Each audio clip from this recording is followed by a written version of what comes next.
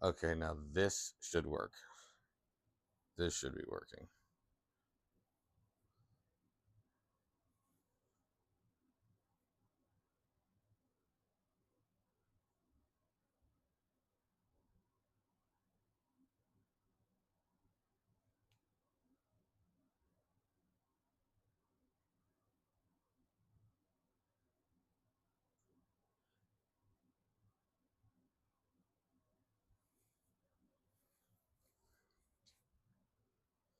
All right, can everybody hear me now at least? Give me a second because there's probably a lag. Hopefully this will get it. Yeah, there it is. Okay, we're good. All right, let me mute my phone now. Sorry about that. Wow. Yeah, there it is. Okay, we're good. All right, let me mute my phone now. Sorry about that. Wow. Good Lord.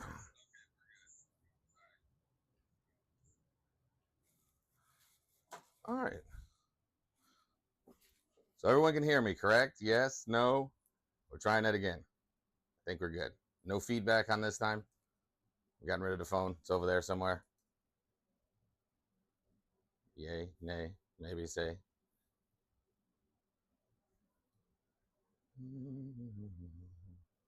Perfect. Perfect. Okay, good. Good.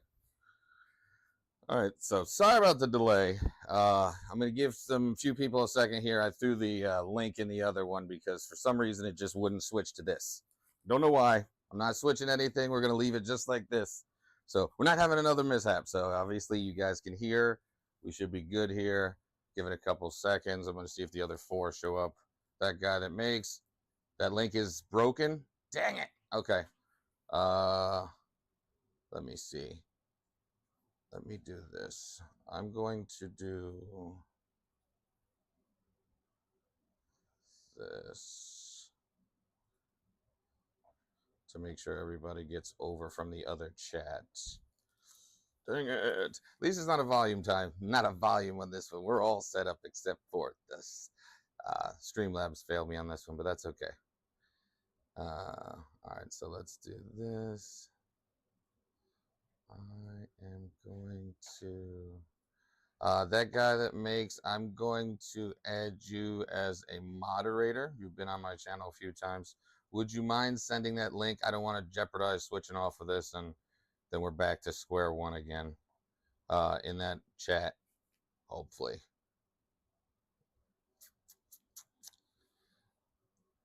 Thank you, sir. I appreciate it. Appreciate it.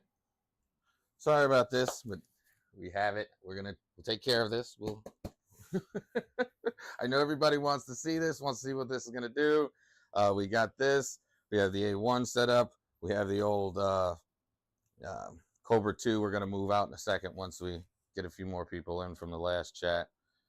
Ugh, that was a bad start. Sorry about that again. Where is my... There's my knife. I think I broke a clip. Oh, great, I did. That's unsafe, so we're not using that one.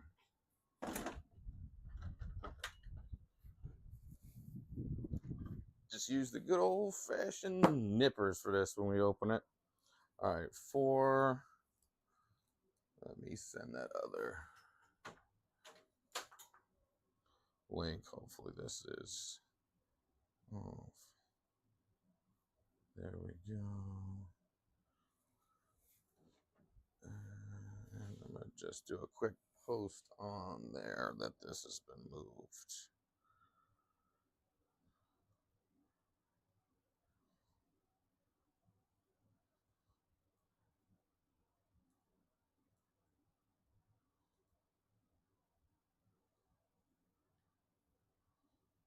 Paste, post, John. All right, there we go. Okay, John. Thank you, sir. I appreciate it. I appreciate it. So we should be good here. I don't want to leave my loyals that have been here for a while. Oh.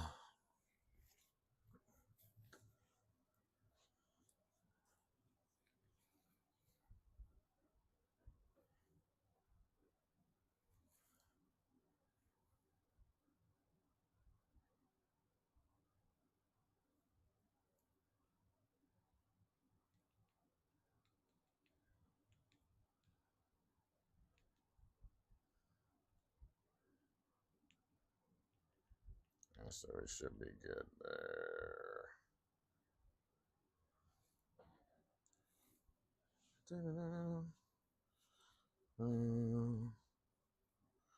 On the V3, you still have.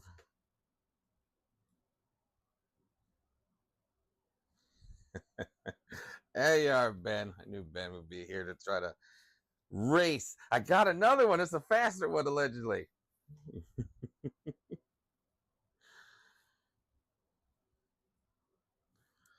All right, so we got Ben, I got Mix. Who are we missing? Atomic Bleach. Atomic Bleach. There's two other ones. All right, everyone says they're free. Yeah. I don't claim it yet. I can't claim it. I cannot claim it. All right. Give it 5 more minutes. See who can find the other one. Man, what is wrong with this? It was as simple as said we were good to go. Hit the schedule button. Bam, bam. Everything looked like it was up and running and just would not flip over. So tried it like 9 different times and reset it. So Bogdan, good to see you. All right.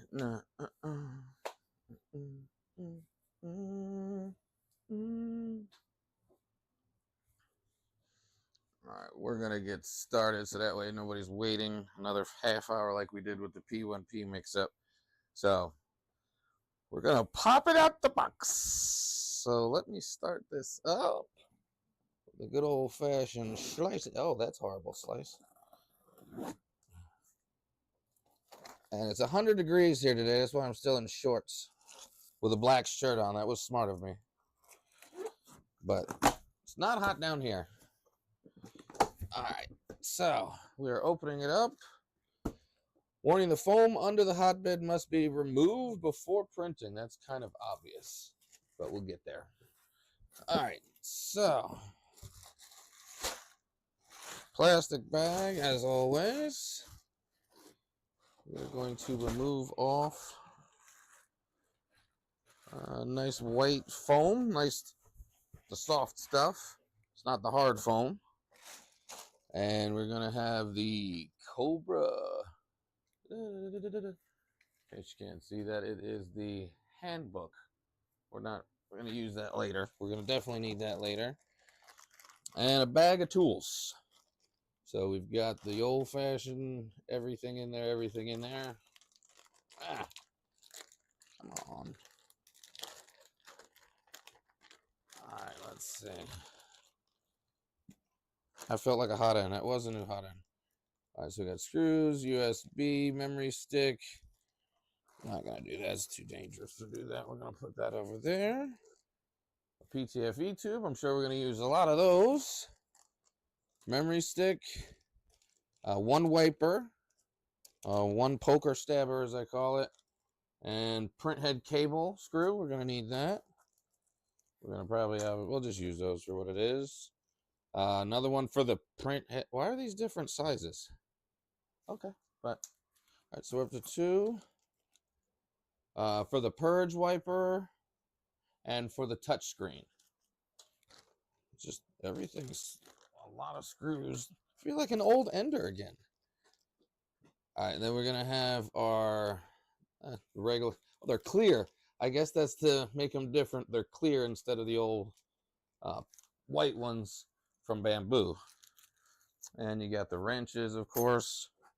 Herschel, calm it down, man. Oh, I have to move that box or we'll never hear the end of that foam. Hey, get off the foam. See? Can't leave foam around him. Oh, forgot. So we got the authentication card. Oh, that's a little heavy. That's a little beefy. I know we're gonna need that over here. Make sure it doesn't fall off. And this is what fell off out the bag. Looks like our connector there. That's gonna be our connector piece. And let's see. Yep, that's looks like the connector for the ACE system. And just like the setup, just pretty much like the A1. And our filament roll holder, our spool holder, and injection molded. It is not 3D printed. It's actually injection molded, obviously. And looks like a roller for the spool holder. Use that later. Now, I don't need the cables because I don't need the plugs, but here's our actual plugs. So these are going to go on the side for right now because I'm all set up for that right now. And the flipper, or purge, wiper, flippity, jippity, doodah thing. We'll have to deal with that when we get to that. And lastly, the print head. It's a little top heavy, so that's good. It's light on the bottom. So complaint number one I've heard is the bottom here being unlevel. That's what came out the box. No changes. So not unlevel. This isn't turned or switched in any way. That's completely straight on this one. And we look intact. I don't see anything broken or... Yeah, looks normal. Looks like a normal printer coming out of a box. This cat's going to drive me nuts. More foam. So let's keep that away from Herschel. And... Alright, so it looks like it's going to be a grab and bag pull. Like the big Core XYs. Let me make sure I don't have any cardboard ripping the plastic. Alright, coming out.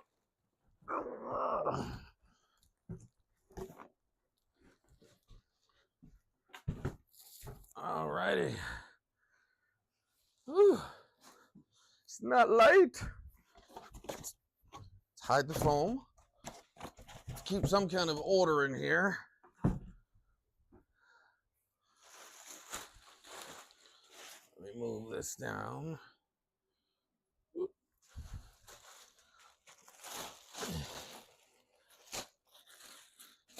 So it's going to come pre-packaged with the foam, like so. And it's packaged like a Prusa. Now that's the hard foam. You got the good old-fashioned hard foam for the back.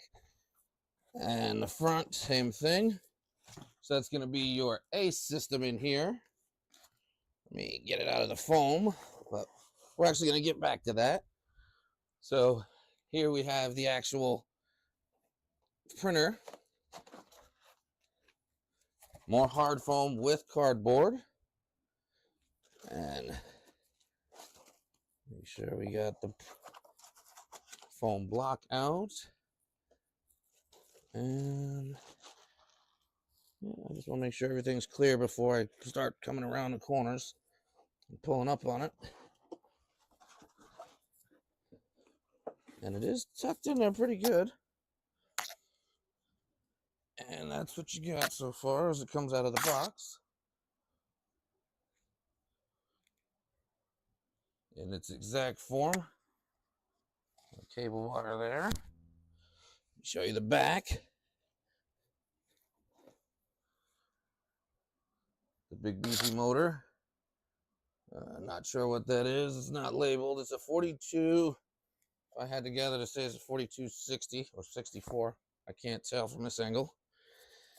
But we're going to put this on the table so we get a better look at this and switch the camera angle. Let me get one sec. And that way you don't have to look at my old beat up legs. All right. You didn't come to see these sexy things. Now, you came to see printers. So let's move you guys over there. So here's who we have against them today. Kobra 2. Yeah, the Kobra 2. So let's move this before I end up kicking a new one. We'll move it away for a second. So this is the predecessor to the Kobra 3. It's going to be the Kobra 2. Well, then they had the Pro. But yeah, this was the one that sold me on, yeah, I should get an Anycubic. Just for giggles, I had printed a benchy with it.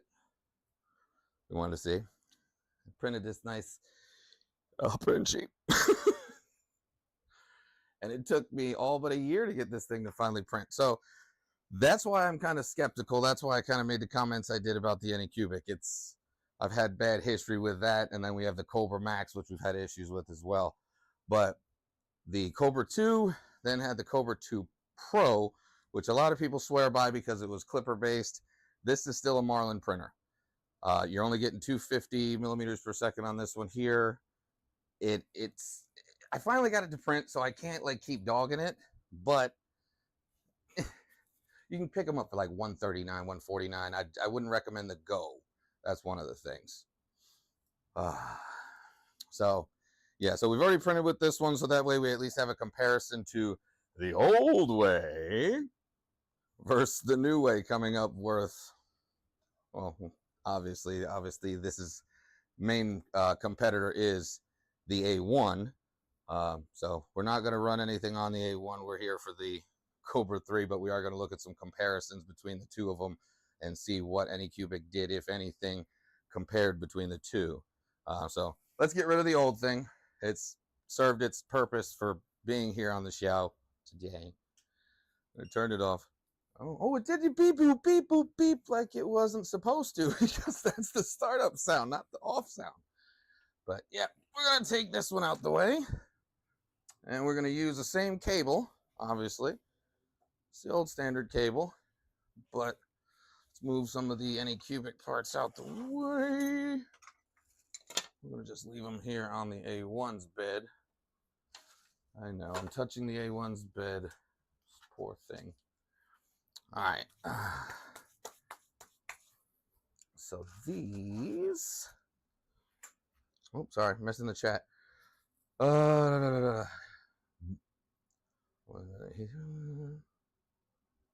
Yes, the MMU one with the 4 tubes, correct. The Mega, yikes. You still have a Mega? Or the Chiron, I'm sorry, the Chiron was the one that apparently everybody had issues with as well. Let's see. So, we're going back to the printer, sorry. Let's get this thing up off the floor and put it where it belongs. Boop. And we're going to move you guys a little bit closer here. Yeah. So that way we're not on the table, but you can still see the printer itself. Oh, so yes, we're going to... Do I have any more light? Where's my other light?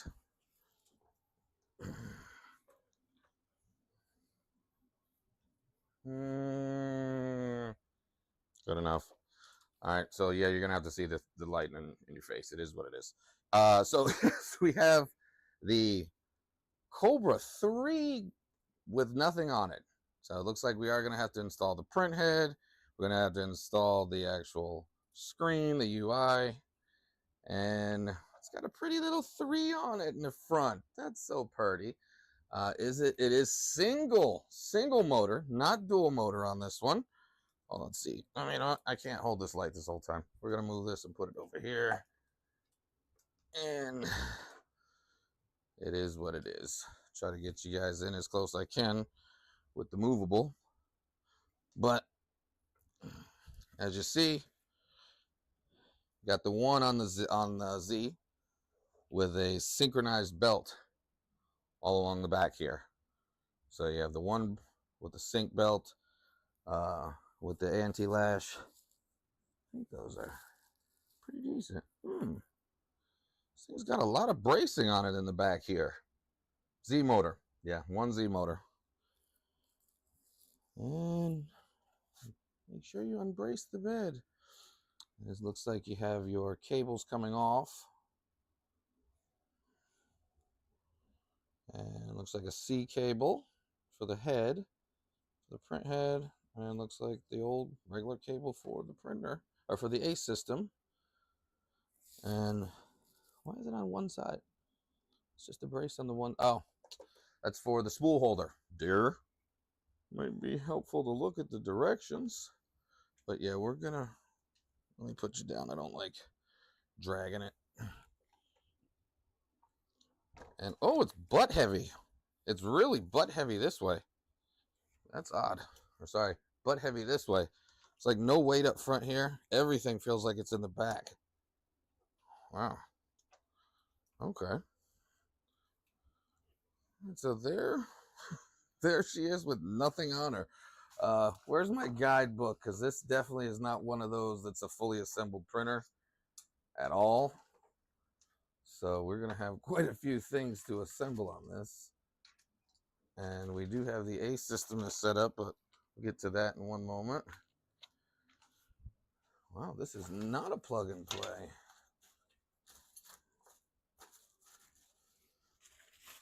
So spool holder. I'm just going to put it together so I can get rid of this plastic. Just going to have plastic everywhere. We're going to move the A1. It's just here for display for the moment. And once we set this whole thing up, it kind of gives me room also to access everything. And this is not its permanent spot. This is just an area where its permanent spot's probably going to be all weirded out because that's a big system, that ACE. It's not a small one. It's about as big as the AMS. So, yeah, this. All right, what should we do first? You tell me. Are we going to assemble this, or you want to look at the difference between the AMS and the ACE? Because I have them both here for you to look at side by side. Well, I try to fix all this mess so I know.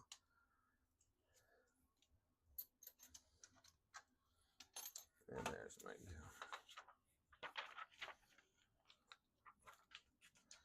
We can see. In fact, why is that not?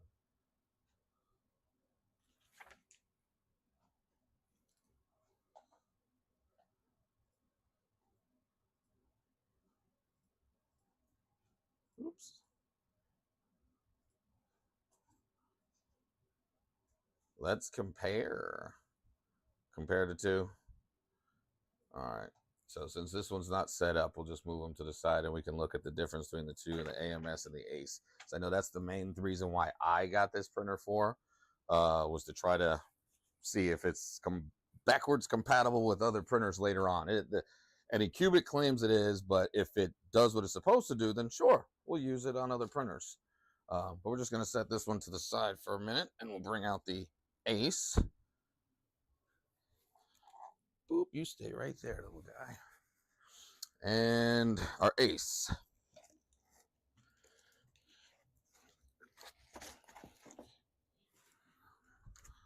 So the ACE literally was just in the case like that.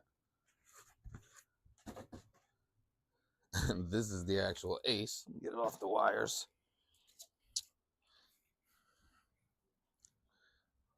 And this is what everybody's raving about the fact that it's just like a Sunlu dryer, the S4. All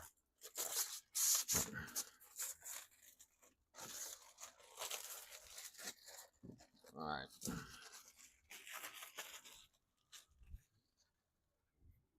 So a couple people were complaining that on the ACE, you have to listen for a click to open it. Oh, you might have to. So apparently this piece for unlocking has to make a click. Oh, that's what they mean by a click. Otherwise, it's not just a slide. It's okay. I wouldn't say that's an issue. It's kind of like the AMS. that's its attachment system. The seal, there is a rubber seal. So we do have the rubber seal all the way around. There's a gasket all the way around on this one here, as you see. It's a little gap there, but the gap there, quite a few gaps. But hey, it's a lot of seal compared to what's on the AMS. It looks like it's going to feed through 1, 2, 3, and 4.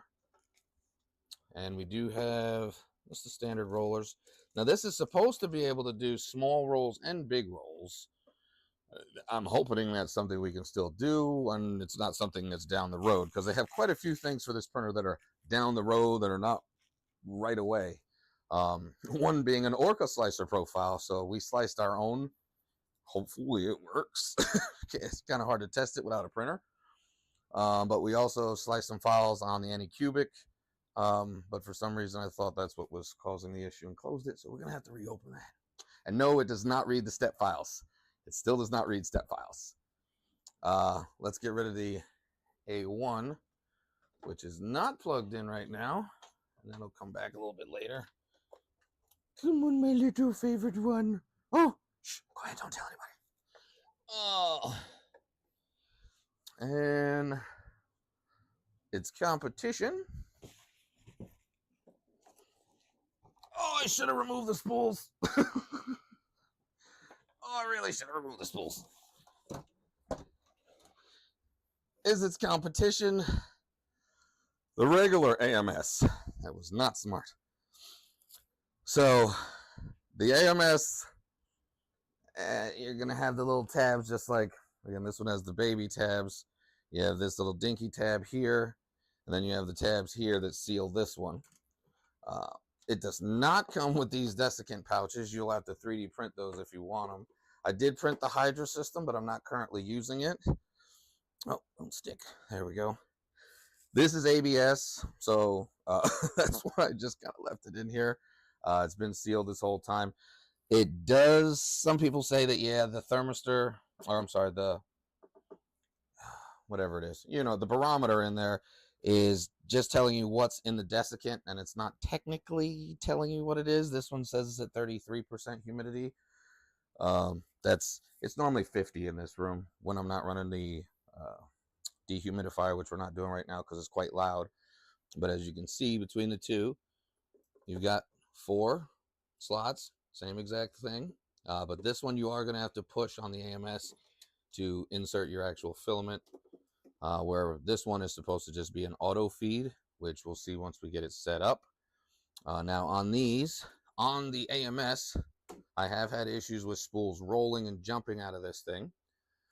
This is supposed to be Gen 4 of the AMS. I believe there's like 4 generations. They've redone some interior parts to it. I just have one, so I couldn't tell you that part. But as you see, you have these bigger, thicker rollers.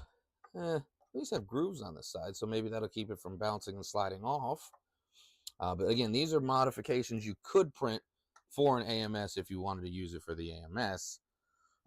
The AMS right now is going for $299 through Bamboo, compared to the Ace, which is at $339, I believe, currently online for this, just the Ace.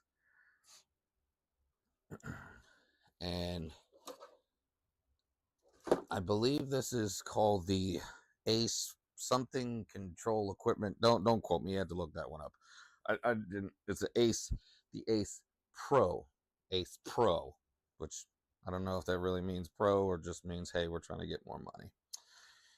But yeah, the AMS, I like this, but the issue that I do notice with it is it does jump. If you have light rolls, these spools like to jump all over the place and then it gets jammed up. If you're running cardboard spools, you will have to run. People say they have luck with them. I have not. I've had issues with my cardboard spools, especially if they have any dimples in them like that. They get caught up on here. So normally you're going to have to print an adapter if you want to use the AMS. Compared to this is supposed to not need that. It'll run cardboard, and they've done all these claims with this. So I've got cardboard, I've got plastic, and we've got short rolls. So I'm about to find out. So first up, we're going to get rid of the AMS, unless you guys have any other questions about the AMS before I get rid of it, or you want to see something with it before I remove it. Oh, shoot, that's right, we forgot to look at the back. AMS. On the AMS on the back, you've got 2 cable ports on the back here. You can daisy chain up to 4 units with the AMS, giving you 16 colors compared to, I'm still trying to figure this out. Somehow, each one of the filaments on the ACE has its own port. So on the bottom here, you'll notice it has 4 of its own ports, buffers by itself. It looks like 4, 3, 2, and 1. It's backwards. But it also has the ports for the daisy chaining. But if you notice, this one's got 3x2, and this is a 2x2. And obviously these two are the same with being 2x3s. So again, I'm not sure how this is supposed to work with daisy chaining the ACE, which can only get up to 8 colors. But like I said, we're going to find out. I don't have another ACE to mess with right now, but that's these two in a nutshell. So let's get rid of this heavy beast. I know I'm not moving the filament out of it. Not reloading it, doing all that. All right. Put that back here. Whew. A lot of moving for a fat guy. It's okay. All right, so the question that I always... So there is no... Looks like there is no actual electrical port or electrical voltage switch on the ACE anywhere that I can see. But we're going to check the instructions just to be safe. So the ACE for today... It's going over here. And you guys get to have a look at it the whole time on the other screen. And we're going to bring over, so we need all these cables. Oh, the other thing between the two, the ACE is going to have its own separate power cable compared to the AMS system. With the bamboo system, they run directly off the power off the printer. So you only need 1 power cable for the bamboo versus 2 power cables for the Anycubic. So I want to plug it in so bad. The itchy trigger in me wants to plug it in. But we have instructions in Chinese. Hopefully English in the back. Yeah, there we go. All right, so I got English version on the back as well on how to insert the PTFE tubes. We'll get to that as soon as we bring the printer over here and put the printer together. Printer together. It's hot in here. Oh, shoot. Did I leave the air off? I might have to turn the air on. All right. So, we come right up on here while we're putting this thing together. Oop, that's too close. So you guys can see this whole printer.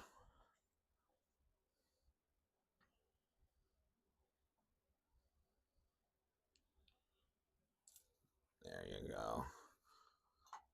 So we have our screen, which I know we'll put on there in a minute. The flipper, which I know goes on, and this adapter for the ACE, and that for the print head, and the single cable, I'm sure, is if you're running just a single wire or single filament spool. All right, instructions. There they are. Let's see. First up, it gives me a nice little diagram of the actual printer. As always, filament tube, cable holder, print head, filament holder, camera and other peripherals, touchscreen, that's a front angle, and then that's your side angle for your lead screws and everything else. All right, and same thing with the ACE, tells you pretty much the same thing, the clips there, filament inlet holder, cover, signal port wire. It does not tell you what the other wire cable is for. It's just the 1 wire for signal port, and the filament tube connectors, power cables, power switch. So no, there is no switch on this. This one doesn't have a switch either. Well, we're going to check anyway. So yeah, we have everything that was on the list, as you saw. We're not going to run through those and waste time. So first up is we're going to press the print head connector cable down and insert it in the groove above the print head. That's what we're doing. And we're going to need 2 M2 by 14s. Oh, it says for the print head, but that's for the print head. That's for the print head cable. That's for the print wiper. That's for the touch screen. And we're going to move this out the way so we have some space. And basically push the print head connector cable, insert into the groove above the print head. It does not, it's basically saying leave it to the side, and I'm not plugging it in yet. Or, sorry, not, obviously not plugging it in, but hold on, let me do this here.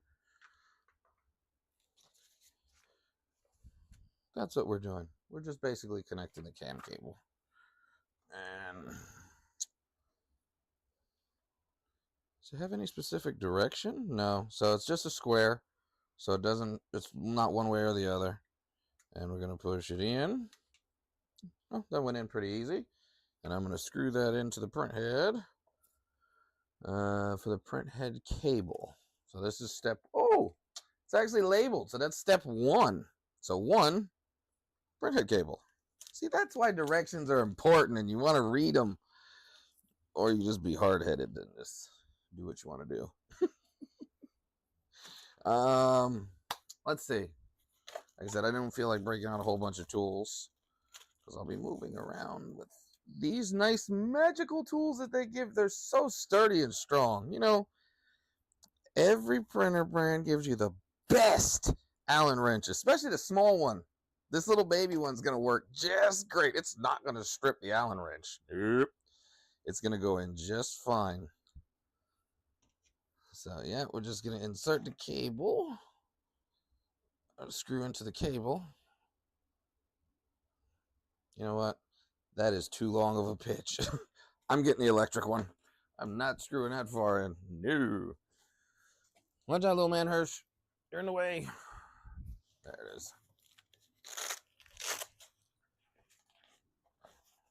Yeah, we'll pull out the electric one instead. And then this one has 3 variations of the exact same size because it knows it's going to strip. And no, it's a little bit bigger. So it's a 1.5 for the screw head. Yep. Or for the print head. It's a 1.5. Let's see. Get in there. Oh, yeah, I'm not doing all that.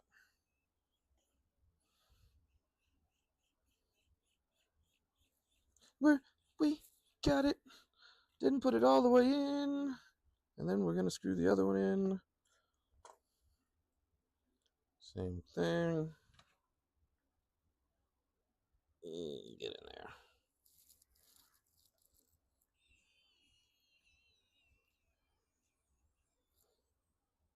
Oh, of course. It's like when one thing goes, the other thing goes. Of course this is dying. It's all right. At least it's half the work I got to do. Yeah. Sorry about the late. Yeah, it wasn't working earlier when I tried to switch it over to live. Says it was, but even I checked it and it wasn't live. So we just started a new one. So punishment for me, myself, and you guys. Sorry, apologize again. There we go. Yeah, cheap screwdriver. Invest in a good one. It's worth it. That's a cheap one. All right, so we got our bracket. Obviously, looks like it's gonna. We got anything holding us in here? No, nothing holding it. It's got the metals. So it has the same exact metal wheels. Put this down for a second. Has the exact same metal wheels as its little baby did. So I was not a fan of these metal wheels, but they less wear. That's the big thing with them, is they're supposed to be less wear. Let's see. We did not make the Midwest Festival, unfortunately, but when we're done with this, I do have an announcement, so we'll be on that for a minute. Where are we at? Sorry. We were on the print head, putting the print head together, so we did that. We're following directions today. We're not going to be gung-ho with it. Step 1, finished it. Step 2, install the print head. So that would be step 2. Oh, look, it's labeled step 2. And we're going to need a 2.5. Yep, so we're switching the Allen wrenches again. Where'd they go? That's good because it already wanted to come out of there. So a 2.5 screw here. You stay. And that's the life of the Allen wrenches. You're always missing the one you need. It's okay. Just go old school. Step 2, print head. So on the print head, we are going, place the screws at the 4 white markered positions on the back. So, great, why did I screw that on then? Why are you having me screw this on ahead of time? So I'm moving this printer all the way back. That was a joke, sorry. Aha! Yep. 1, 2, 3, 4. So you got 4 little white screw holes there that are painted for you that you can actually do. Why is that? Oh. All right.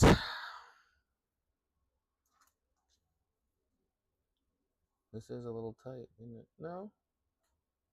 It's a little gritty going across, but it might just be tight. Is there an eccentric nut on this? There is an eccentric nut on this one. Okay, we might be using that on this. It's a little grindy on the actual points here on the top. I know it's hard to see, but yeah, these. Don't want to lose my screws. Right on the top rails here. If we look on the camera to the right, you'll see here it's kind of grinding. Not hard, but a little bit. See how it kind of stopped there and then goes over? So I'm going to kind of loosen that up just a little bit and add a little bit of lube just to give it the best chance possible. Just like I would with any other printer. I'm not going to treat this thing any differently. So yeah, we're going to go ahead and put this head on.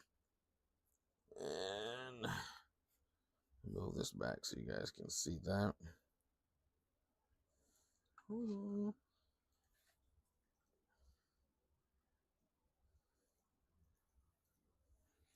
Mm-hmm. All right, so obviously the stepper motor is going to go right in the stepper motor bracket here, and there's my screw holes right behind it. And I'm going to take my 4 screws for the print head for step 2 because it says step 2, and we're going to put them on. And of course, I don't have my screwdriver on my hand. Hold on, buddy. Daddy's working right now. I don't have time to pet you. Yeah, it's always fun with animals trying to put a print together, and they're hungry, even though you just fed them. Get in there. Sorry if I'm blocking it. Why is my hole not lining up? You didn't hear that. This is the one. Okay, so word of advice, if you get one of these, screw in the part a little bit on the tops. Yeah, it doesn't tell you to do that in the directions, I don't believe. Maybe it does. Install the print head from the back. Use the number 2 bag of screws secured clockwise position. Okay, yeah, so it doesn't tell you. But yeah, good advice is you can screw in the tops just a little bit, and it's got those gaps, so you can just drop it in. Rather than trying to just line up the holes. Like there's a gap above, and it just will drop straight in. You just kind of pre-screw it in. Herschel, get down. You're interrupting other cats around. Get down.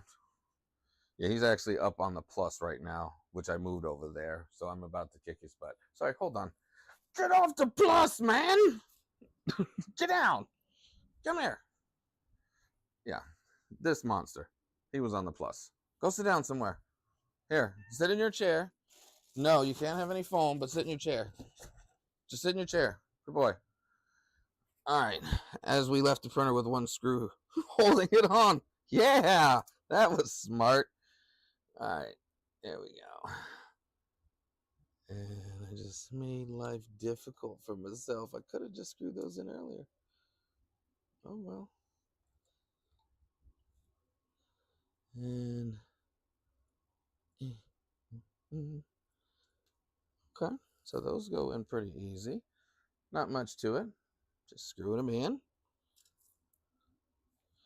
And of course, drop one behind the edge there. I drop the screw in between. There we go. Let's try that again. This is why it would have been. Oh, good. Don't laugh. It's not funny. It's hilarious. I think there's got to be a better way if you didn't have a tool set. I'm trying not to use the tool set because it's just, I'm challenging myself. All right, here we go. Here we go. We got this. We got this. Come on. Come on. Yeah, it is. It's in. Yeah. All right. It is not magnetic, so it just wanted to fall off the edge there. All right, so that's on. And one more. Let's see if I can get this to work. Here we go. I got you. I got you. Figured out your secret. All right, there it is. Got it. So if you didn't have a set that you could use, you have to use this little baby screwdriver or this little baby hex thing here and get the screws in there. There's no room at all. And you got to make sure you don't hit anything on the way in. But yeah, we're good now. Let me just tighten these all down, make sure they're fully tightened in a clockwise manner. Starting at the top right corner and all the way around the clock. All the way around the clock.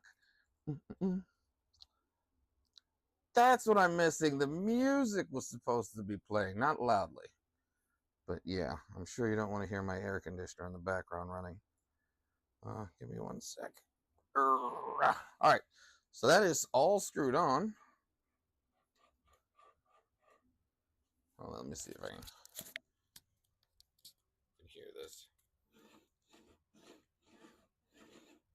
Yeah, it's not a smooth glide. But again, maybe it just needs to be oiled up, lubed up, whatever. But we're going to do that just to give it the best chance. All right, we turned her all the way around. I'm really not a fan of that single Z motor. That was one of the first things I changed on my old Ender. But I mean, if this doesn't need to be fast on the Z, it just needs to be fast on the Y and the X. So, all right, we'll see what we get. That's our big giant orange cable. Move us back some. Yep, it's your big old giant cable. And then this is going to be our connector, which is both in the same area here, coming out the bottom of the printer. Ooh. Let's take a look here. Yeah, looks good. We got a normal power supply, and looks like it is cooled. It is actively cooled main board. It should be at the speeds it's going to run, and it's supposed to print ABS. It does not have a hardened steel nozzle, but it has a hardened steel gears. So I'm pretty sure if you just switched over the nozzle to whatever this is, hopefully it's not proprietary, it shouldn't be that big of a deal. All right, where am I? We're on step 3, correct? Yeah, so we've already got the print head up here dangling like the picture shows. And next we're going to go to step number 3, which is to install the screen. And just like most of them, it's just the side ribbon cable right here. Shouldn't tighten this up so much. So just the side ribbon cable here that we have to take off. The tape holding it together. Boom. And we're just plugging it in. It looks like it goes in the standard way. You gotta, yep. So you're going to be, I don't know if it's gonna be the same on everyone, but find the connector. It only goes in one way. You can see that the ribbon is only on one side and it goes into one side. So it's in. And it's just like the K1's connector. It's just real easy, simple. And we're going to connect it to the side of the printer right here. And it appears there's a little gap here. Oh, come on. There's a little baby gap on the left side there that holds the nut.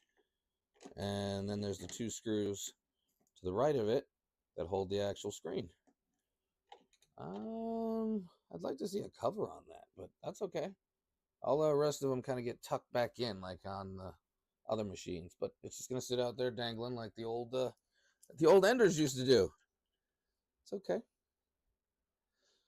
And I just realized I should read the whole direction, shouldn't I?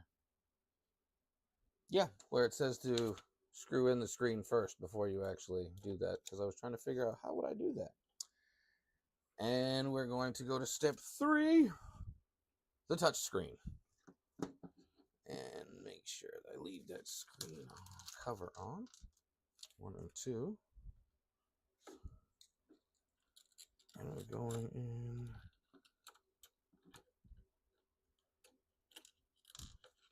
I just want to get you started. Just get it started. And then come back with the screws. Come on. Could help if I'm not left-handed. There we go. Got one in. Once one goes, they all go. And the second one, again, not left-handed, but doing a good job for not being lefty. There it is. All right, so those are started. Now let's see what size it is. I have a feeling. Yes. All right, so it's the same 2.5 metric, 2.5M. So I'm not looking at the chat. I'm trying to make sure I don't crush this cable while I'm coming around here or rip it out, because that's the last thing I want. I gotta put an end to that real quick. Okay. There we go. All right, when I finish this screen, I'll come back and check the chat. Give me one moment. So make sure this is all the way on nice and tight. It is metal. It's a nice metal connector to metal. So that is a plus. It just feels like it's heavy on the backside. All right, we're going to plug the cable wire in. Come on. There it goes. And as always, we want to check that voltage. Check your voltage. Oh, good. We're actually on American voltage. So this is at a 115 for US. So I don't have to change anything. That's a good thing. All right. So got the cable on. Got everything screwed on. And now we know how to do connect the XZ motor cable, which is just the regular. Really? Really? No way. Let's see. Yeah, it really is. That's the connector. It's okay. I guess if I want to switch the motors out, that's gonna be a thing. Great. All right, so this, I can already see where this is going, but I'm trying to follow the directions this time. All right, so we got the buckle, as it says, goes up underneath here. There we are. That is in. That's literally step 4. Ooh, see, there's a flaw. That's step 4. We have bag 4. So it's not by directions. You do one at a time as you need them. All right, so that little weird clip that fell out earlier, this thing that I have no idea what it is earlier, I now know it is the cable holder for the actual side of the printer. And it goes in, let's see. Yes, yes, yes. Okay. This just clips on. Press down the clip holder to secure it in the groove on the left side of the x-axis. Insert the print head cable in the cable holder. Okay. So this. Oh, okay. So it's just going to slide. Let's see. So we're just sliding it on here like so. Boop. And it just goes right in this little groove here. There we go. That's on. And what I'm assuming is this part with the little section here is going to go right in this section here. Like so. And then the cable or the PTFE tubes, I'm assuming, are going to come up through here. Maybe that's a single cable. But I'm getting ahead of myself. Let's get back to this. Back to the instructions. Follow the instructions. So yeah, we put in the clip cable. Next is install the purge wiper. Step 6, not step 4. So that's going to require two different screws, both M3s, one a 10 and one's a 4. I'm sorry, one's a 10, one's an 8. And these are M3s. Okay. So the purge wiper, great. We got to turn the printer back around again. And we're going to, oh, I'm touching wires. Should have done that.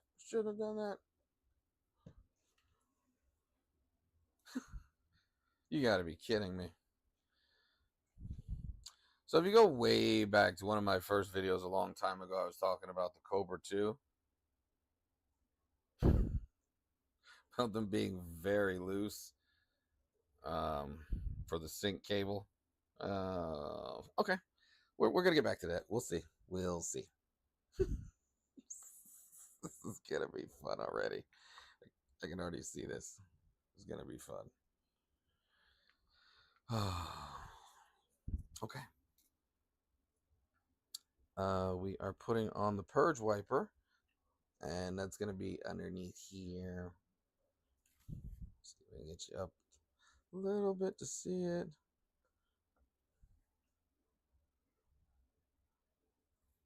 Up underneath here, according to my page. Where's my page? Yep, to the left side here. And where is it? Oh, it's right here.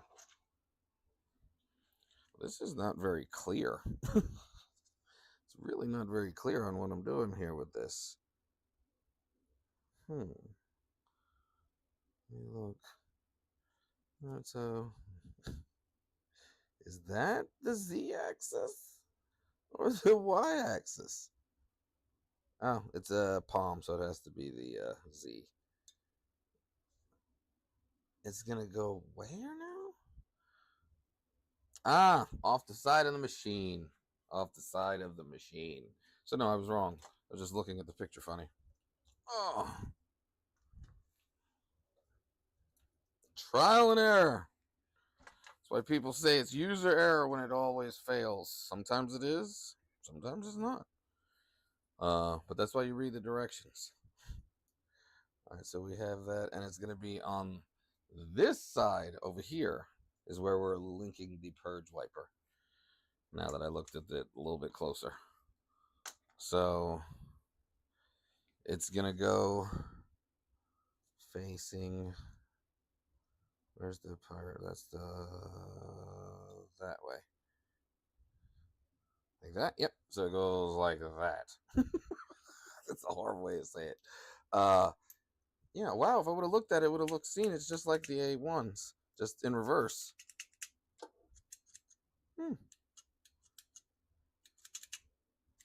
Really springy. It's springy. Wait a minute.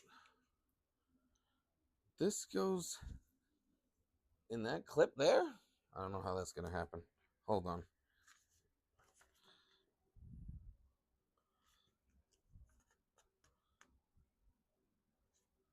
Oh, just push prints. Thank you. Appreciate it.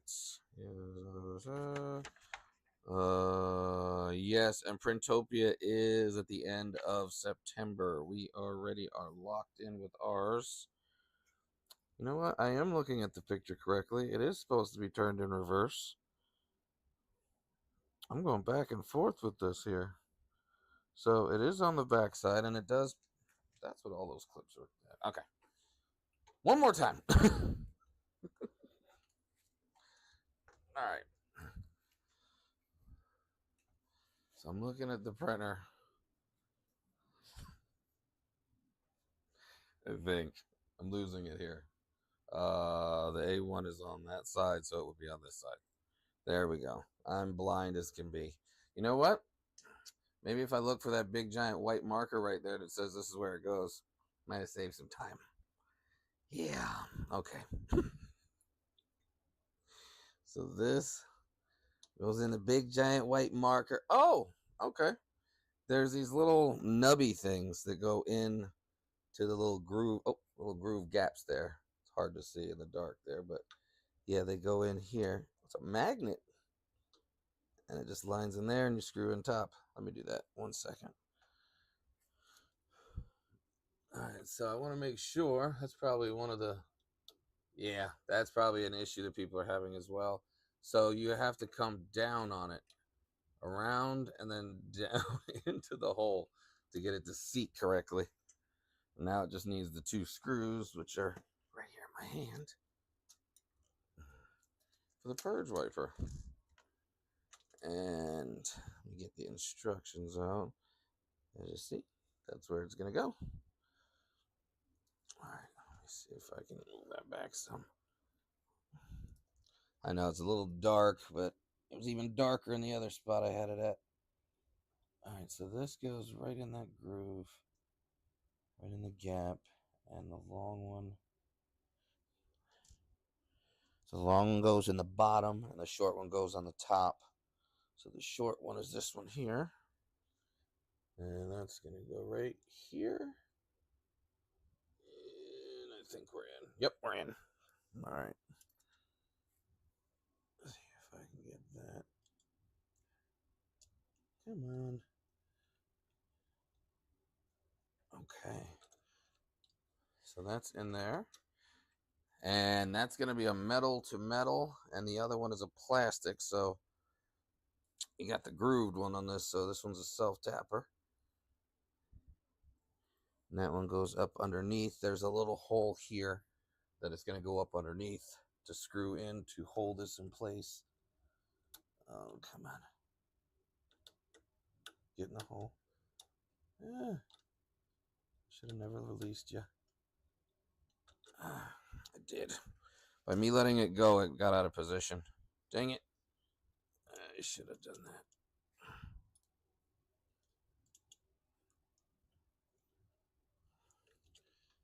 Yeah, there it goes. Now it's... This might be a problem down the road for some people, because if it's not lined up, it looks like it's kind of sags forward. And you won't be able to tighten it down because there's a little gap that it goes into underneath here. So if it's not lined up, I think this is going to kind of be an issue. Maybe not. Maybe I'm wrong. But we'll see when I screw in the bottom piece. There we go. All right, so now the bottom one goes up underneath, like so. Oh yeah, that's like, it has no holes in it yet. It's not tapered at all. Or there we go. So that's gonna go into the plastic and pull the plastic tight. Ew. Okay, we have the purge wiper. Yay! That was fun. Not. All right. All right, so we're bringing her back around.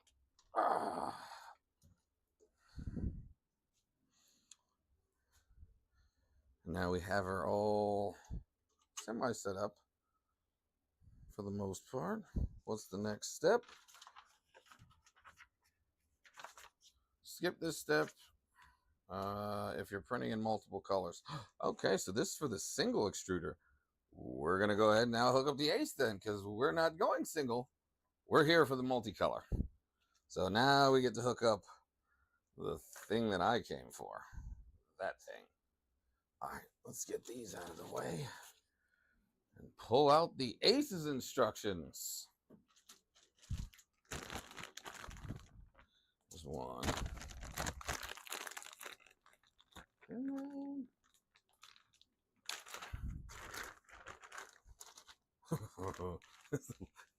That's a lot of PTFE tubes. Wow.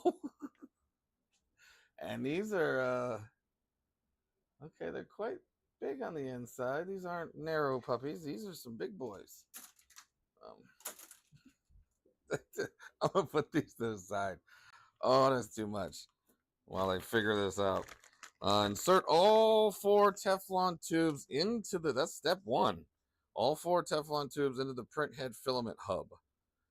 Installation is considered correct when the second black scale line of the Teflon tube is inserted until it is exactly flush with the top surface of the feed port. There's a what? Really? So that means that on the end of these whoa. Wow. And I thought the AMS or thought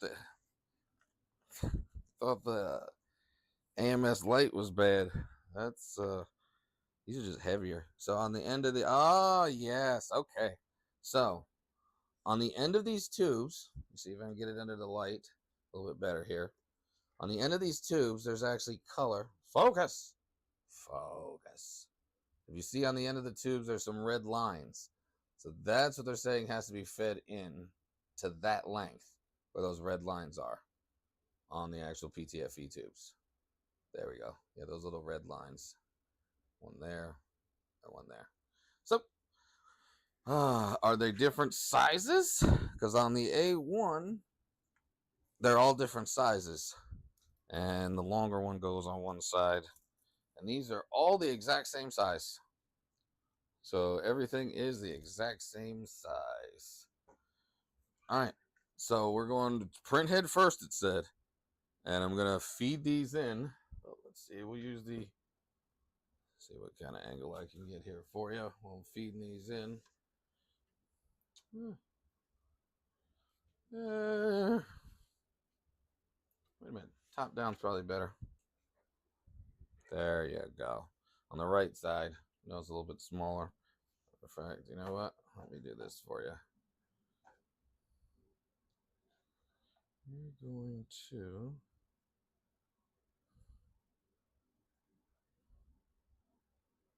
just for the moment, so you can see what's going on here.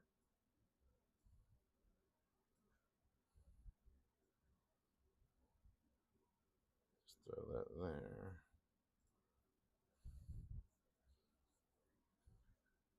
All right, you see the top now? Hey, Ladybug. Ladybug is the T of the 3D and T. So, calling her out. All right, so we're just going straight in with the PTFE tubes. Red to red. Yep, okay. Yep, it goes all the way down to the red. So the red to the all the way down. All the way down. Yep. And all the way down. And red all the way down. All right, so they're in there. They're nice and tight in there. So we're going to now move them over to the side. All right, so the next step after that is insert all 4 Teflon tubes into the filament tube connector port on the back of the Ace Pro. And okay. So with the AMS and the AMS Lite, you can actually tell it what it's going to be, where it needs to be at, and all that good stuff. But on this one, we're going to just feed them in. It doesn't specify. Let's take a look here. It does not specify either on the directions for either machine whether there's any order to it, which there was none on the other AMSs, or I'm sorry, the AMS or AMS Lite. It doesn't dictate which one is which. It'll automatically figure it out.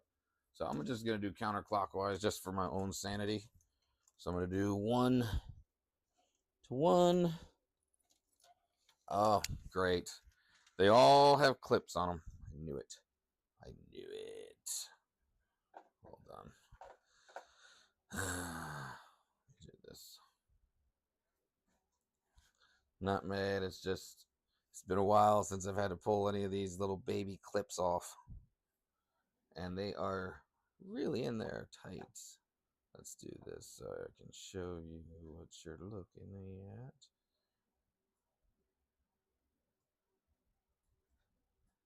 Come on.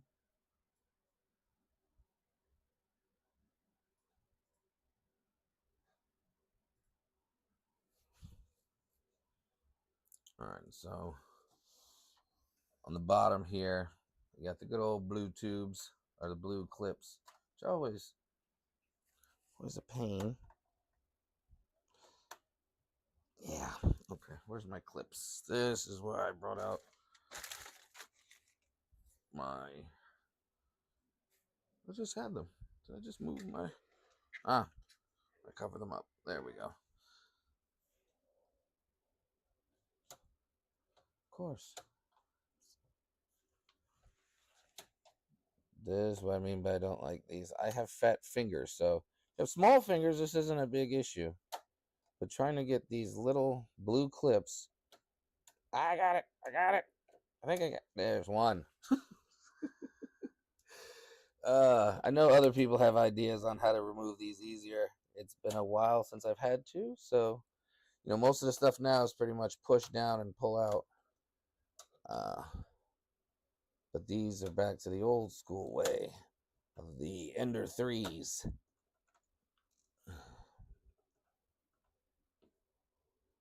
This could be. Maybe there's not too much. There's too much pushing on the pressure, and pushes it out. All right, so I got 4 of these. I now have to hold on to. Don't lose. Don't get rid of those. All right, so we got 1 to 1. 1's going into 1. 2's going into 2. Come on, make sure you're nice and lined the same way. Yep. And make sure they flow the same way. Yeah, my arm's in the way. Sorry. There we go. 2. And we have number 3 going in.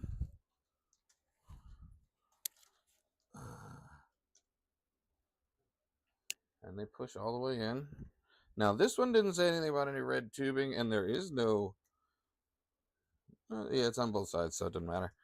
It's just kind of on one side of the PTFE tube where the red is. Oops. The other side is clear. There's nothing, so you just kind of turn it around. And that's your depth length to get it in. All right, so we have all 4 of the cables connected. It's a lot of cables. Let's get rid of this single PTFE. We don't need that one. And can I plug it in yet? I think we can plug in now. We're not doing the single spool holder. We've hooked up the, okay. See, this is why you read the instructions again. So these wires, let's pan this for you.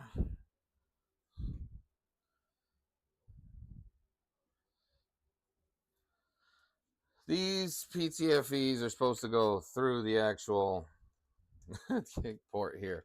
So probably just like, yep. Oh, these are much easier to take off than the A1s. The A1s are a nightmare to remove the PTFE tables. Cable. Ah! As I hit you guys to the floor. There we go. 1, 2, 3, 4. So now they're going to go through. Now it doesn't even matter. Now I don't even care. I'm just going to keep pushing them through one by one. And whatever one comes through, that's the first one. Bam. And that goes all the way down to the red. Same thing with the next one.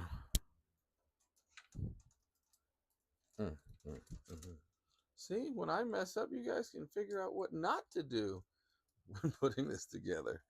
All right, there it is. These are not lined up the same way. Come on. There we go. So now this one goes up to 2. Okay. 3. Going up to 3.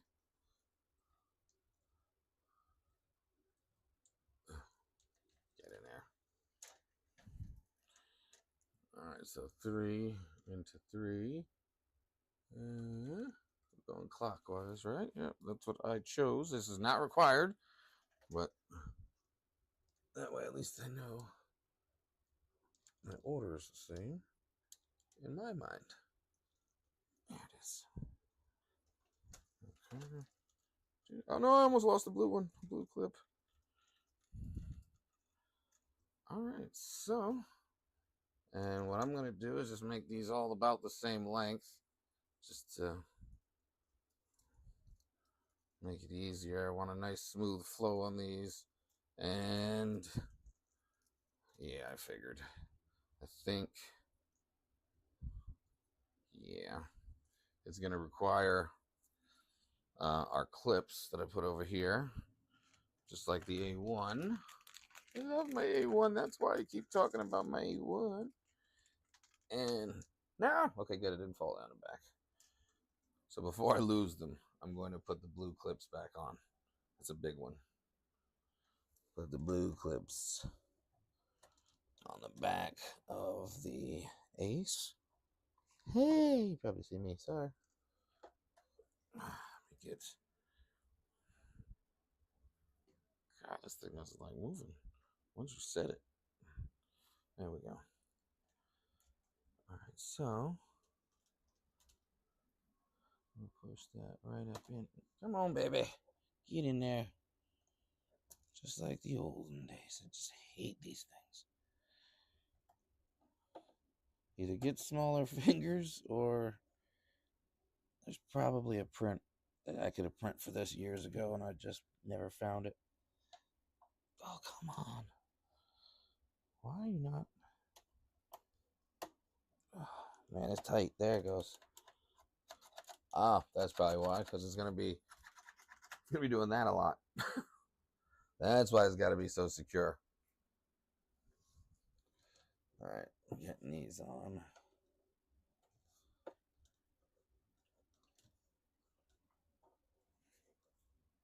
Get in there.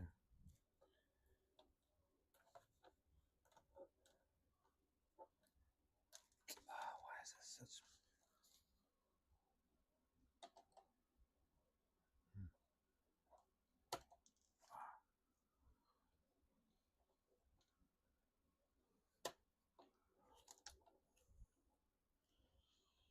All right, let's do... Yeah, I was on and came off. Oh, the machine is kicking my butt on a clip? Really? On a clip, of all things? I'm thinking it's going to be a tangle or a hot end not working or something like that, but no, it's a clip. Oh, you gotta be kidding me. Is this already not working?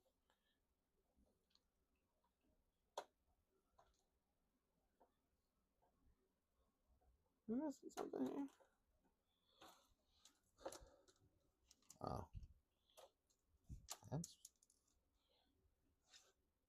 That's weird. Let's try another one on the other side here. That's in.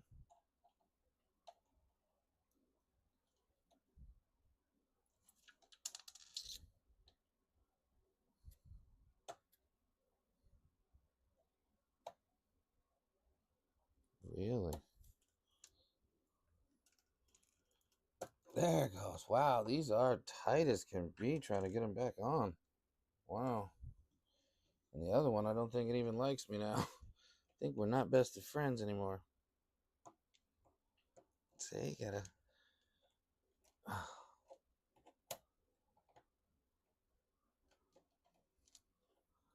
That makes...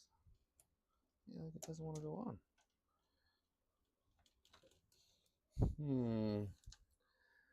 Ah.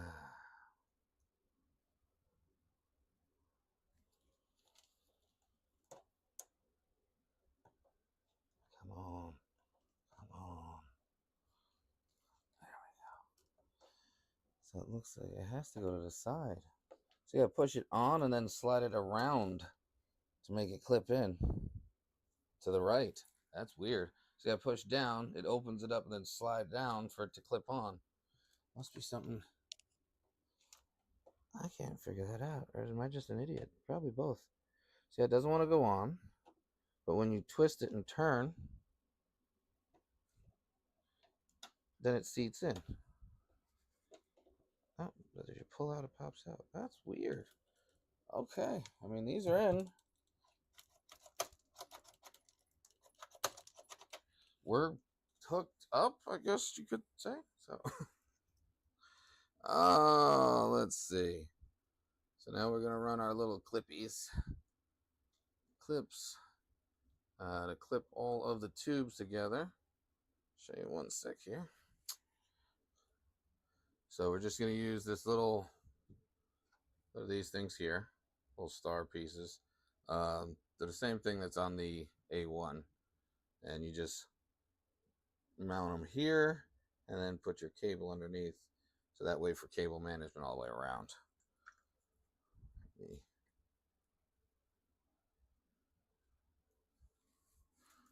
Let me finish putting these on. 1, 2. Oh, come on. What am I missing? Sorry, everybody's chatting. I'm all blind. Oh, the wife. Yeah. Yeah, she's hardly ever here at this time of day. She's always at work. It's okay. And we got that on. Ta-da! All of our cables are about the same. Tubing's about the same. I'm sure these are for cleaning this up here. So there's still more. I'm sure you probably clean this up some more down here. There's always extras. Always an extra. So 1, 2, 3, 4. There we go. All right. Can I plug it in now? I'm running out of parts to put on this thing, and I don't need the... All right, I don't need that spool holder, so we're moving past that. We've already plugged that in. We plugged that in. We've already done that. Put the Ace Pro to the left side of the Kobra 3, spacing 10 to 15 centimeters apart. Insert the 4-pin end of the cable into the hole on the left side of the peripherals. Note that the cable buckle faces downward. Insert all 4 filament tubes into the print head filament hub. Press all 4. This is what we just did with the Ace. Oh, this is all. Oh, okay. So the same thing that's on the Ace, the instructions for the Ace is basically all, instead of a short version like this, which is one language and another language, it gives you an actual step-by-step guide rather than just having it. Because obviously, if you're going to buy an Ace separate, it's you just need to know what to hook it up to. So that makes sense. So we got that done. Yes, we did all that. We did all that. The cable's done all that. Yes, yes, yes. Oh, it actually tells me I'm going to have to change that eccentric nut just to double check that it has some free play on it. Again, I was not a fan of these metal wheels. Some people love them. I'm not a fan of them. They run a little loud to me on the older machines. Obviously, we haven't run this one yet, but we will see. Yep, on both X and Y. It's telling me I need to make sure that I have free movement. Y feels good. Oh, no. No, Y does not. Nope, nope. Y needs a bed adjustment. Not a bed adjustment, but Y has a loose bed. So, yeah, a little loose on the bed there. The silicone strip is already installed, so they give you an extra 1, or is it 1 or 2? Looks like just 1. So they give you just the 1 extra silicone cleaner for your nozzle. It is a black PEI, and it says PLA, ABS, PET-G. Why can't I do TPU? Now you got to do a single spool for that. Single spool for that. So this looks decent. I don't like that this one's all wonky. That's okay. We'll get back to it. That's probably because it's supposed to be turned. Oh, yeah, there it goes. When you turn it, it goes away, that issue. All right. So let's adjust the eccentric nuts. I knew I always felt something was a little grippy there. Yeah, that's tight as can be. Oh, let's see. So up underneath, it's going to be a little funky going under here, is your eccentric nut, which is going to be this one right here. Oops, sorry, right here. And you're going to adjust that to loosen or tighten based on what you need, and we're going to loosen. So I don't know which way the nut is right now. Come on. Let's tighten. So loosen is right. And see, as you see, I now have a loose head. And I now want to get it so it's smooth but not jiggling. So give me a sec. I can't do that with my hands on it. Yeah.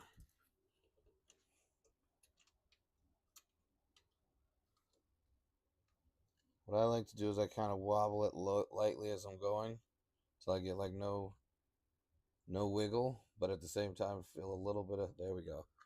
Ah, there we go. So that's perfect for my liking. So you kind of hear it. I'm gonna lube it because I lube all of them now. And that way we're giving it the best chance possible. Gonna lube that just a little bit. And yeah, should be good. Yep. Yep, so that's good. But the bed, this bed is definitely needs a, again, that's not a major deal. I kind of feel like I'm putting back together an ender that's going to be just as fast, an older style. And there's a lot of stuff that reminds me of the olden days on this printer that a lot of newer printers have switched. But I'm okay with it if it runs to speed, because apparently this is supposed to be faster than all of them. Ooh, no, we'll wait for that. Yeah, so we're looking good. Got good movement. My nozzle clear. Yep, nozzle clear. Okay, that's the mechanism there. So here's the actual. Oops, see if you.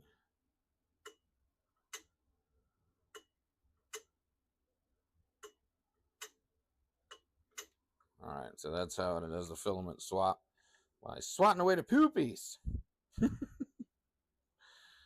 But I was a semi-smart person and printed a semi-tall enough bucket. We're not printing nothing tall enough to need anything bigger than this. But there's a top that goes to that. They don't actually have one. I'm sure somebody by tomorrow will have something, since this has been out for about a week, for a filament purge catcher. All I did was I just took a bamboo one and just reversed it. So that way it still does the same exact thing, and it's still in the same space, still clears the area. So you can use this. It does have an adapter piece that goes up higher, and it looks like it will be not even close to messing with it. So for right now, until somebody comes out with something, you could use a bamboo filament purge catcher. So yeah, it takes up quite a bit. Takes up quite a bit of space. That takes up the bit of for two printers all in one. So I don't know how you would stack this unless you were going to run it, say, on a shelf or something above it. This, I'm still trying to figure out how I would print ABS with this thing, because you have to enclose all of this. I know that Aurora Tech put hers on the top of her Ace. I'm not doing that. That's not happening. Sorry. I kind of already had the plus almost run off of this table. So, all right. I think we have everything in there. I'm going to readjust that bed. Sorry. Let's get back to the bed. Keep sidetracking here. All right. So underneath on the bottom here, there's going to probably be one or two. Looks like two eccentric nuts. You can tell they're right here. Let's see if you can see. There's one here and then one in the back, whereas the other ones are smooth. They're not actual nuts, so those won't adjust the tension on this. So just like the other one, it's two of them, and you got to get them right the first time. This is old school stuff. So set up and get it moving right away, not quite. If this came and it was already done and it was good to go, you could, but that, would you print on that? I'm not printing on that.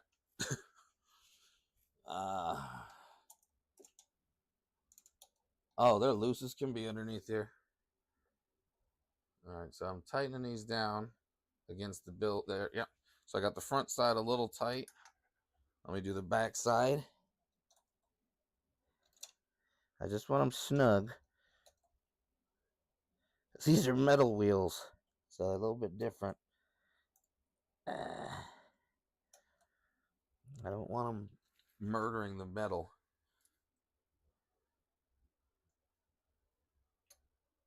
There we go. All right, there we go. Now the whole bed is nice and stable, and I've got good movement.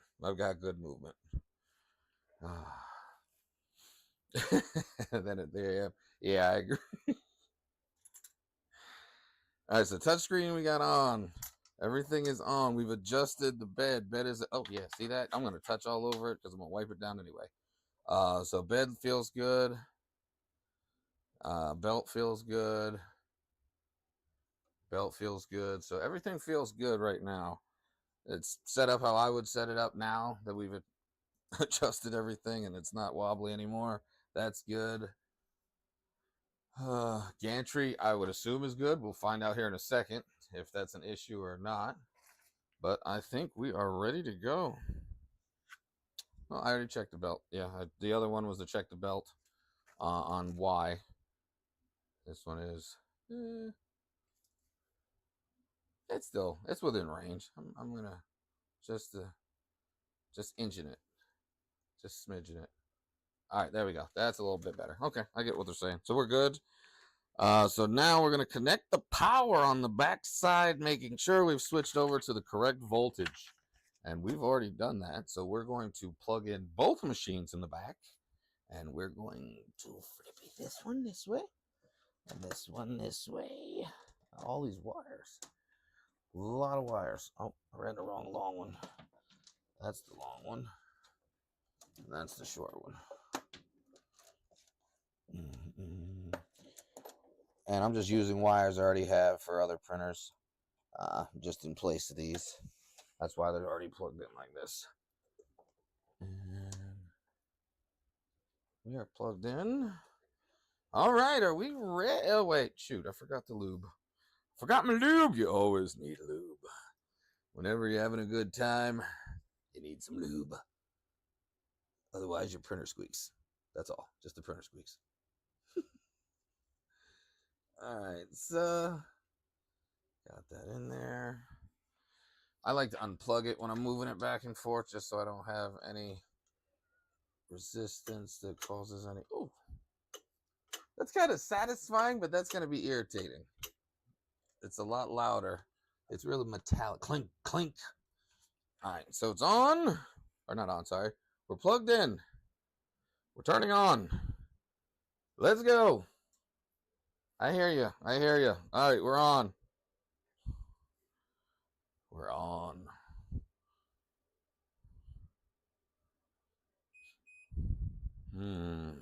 Is it going to be... Oh, I only got 2 languages, English or Chinese. I'm tempted to, but we'll do English. Are we China or global? We're going to be global. And it's my Wi-Fi scan, so we're going to come over here for a second while I log into the Wi-Fi. And that's all it is just asking me for my Wi-Fi passcode. So if you'll give me a moment. Why do I have such a long password? Touchscreen is responsive. Oh, no. Oh, I'm not liking that. Hold on. I'll show you this as soon as I type in the code. When you're doing the letters, it's like if it was a phone. So you press the number, like if you hit 4, and it'll have the numbers next to, or the letters that correspond with the number 4, numbers 5. Yeah, I don't like this. I don't like that part.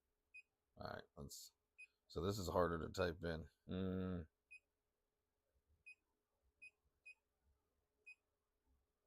Oh, this is not very, so hit the F. I'm gonna go here.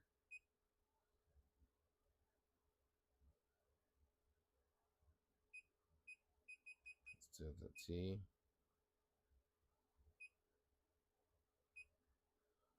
Oh my gosh. Here, since I'm trying to get this, you'll see why I'm struggling. This is the actual screen here. So I'm just going to type in some numbers. This isn't the passcode, but you can see numbers are fine. You can type in numbers all day, right? My issue that I'm seeing right now, there's going to be a big problem, is when you do your letters. You have to press each one individually. So if I need an A, I got to press A and then pick A, B, C. Yeah, I'm not a big fan of that. That is a little dated. But yeah, give me a minute because I keep pressing it and then double pressing it and turning it off. So give me a second. This is hilarious. All right, here we go. Try that again with. I need letters. All right, that's the letter. That's the letter. That's the letter. That's. All right.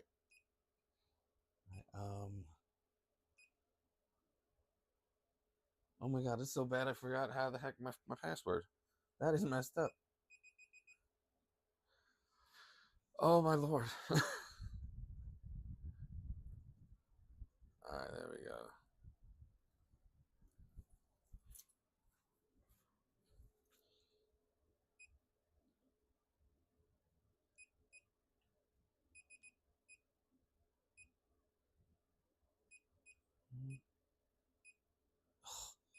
Missing every other letter. Feel like not even jumping on the Wi-Fi at this point. I'm struggling to go old. I'm too old for this. Yeah, letters. I want letters. Oh, you gotta press like 3 times to get letters back.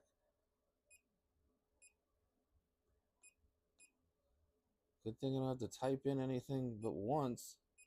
Hopefully.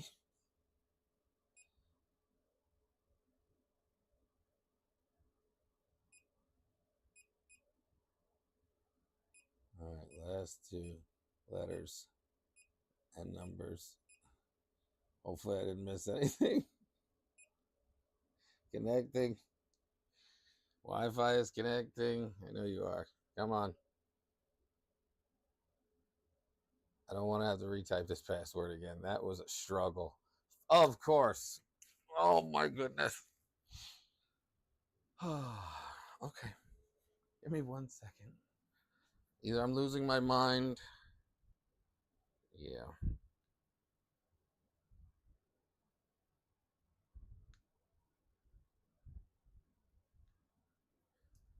Okay. Let's try that again.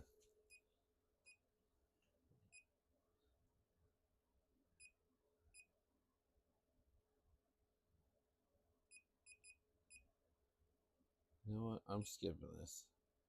We're skipping this. We're going to use the USB. We're using the USB. I'm doing it. Yes. Insert the USB. Yeah, we're using a USB for right now. I'm not sitting there playing with that. And it's not set up for LAN printing yet. They say it's going to. Where's the Wi-Fi or the code? Sorry, here it is. The gig stick. There we go. Oh, it's nice and pretty. All right, so insert the U disc according to the diagram, and it says that the U disc needs to go in the front according to the diagram. That doesn't look like that, but I know that under here there's a that, and it says to plug it into the second one, the U disc.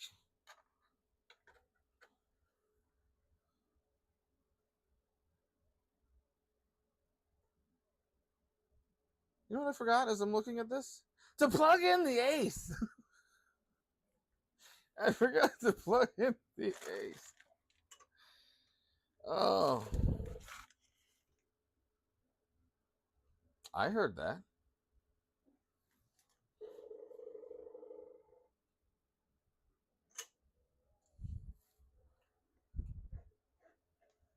I'm not on anything, right?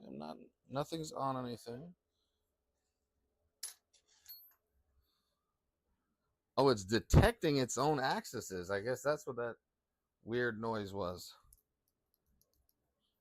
So it went with the Y axis and did a grind, And then I did with the x-axis and did a grind, and now it's doing with the z, and I'm hoping it doesn't go like it just did a second ago. Let's listen. It's gonna get close.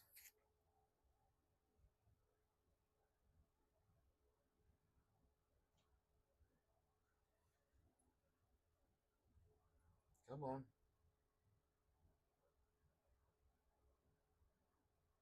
That bumped. Okay. No grind on that. Alright. So it was weird. Maybe the stepper motors, the resistance was set wrong. We'll see. Alright, so we were preheating to 170 apparently. Yeah, it did. It's a growling machine. Yeah, I gave up on the texting. That was a nightmare. That was I every time I'm like, did I type in the right password? I think it's nope, and then it restarts all over again. All right, so it's preheating. Maybe we should load some filament first. All right, we're gonna load up some different ones here. So we got the silk. We're not doing that first. I just want to load that up first and see what happens while this is preheating. I'm gonna try to just somebody come get her. There we go. Is there an on button? Oh, yeah, there's an on button. There you go. Let me take that out, baby. All right, everything's flashing. Oh, there it goes. That's a cardboard spool. It's just cleaning it, wiping it. It's not actually. I don't see any filament down the tubes yet. Here it comes. I see filament coming down and stops. It stopped back there, but it's in the actual PTFE tube. Wait, we need. So we got silk. Where's my high speed? I got some regular PLA plus here. Load that puppy up in there. I do like the load. I'm not gonna lie. I like how that's much easier than an AMS. And yes, it is a dryer. Once I load these up, and then we can put that on. I'll show you that because right now it's calibrating. Yeah, it's my King Rune. I love it. Love King Rune.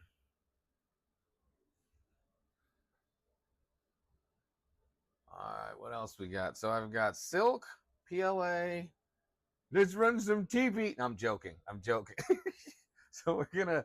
I need some Pet G, and they sent me the roll. Where's the roll? I know I have the roll. This shop, I swear, I lose everything in here. Lose everything but my wife, right, babe? All right, so we got our high speed. Not just that, it's high speed on cardboard. So we got some high speed blue. That's already cut. Also on cardboard. Okay. There it goes. Feeding into blue. Yeah, I used to think Naga was the best. Naga. And then I found King Rune, and it's just been. I love King Rune. All right, so now we need a Pet G. I think I have a rapid Pet G over here as well. What do we got? Yeah, up on the top shelf, of course, way in the back.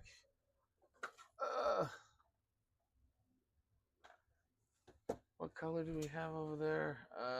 It's gray, blue. Don't I have anything other than that? I don't want a regular black. Black doesn't. Well, black might show. You know what? It's Pet G, so we'll do gray. It won't matter. Oh, there it is. I found the Pet G I was looking for. This is the Pet G you're looking for. Yeah, it's a what is this color? I forget which blue this is. This one is Space Blue by Inland PLA. So yeah, just wanted to try different ones. And since the A1 can't do big spool, big hole spools, this I think is Anycubic's way of saying, go ahead, print a spool holder. You don't need one with ours, but we'll see. So this one's going to be Pet G. Now, none of these are RFID tagged yet. This isn't one of the RFID ones. This is just a regular one. Let's see. Yep, you get $89 for a set of, I believe it's 10 Pet Gs. Oh, it didn't like 4. Let's try that. Maybe that's me. Let me try to cut that better.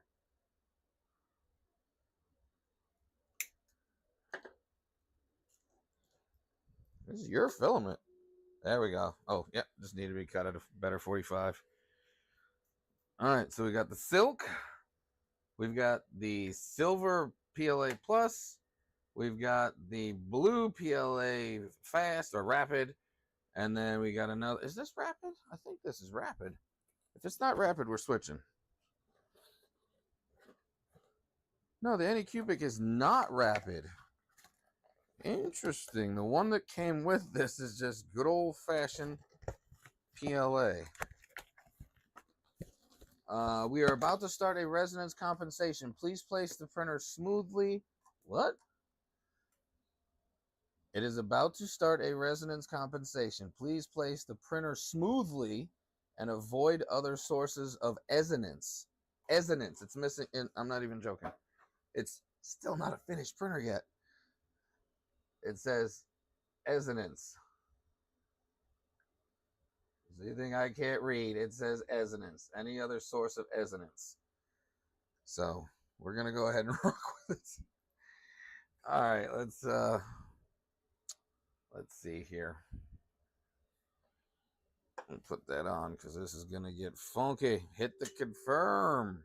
It's gonna resonance. When it's done with the resonance, again, I forgot to literally plug in the. That's why it's flashing like that. So once that's done with the resonance compensation, then we'll plug that in.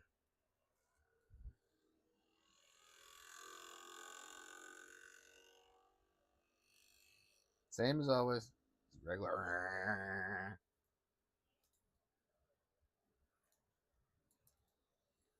So we're waiting for. Oh, shoot. I can't touch nothing. I forgot. Give it a second.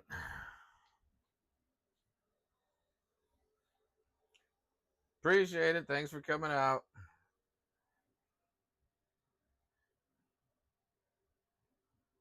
It is resonating. Resonating.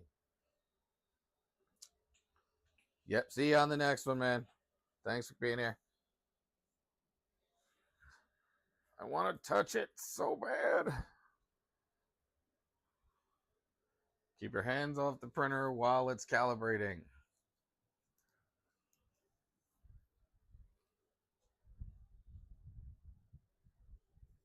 Come on.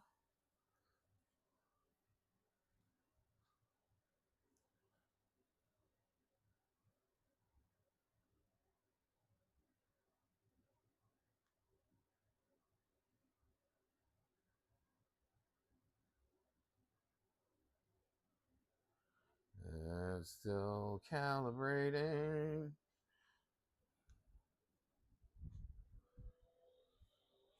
Oh yeah. As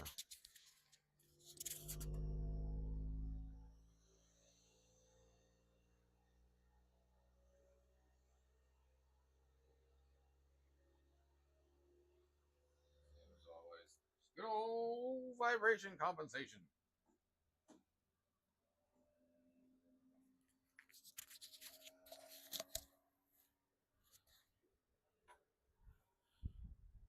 Are we on Y yet? No, not yet. But allegedly this thing does, I think, a 12-minute benchy. I don't know how that's possible. I don't know how it's still possible.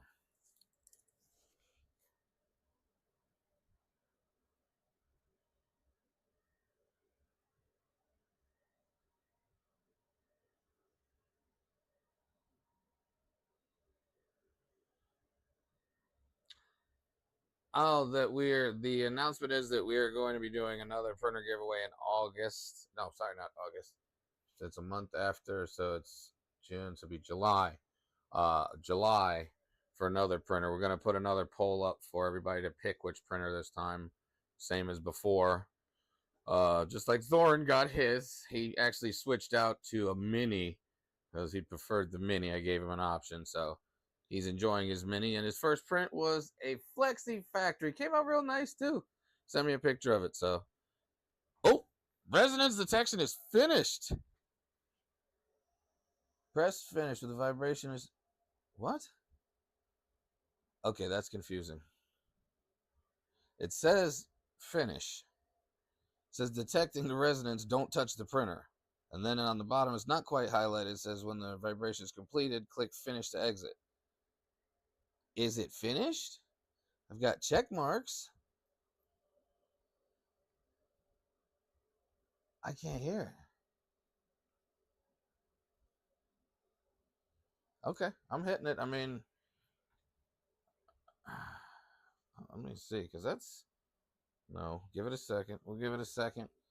When the vibration is complete, it's still vibrating. It's not vibrating unless that's just the motor. I'm hitting finished. It's got check marks all the way across. I'm hitting finished. All right, there we go. So we're back to, this is our screen now. Guide, language, about machine, system, restore. All right, so let's hook up the AMS. I'm sorry, ACE, the ACE. It's not an AMS, it's an ACE. Let's just hook that up real quick. And that way we can turn on the filament, dehydrator, and all that other good stuff. Shoot, where'd the cable go? I just had it. I just had the cable.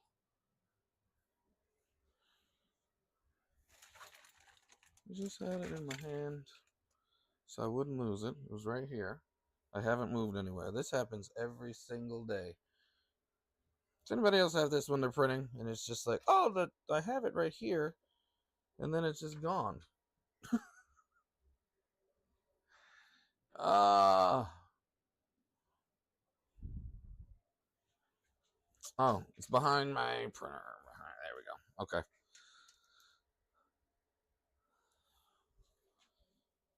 All right, so the front side has the 2x2, so that one goes into the front of the printer. I'm pretty sure there's probably something telling me I shouldn't be plugging it in while it's on, but I've done this with the A1, and if you can't do it with this one, what you can do with the A1, that's pretty sad. That's just plugging something in. All right, so we're plugged in, and all the lights have stopped flashing. Same thing with the regular AMS on A1s and the bamboos. All right, here we go. We're gonna see if we can hit the filament button. Let's take you over here. So there's our screen right here. And I'm assuming we're gonna go ahead and, can we, yeah, oh, that's really small. You can switch it. So first one is PLA Silk. They just have PLA, so we're gonna select PLA. Colors gold. Oh, look, they have those special colors from Pantone or whatever it is that are already there for you. But I thought we were getting RFIDs. All right, so we're just going to print yellow. It's close enough for the gold. We're going to confirm that.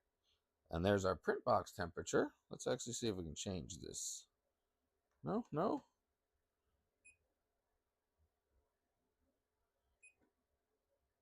How do I?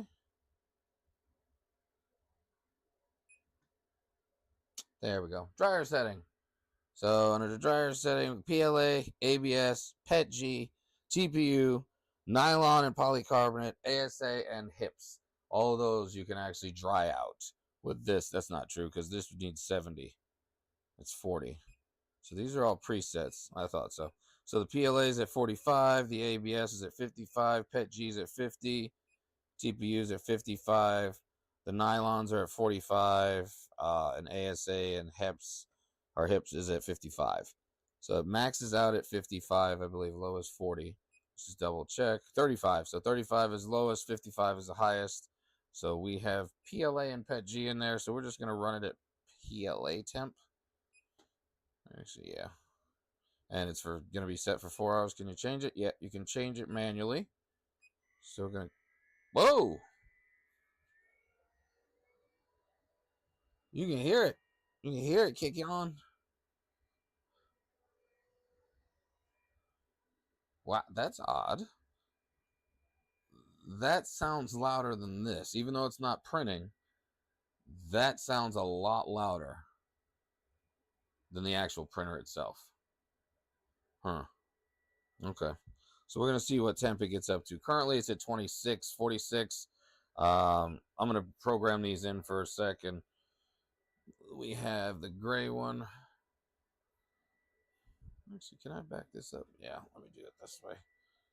So that way you guys can still see.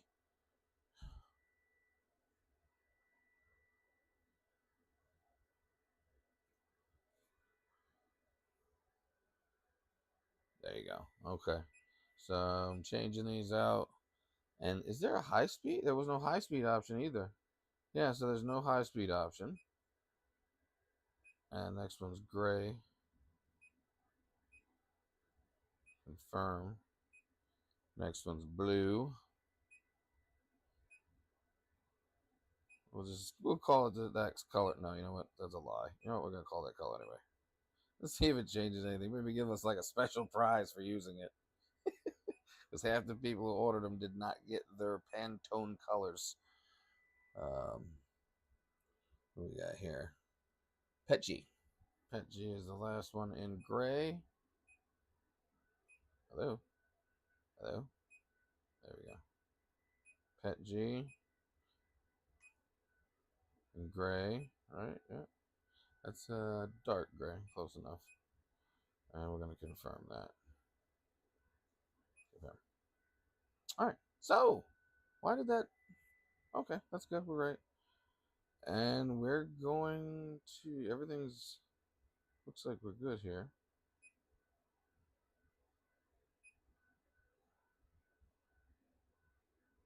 Filling it back up. We'll put that on.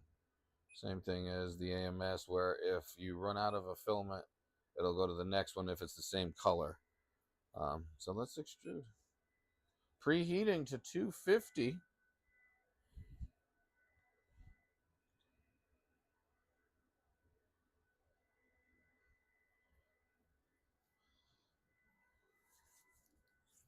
Let's see what we got. It heats up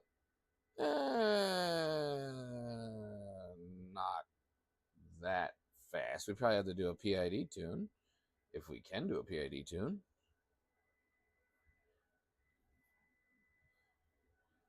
The bed has been sitting at 60 this entire time. I did not set it to 60, but it's been at 60, and after the calibration, it has never come down.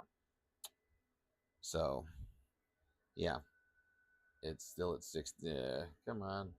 Still at 60. And I never set it to 60. Okay. And looks like you do get the little light underneath here. And I'm just extruding filament at this point. I just want to make sure that it can feed the filament in and feed it out the hot end, out the nozzle, and onto the bed. We're not trying to get it to stick. We just want it to go on the bed. Where's my beverage? There we go.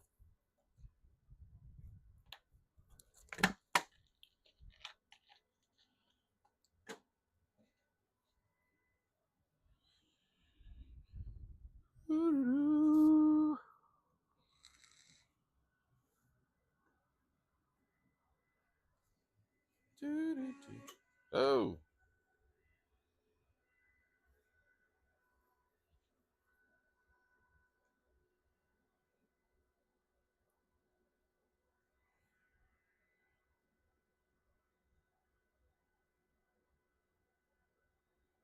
Marty, it's been more of me messing up. But we're back. I mean, we're still decent. It's still going well. Little baby things. Bed was a little wobbly. Just regular tighten bolts and stuff up on the printer. We're feeding. That's a very slow feed. That's a very, very slow feed in. Oh, the smell of the first time plastic gets hot. Whoo! Yeah. First time that extruder's been hot inside there. Yeah, we are extruding. We're good. We've got filament. And it looks like it was a white. It was tested with a white.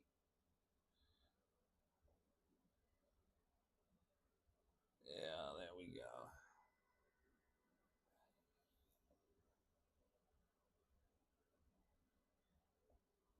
So it's handling, and it's supposed to do the automatic pressure advance.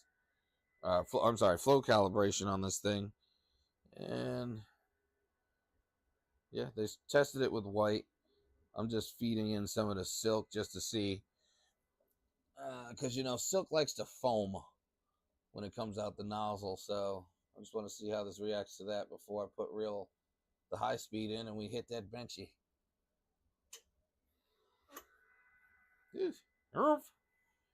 Hopefully that is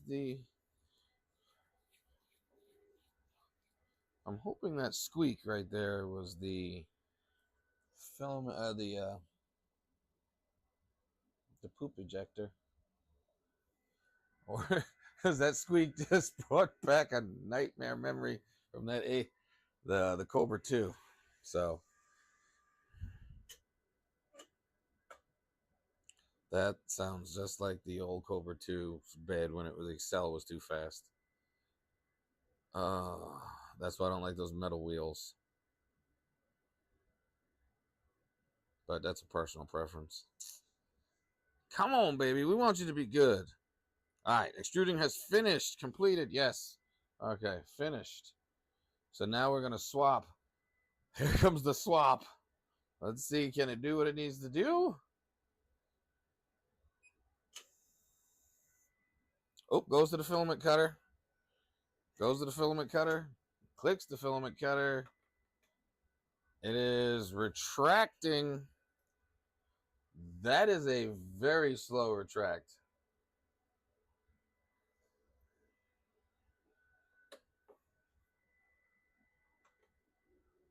It's just a buff. Okay, so it just does a little bit of the buffer. But that's the speed there.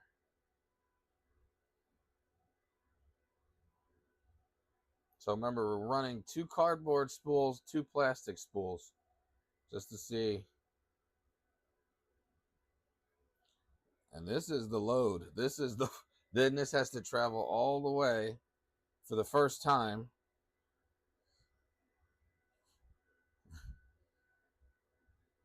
And there it goes. But again, it's the first time, so still loading is just going to be a pain in the butt if you have to switch mid-print. Or can you? We'll see. All right, so now we're feeding in the high-speed filament to flush out the silk. And looking good.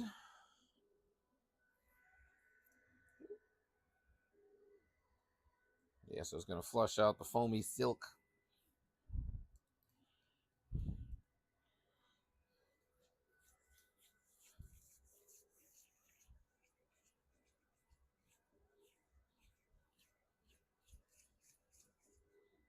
So I think I just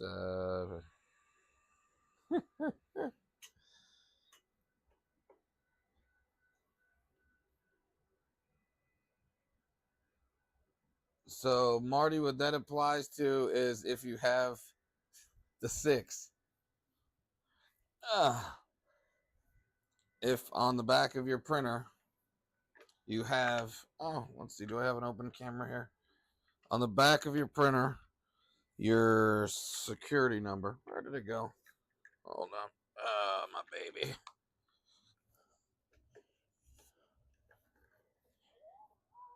Where did my baby's number go? But on the back. Oh, yeah. Sorry. There's a QR code right here on your A1.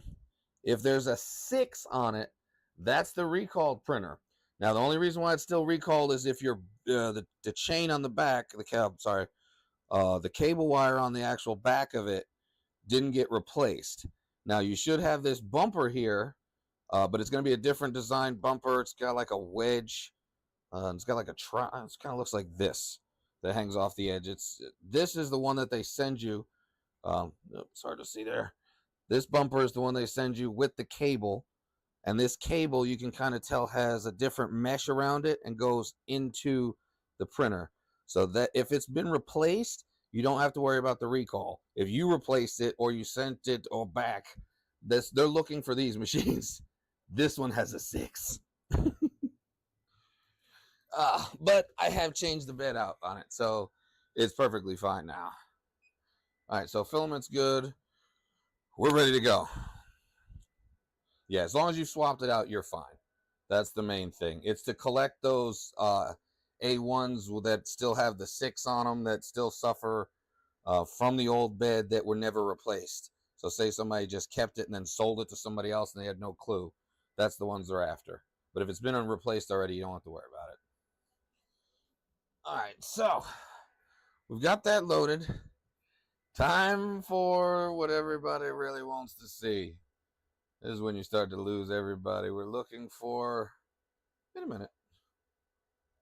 Is that files? No, that's not the one. Oh, well. They do have a Mac version now for the slicer. So we're doing the Speed Benchy, which is a 12-minute Benchy, it looks like. For high-speed PLA.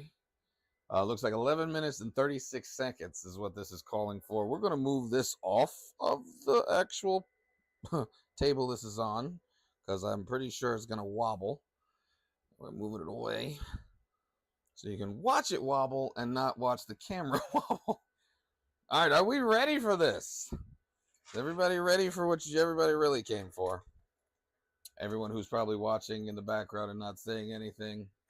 I'll try it again. Are we ready for this, Benchy? The answer is no. See, I got you. That was a trick question. We didn't wipe the bed off after I touched it with my hands. Ha ha. So I'm grabbing some alky. Not the kind you drink. And I'm going to clean off this bed that I touched with my hand to get the greases off my hands, off this bed.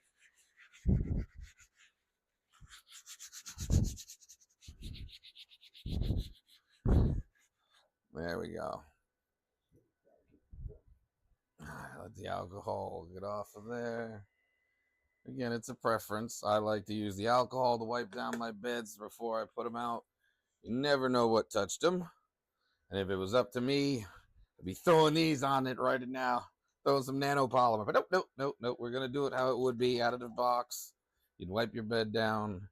And I think now we're ready to go. Did this even calibrate? It said it did its calibrations. Let's be sure. Because I feel like we're missing something. Like a Z offset. Anything. PID tune. Aha! PID tune. That's important for me, because I want to make sure that these temps are correct. So the PID tune's going to make sure that my nozzle heats up. As they say, ramps up in speed. Come out of there. Yeah, still got some gunky on it. So it ramps up in speed. Calibrating PID. Is that an inductive? I can't even tell. I think that's an inductive and it's a strain gauge, I know, on the nozzle for sure. It's just Anycubic's thing. I'm not a fan of it. I had issues with the Kobra with the exact same thing, and it looks like they didn't change it. So, oops. Let me see. I do not have it here. I think I've actually tossed it. But rather than rip the entire thing apart, I was going to show you what it looked like. Because Anycubic keeps repeatedly using this strain gauge, which does not hold Z well. Which, when I found out that it's using the same one, I was like, oh no, it's not going to hold Z. And that seems to be a report that people are saying, but we're going to find out. We're going to find out. All right, it's going. Calibrating.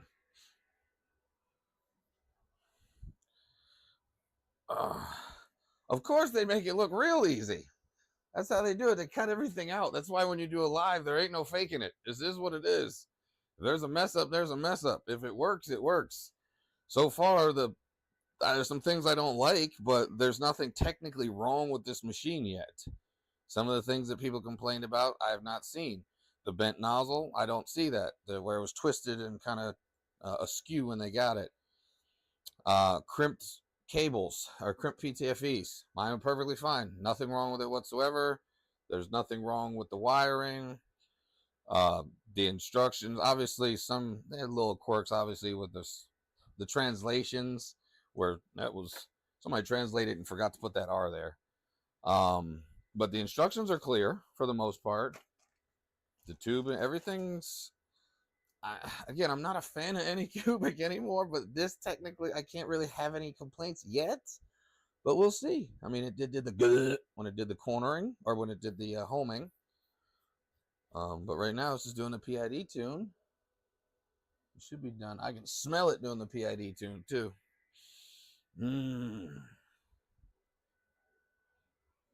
Not all of Lancaster. Not all of Lancaster. We have family near Lancaster. Sometimes it smells like cow poop, though. He's absolutely right.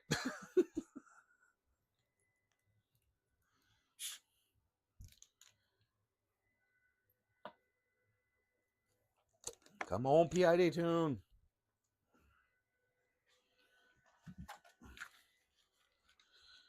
Make sure I miss anything. Sign into your internet. Oh, no. If you would like to log in and bind your printer. I don't like bind. Only printers I bind is the Bamboos. The rest of them I do not. But this is supposed to have LAN printing later on. If I can, I may try it one more time to relog into the Wi-Fi after we print the Benchy and see if I'm able to actually transfer a file that way. I know people say, oh, they sliced it and they sent it. Yeah, you can send it through the Anycubic app. You can send it through the Anycubic slicer. But if you slice it through Orca and you have a 3MF file, you're not able to transfer it currently. It's not able to read 3MFs. They said they're going to change that, fix that upcoming, but I have not seen that yet. A lot of stuff is upcoming.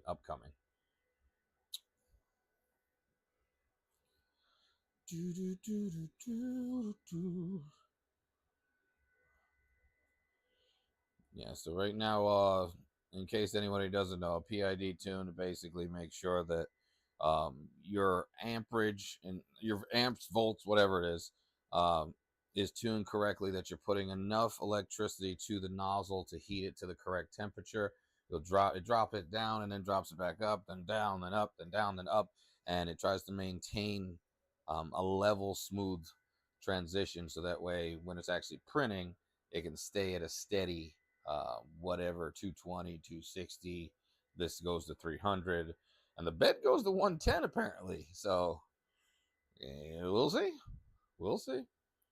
This should be done any second now. Yep, there it goes. All right, so PID tune is complete. There we go. And I'm going to do this button that says auto level, which I normally do on every printer, but this didn't go through on the original process.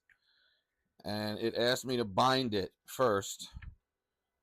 And then once binding it, then pick your printer from binding it to the app, log in, create an account, all that stuff. I'm not doing that. Sorry. That's just a me personal thing. I don't know yet. I don't know if I'd recommend this over the A1. Again, me and Anycubic have a history. It's not a good one. So one good printer doesn't make the world change for me. It's got to have a track record, and you got to kind of show me that you're improving. Some of the things I'm seeing here I'm not happy about, because it seems like these are things that should have been improved automatically at this time. We're new gen territory, or the new generation territory. So some of these things are old Ender 3 things that you're doing now, and I don't like that. If I'm spending this kind of money, I shouldn't have to set. I really shouldn't be doing some of these things. It shouldn't come with one Z motor for the. That's a big one for me on this. You got duals on the other ones. There it goes. Come on. I was panicking there. Sorry, it was kind of froze up for a moment on the screen, but then it went back. All right, so it's gonna tap. It's gonna tap. Tap. No. Ooh. Cleaning the nozzle.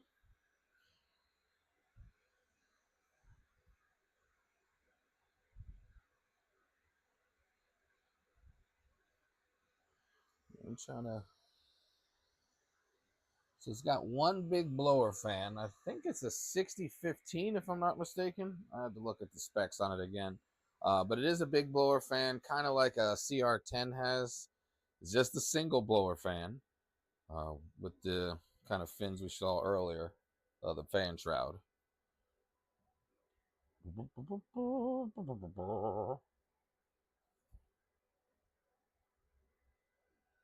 tapping, we're probing. This is the Z. And it's still sitting at 60 as well. The bed has still been at 60 this entire time.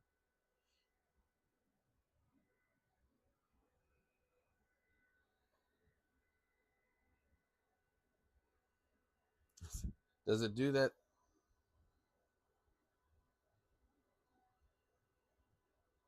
No. So on the Kobra 2, when it did the bed level, the fan actually would stop. It would like go, and then the fan would stop, tap, run, stop for each pause. So this one does not do that.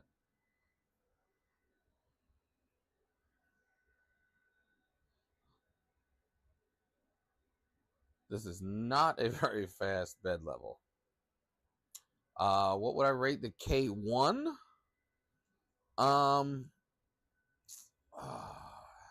Small. That's a better way to say it. There's other printers now on the market that are kind of better than the K1, and depending on which revision of the K1 you get. Technically, there's either 3 or 4. I gotta get it correct. Last time I thought it was 4 and it was 3, but I think there's now 4. The K1C being the 4th revision, but the other ones having the bad extruders. I have one that's a revision 2 and a revision 3. So I have one with a newer extruder and one with an older extruder. The one with the older extruder I've had issues with the PCB, back of the head, stuff like that. The one that's the newer revision, I really haven't had any issues with it other than the PTFE tube in the extruder kind of had like a wear mark on it where I had to just kind of replace it. I don't have it, obviously. I'd be able to show you what it is. But the K1C is technically revision 4, but they don't call it revision 4. They call it the K1C. So, yeah. Hey, Dream, appreciate it. Good to see you. Welcome back. The K1 Max, I would push for the K1 Max if you like a K1 or like a Creality. The K1C, I avoided personally just because of my experience with the 2. And I thought the K1 version 2 was just kind of hit or miss. And then with the 3, it was okay, but I could see that they were nitpicking, fixing things. And then they said, hey, look, we got the K1C. It's got a new bed. It prints carbon fiber. And I said, well, we have a hardened steel nozzle in there. We can print carbon fiber already. And you fixed the nozzle, you fixed the gears. So that's why I kind of avoided the K1C. Ooh, let's push this up a little bit because we are done with auto leveling. All right, we are ready. Here it is. Now we're ready for that benchy.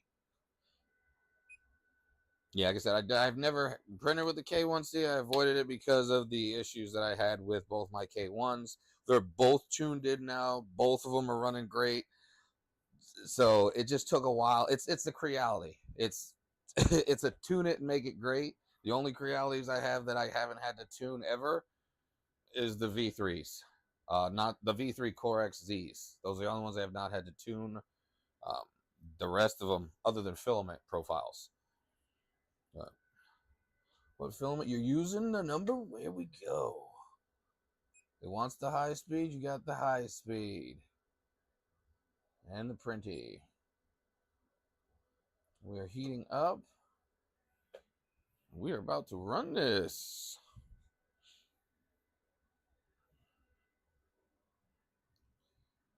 Yeah, we're doing the pre-slice benchy. Because what you did miss, Neon, is the Wi-Fi setup is a little old school or dated, as I say. The interface.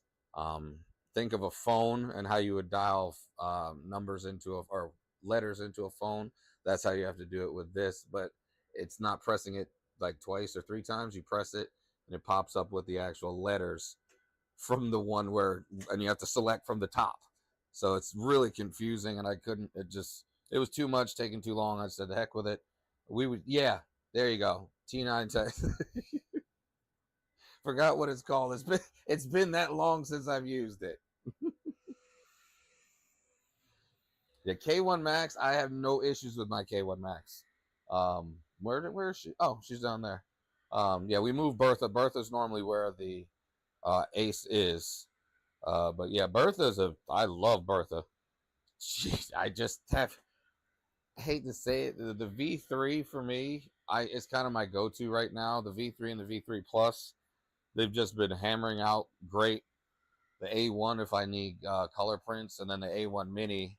It's just so cute. I'm sorry, it's so gorgeous. I blame the wife. She made us turn it into. It's her printer. I give up. It's hers. She took over. She has the Mini. I have the A1. Oh. So what I wish. We'll see if it's white. I doubt it. Did it survive through it? I remember 2000. Here we go. Where's my stopwatch? I want a real count on this. Everybody always I don't trust what they're saying is 11 minutes is 11 minutes. So I'm gonna get a real stopwatch out here, and we're gonna run this thing. Where's my stopwatch? The hell, there it is. All right, and where am I sticking this? Where are you going to be able to see this? And maybe up in the corner here. Let's see if I shock myself at the same time. We'll see. Right on the table. We're locking it in. I have not. Me and the K2. Very angry about the K2, but that was just trying to win the lottery makes you mad when you don't win. All right, where am I going to stick this so everybody can get a good look at the time? No. Yeah.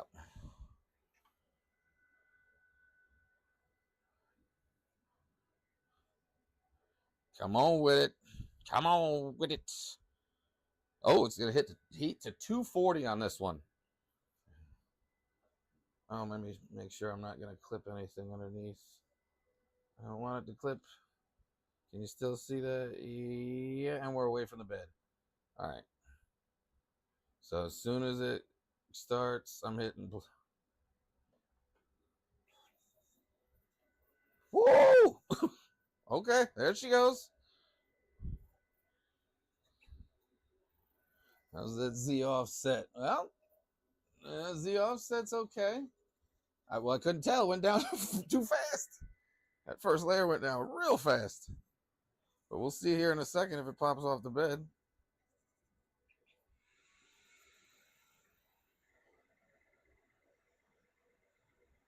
Oh, that's shaking the snot out of the. Yeah.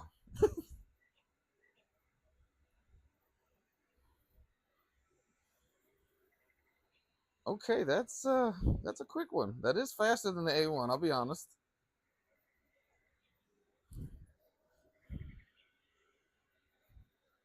Yeah, I believe the Excel on the A1 is set to 10,000. This one is in my sheet 20,000.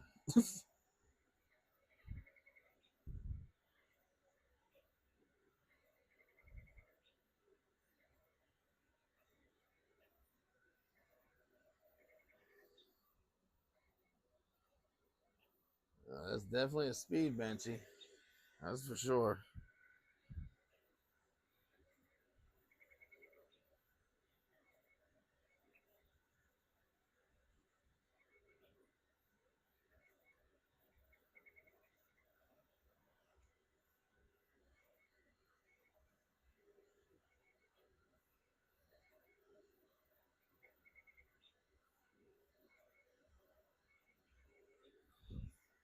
It's got to be buffering in the back. Oh, it is. Okay. I was freaking out there for a minute. The problem that I saw was the filament roll. It's going, ooh, ooh. That's what it's doing, but it's buffering in the back. As I'm like, how do you keep? You can't keep consistent extrusion like that.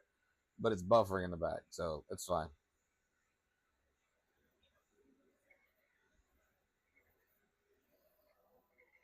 Where are we at? We're at 215. Oh, did we lose? Sorry.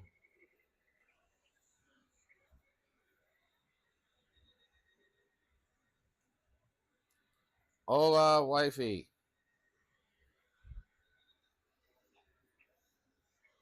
Babe, it's fast. It's a fast printer. And it's not like the other one.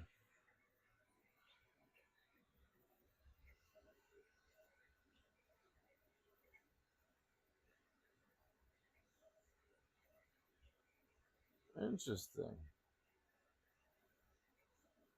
So this is saying 3 minutes and 10. We're at 2 minutes and now we're at 3 minutes.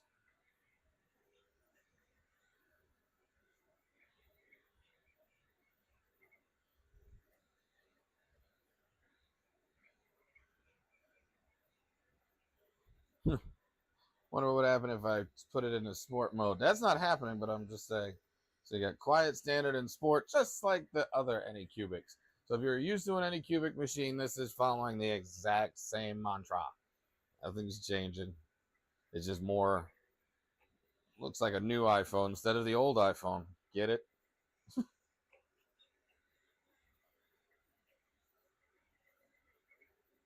Hmm.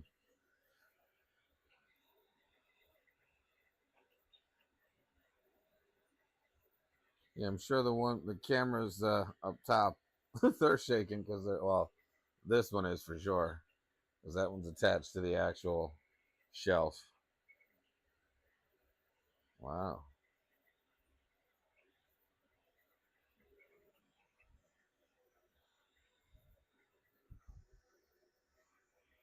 4 minutes and 11.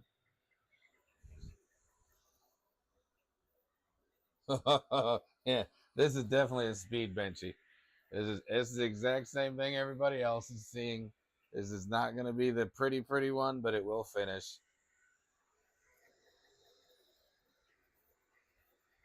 And I'm going to say the exact. If this finishes, I'm going to say the exact same thing everybody else says. This will do for speed benchy, and if it can achieve it at what we're really saying it is, then we'll see. We'll see. But right now we're at 45. What the heck? So the percentage is 45 point. It's to the hundredth, not to the 10th. So you got like 46.23 or like now 48.11. What the heck?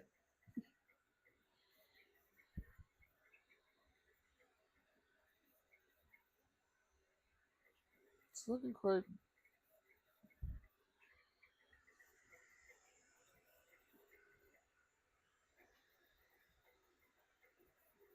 I mean, it shakes. I kind of expect it. I don't know what else anybody would think.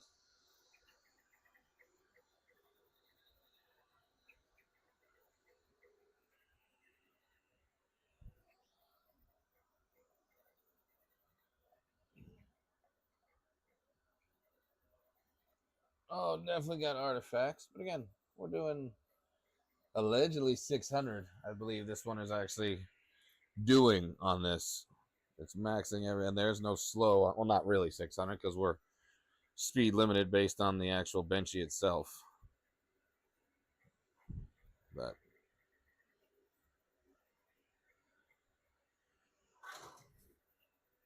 yep, it's throwing filament. I knew it. I knew it. Shaking filament rolls.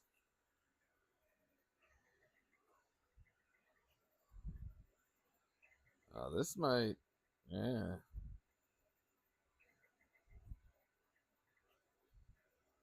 I'm tempted.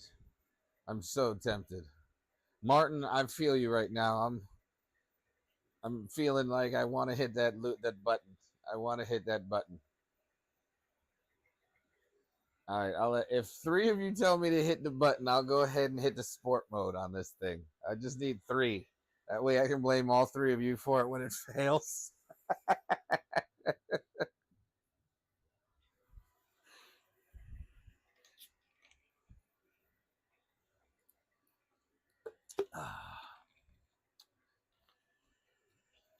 That's 3. There it is. I knew it was doing it. I knew it. Here we go. Sport mode confirmed. Now let's see what happens.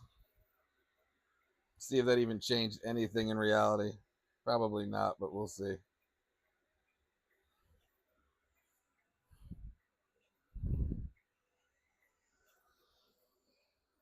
It's still. Oh, no, we got some layer adhesion. I wouldn't say layer shift, layer adhesion issue right at the base. But that's further down there. That's way before we hit the speed button. Okay. We're getting in on this. Sorry, because I can't let you guys that far out. We gotta get in there.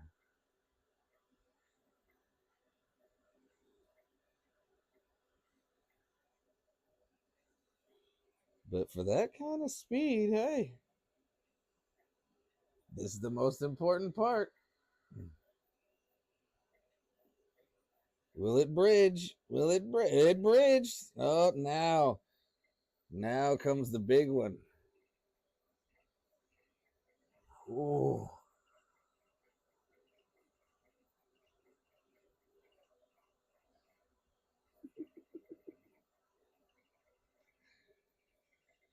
Whoa. Okay. Yeah, that's too fast. It's not enough cooling on these layers. But it's. I think we're gonna get. It went over. Here we go. It's gonna finish. As long as it don't come off the bed, it's gonna finish. Holy crap! It ain't gonna be pretty. Ben, I'm coming for your record.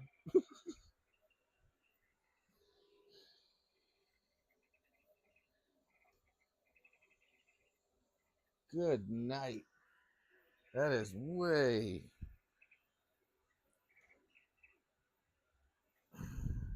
There you go. You can say you saw it. Somebody hit the sport button on the. Well, I was hitting the. Jesus, pizzas. It's going so fast it can't cool the nozzle down to 200 because it's coming up on the top. So we're definitely going to get a wobbly top. It's trying to get down to 200 for the very, very top. And we're only at 221, 218. Nope, here comes the smokestack. Oh, this is going to be close. This is going to be close. Ah, Ben still beat me with his 10-minute benchy, but we're almost there. Here we go. Come on. Come on. Come on. Smokestack it. No, we don't want to slow down. Keep going. Can we get under 11 minutes? Can I get this thing under 11? Come on, baby. We're doing it. It's happening right here, right now. Come on. There it is. I should have hit a stop, but yes. 10:30. 10:30. Holy crap.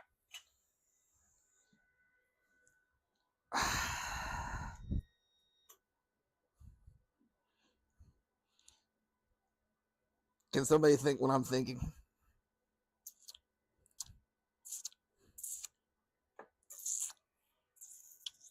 I have a feeling about something. I have a feeling. Come on, focus.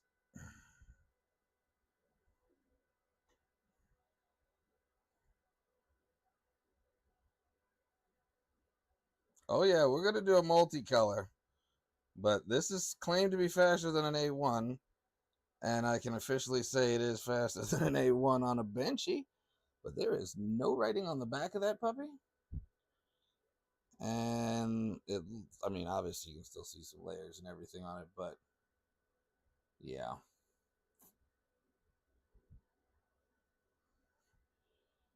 Somebody's egging me on, but yeah, those, once we hit that overflow, come on. You can kind of see, come on, zoom in. Yeah, the quality is crap at that speed.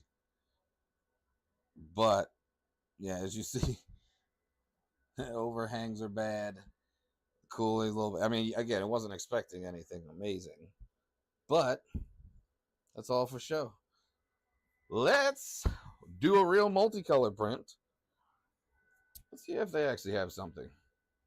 What? Which would we rather do? Want to have them do something or print one of these baby 40-minute prints I have set up? Yeah. Let me see. I'm going to do... Well, I know everybody wants the multicolor, just to see what that does. That's important. So the big thing was we got to get the Benchy done. So Benchy's done with that. So next is the multicolor because everybody wants to see the multicolor. And I'm going to see if we have a quick multicolor print on here.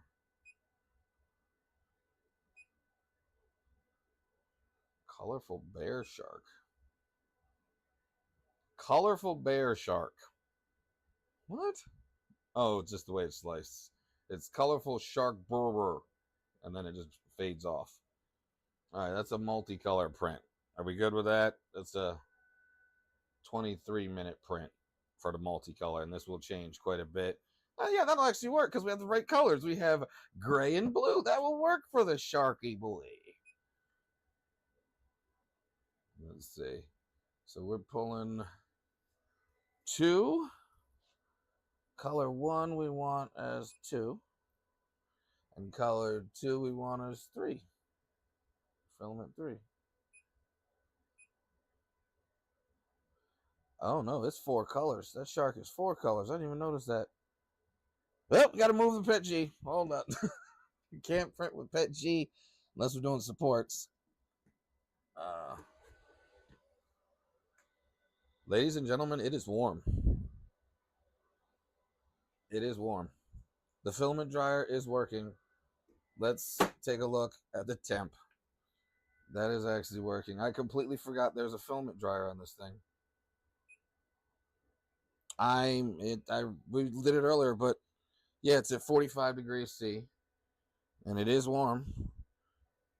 It's heating. We've got filament.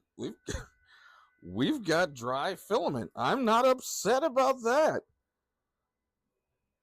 There, man, bear, pig. I wish. There's a couple prints that I had a mind set for, but they're like 7 hours, 12 hours. I'm like, it's a small print, and then you got to remember it's a multicolor print, so. This is a single head multicolor print, so it ain't going to be fast.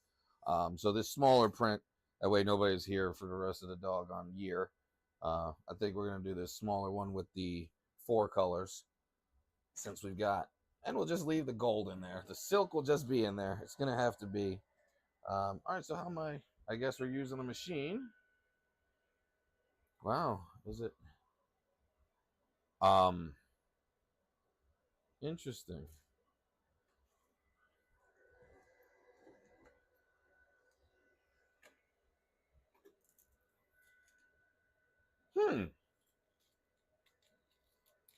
I did not hit extrude on that in any way, shape, or form. I just pulled it, and it's as if it was just dangling in there. That's kind of cool. I like that. I'm not mad about that. Green, red, or oh wait, that's right. We were supposed to check to see if these small rolls will fit in here. Wait a minute. How is that going to work? It's supposed to work with a small roll. It said. Let's see.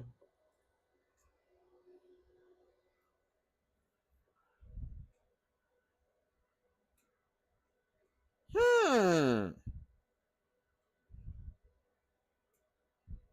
Yeah, you're right. 100% right. I've had to pull the AMS jam out a couple times. That's a short roll. What is that riding on? It's just little grooves on the inside there. That's it. That's all that short roll is riding on. That and oh, that's ingeniously, stupidly easy and simple. There's a nub here. It's hard to see. There's a nub here that holds this side, and then those there hold the bottom piece. So it just kind of fits in there. So it does do short rolls. That's pretty cool. That's another plus. It's another plus. That's pretty cool. Let's see if it survives though through a print. Well, no, yeah, because it's not going to do the full roll like a. Oh, I just realized that. So this is not going to have to do the whole full AMS spin, yank it all the way back in, and then feed one more back out. This is just going to pull it from the one little tube. It's just going to buffer it right to here. That's it. So with this, I'm not too concerned, a little short roll, with that messing up. That's pretty cool. I'm actually really excited about that. I have a lot of short rolls that I just haven't run for a while because I can't get them in these. Got a rack load of AMS or ABS too. Oh wait, how do I enclose this though? That's the question. So, all right, we'll make another weird makeshift to get it working. All right, so let's do this. Let's do this color print. We've got all four. I got to change the filament over from PETG to PLA. We did that earlier. Confirm. It doesn't matter. It's glow in the dark. So, yeah, I know I'm killing the nozzle already. Whoops. But I change everything to a hardened steel nozzle. And if this, you know what? I feel bad. I do feel bad. All right, I'm blaming you guys again. Do I rock with the abrasive? It's a rainbow. I'm sorry, not a rainbow. It's a glow in the dark. It's not a hardened steel nozzle. Are we going to run with that, or are we just going to go ahead and switch out and do the right thing? Do I have a short? Do I have a short that's... I don't think all of mine are full. I have all fulls for... Dang it! That's not good. All my shorts are ABS or PETGs or abrasives. So that's not going to run. You know what? We're going to do the right thing. We're not going to destroy this machine like some people want to do. I'm going to take that back out. It's an abrasive. It's a glow in the dark. It's a heavy glow in the dark too. That's supposed to be purple. So that color is supposed to be purple. And it glows purple in the dark. So there's a lot of, I forget what the heck they call it in this. And it's really rough on the nozzles, and I'm not going to risk it. It's too early. And the wife's watching, so she kicked my butt. Yeah, I know. The glow in the dark, I hate to say it, I'm more afraid of the glow in the dark than I am of carbon fibers. Unless you're dealing with nylon carbon fiber, that's a different story. But you know what? I got what we can use. Some PLA Tough. We use some PLA Tough in marble. And we're going to take off the spool, the adapter. So that way it's real. So that way, do I have to print an adapter? We're going to see. So far, no. Everything looks like it's got that up on the bamboos for sure. That's a big plus for me. Again, the main thing for me wasn't the printer. Is this? Ooh.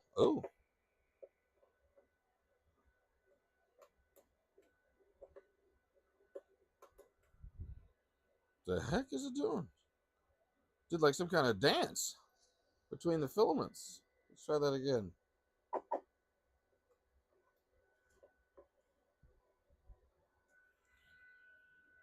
Um, hmm. Did like a bounce bounce. And this is a marble that's actually light. It does. This one doesn't have the rock in it and everything else. That's why I like this one. This one's a less non-abrasive, but you know it's still semi-abrasive. So that's why we went right in the middle because I still want to see something rough on this. All right, we got everything in there. We are good. We're going with the multicolored shark. Multicolored shark. We're gonna hit print. I don't even care. You can pick every single one. This will be white. This will be this color.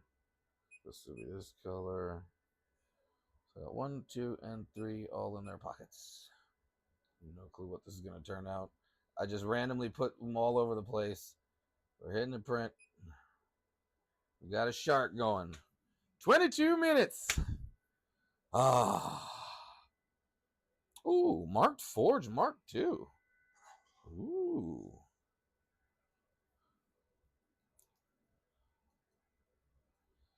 Yeah, at least it's not a Ultimaker S7 or S5 for a couple thousands of dollars.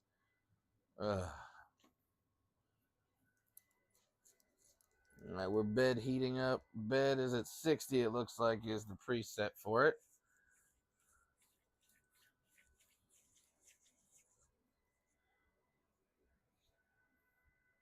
Come on, baby. Come on, baby.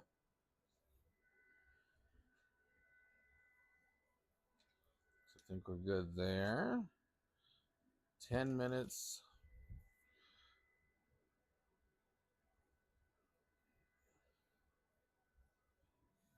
Appreciate it, Joshua. All right, here we go. Come on, shark. Something's moving. There we go. Come on, Sharky. Let's see. First layer is most important layer. Are we going to have Z drift? So since we didn't even check on the last one,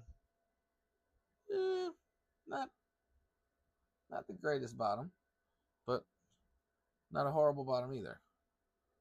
Can't read anything on it. But that's all right. Again, it's a speed benchy. Speed benchy. Silicone nozzle. And this silicone nozzle is a little different than on the A1s.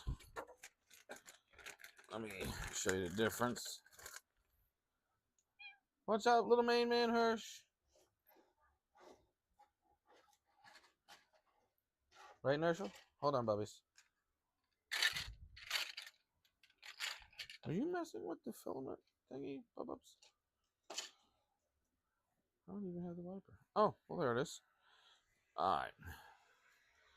So while that's still heating up, so this is the one that comes with the Kobra 3. So it's got like nothing here, and then it gets denser, and then it kind of gets lighter at the end there. So it's kind of got a cool design. I like this. So at the end, everything kind of holds up. And there is... Hold on, Hirsch. Move, Herschel. Let's see if I can do this without killing everything. And there's the A1s on the end. So notice it's just kind of like a regular pad. And it's all symmetrical. All right, we didn't kill it. Come on down, A1. There you go. Herschel, what, man? Lay in your chair. Thank you. What? You want to be on the light? Come here. Come here, then. Good God. You can stay right here with me.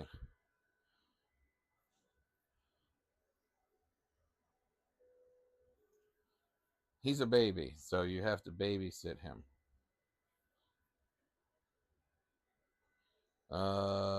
It is 10:30. 10:30. We are East Coast.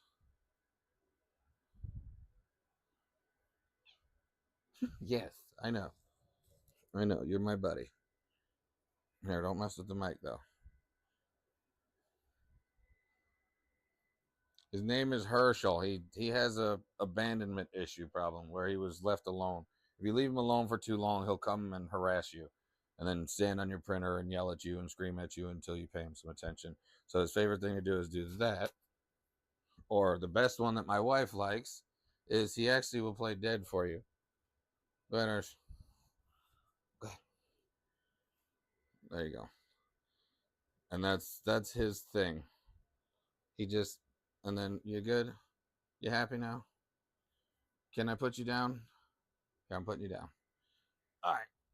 So if you give him enough attention, he'll leave you alone. Hopefully. Hopefully.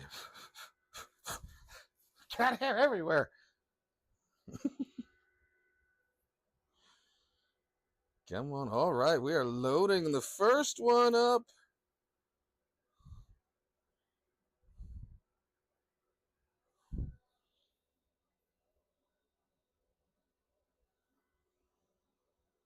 Huh. Noticing something funny. That squiggle. Is that a clean? Is that how it cleans it? We didn't get that with the benchy. So what is that squiggle? And it's not a clean squiggle either. I didn't. Let me check that Z. Again, that's the consensus. The Z. The whole Z offset thing, but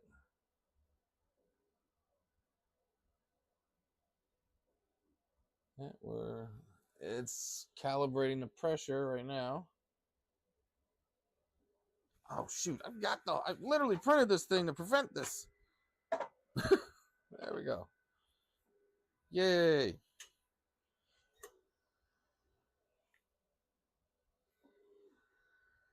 Did it? Oh yeah, it caught it. Good. Oh.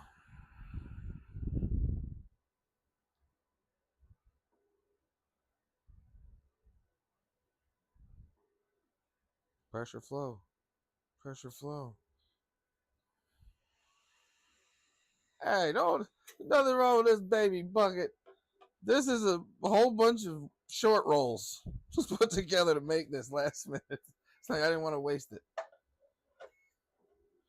Oh, we're going down.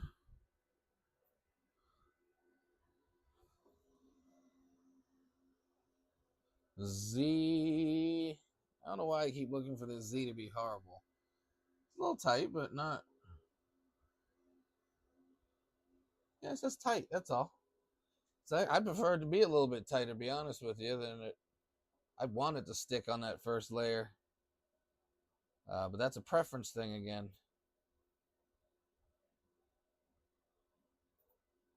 Yeah, that's looking decent. Yeah, it's just a little tight. That Z is a little tight, but oh, here we go. First change.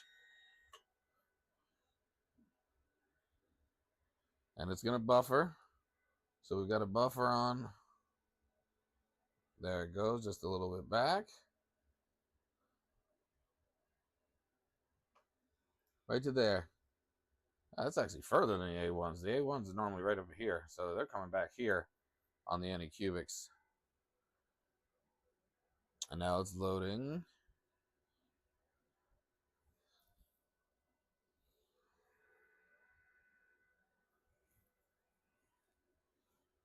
I wonder what the purge is set up for.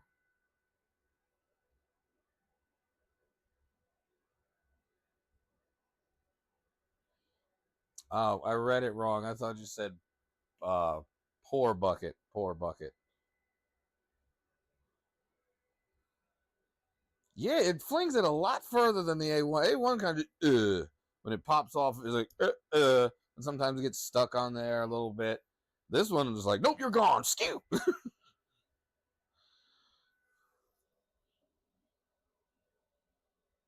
Yeah, that thing flicks. Here, just so it's got some muscle on it. It ain't no weak spring there. Let's watch when this thing goes funk.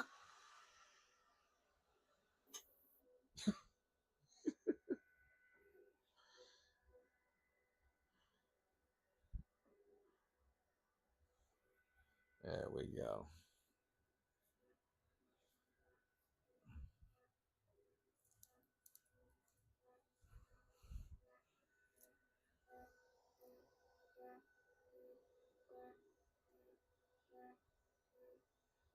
Yeah, but Z's not bad. It's again, it's pressed down. I mean, I'm happy with it. I'm fine with it. That's a good Z to me. Some people want it like perfectly flat and smooth. I want it a little press. I like the little press so it's not coming up and I know it's down. Um, when you want it perfect, it has a tendency to just come off the bed. A little squish is better, in my opinion. In my opinion. So we got the double. Yeah, it's done the color swap just fine. And it did the prime tower back there.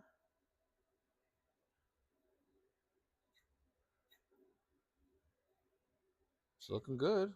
You know, again, these are all pre-sliced files. So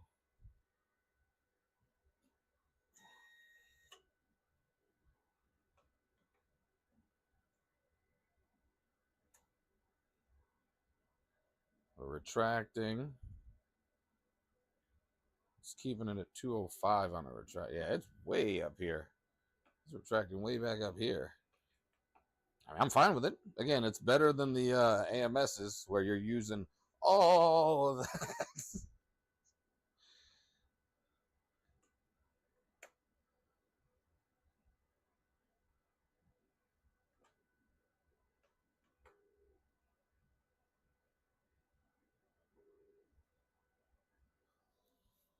Yeah, we're purging again. So yeah, I have all 4 different types of filament in here. Technically, they're all 4 different types. So if this does well with all 4 at the same time, I mean that's a good sign in my mind. Um, don't say yeet with my wife on the thing. It's her favorite word. That's her favorite word. Oh my gosh. Oh lordy, lordy, lordy.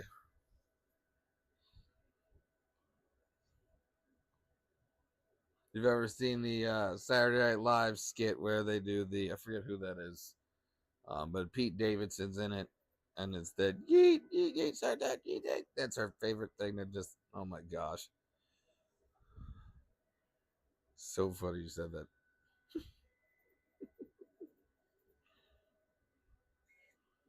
So we're running a silk, a plus, a speed, and a tough. So and the tough's got infused. Kizzy, what's going on?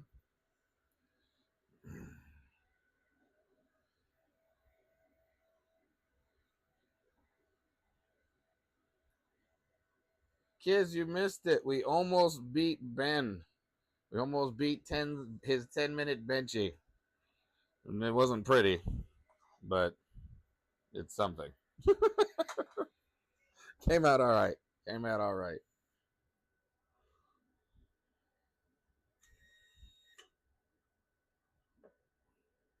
So far, nothing eventful. That's a good thing that nothing eventful has happened with this machine. Everything is pretty much the same. Hmm.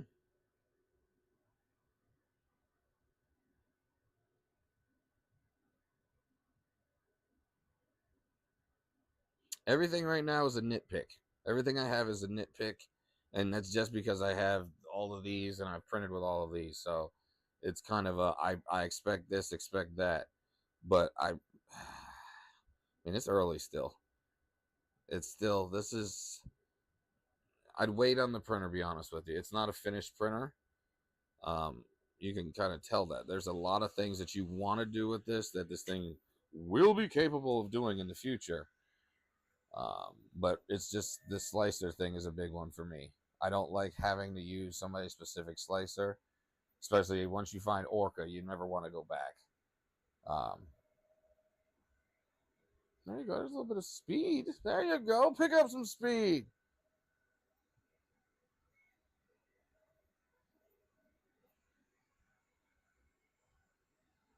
Yeah, so I have a file sliced. Matter of fact, oh, it's on local, isn't it? So I'm gonna pull this. Oh no, I'm joking. This is we're on local, so it will let me um, pull the one file that I have that I sliced with Orca, hoping that this will work. but we'll see. Let's load that up here onto this gig stick.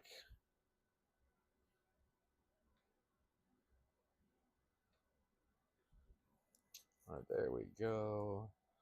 My file that I sliced. Yes. Yes.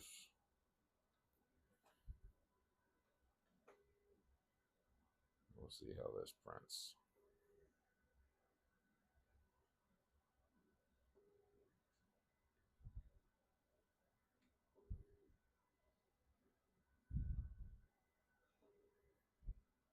Oh, 100% agree. 100% agree. I like that. Love Orca. I mean, I just love that open source ability for everybody to kind of add to it and just make it better and better and better.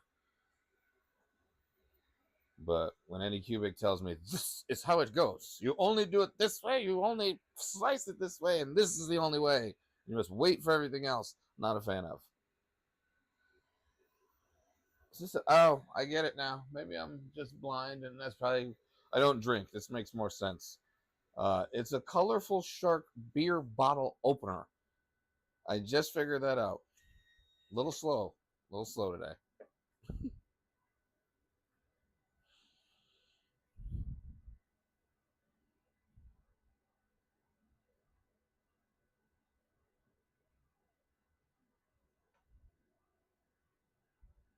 Again, another nitpick. It's just slow on the load, which is a good thing because you're not going to have tangles and everything.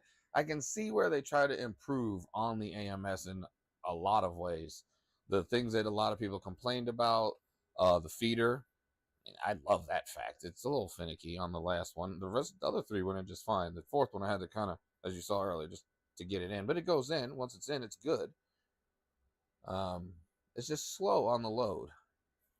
But again, I think that's just to prevent from tangles.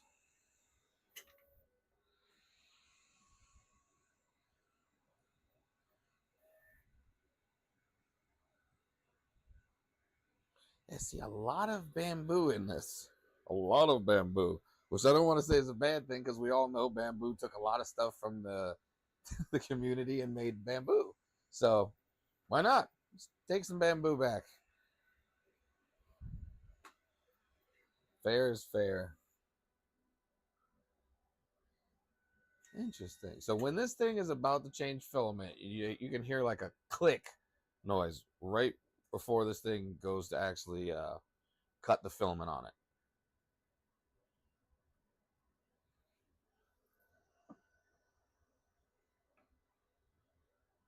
Oh, this thing's gonna be small. It's not gonna be very tall at all. It's funny. I actually needed a beer bottle opener, or pop bottle opener. What do I call them? For the Mexican Cokes that I found the other day. Mexican Cokes, love them.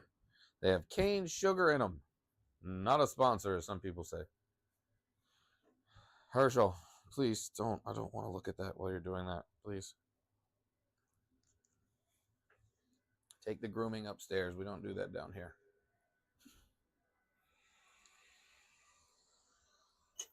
Yeah, because I almost hit myself in the face.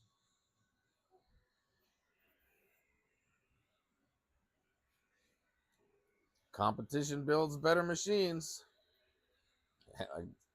Bamboo made everybody wake up, and now they're like, "Hey, let's take some of theirs." I'm good with all of this. I'm a fan of open source. I'm also a businessman, so I get having proprietary things, but I like it when it's like this, or sometimes they're awesome.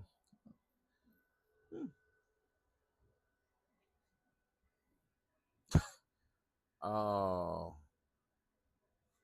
let's do this real quick while it's still doing it. Yeah.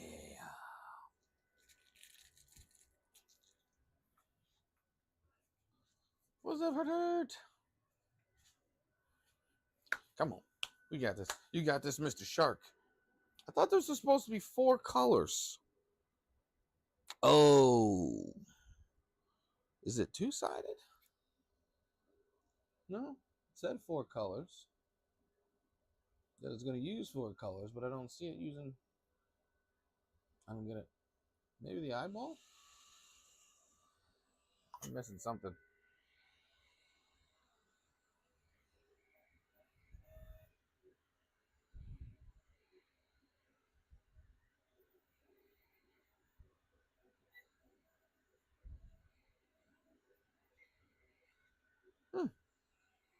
Let's check this filament temp.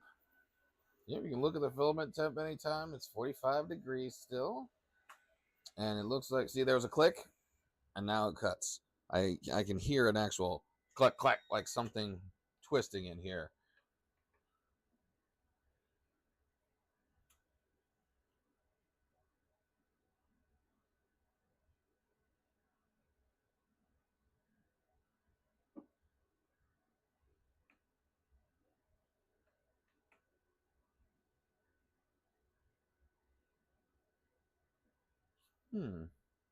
Why are you not using the blue in the other one? It asked me to assign 4 colors for this specific model. I assigned 4 colors, but I'm not seeing where those 4 colors are going to be played in this model because the way it's going is exactly how it looks like when it's finished. It's 2 colors. I thought maybe the eye socket was something different. That was a hole, maybe like something on the fin, but no, it's, why would it make me assign 4 colors to this model specifically? Not to the printer, but to the model. Maybe something I'm missing.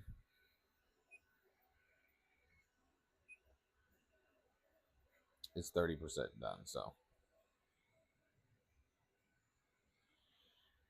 Any questions you guys got about this machine that you want to know, look at, see specifically while it's printing? So that way we're all not staring at a printer going, what is it going to do next? If you want to see the inside, we're going to do that after this. I want to actually open up the head and take a look at the hot end, the blower fan, and everything else. So, oh, that's a good point. We got to see if there is a firmware update on this. I did not check that.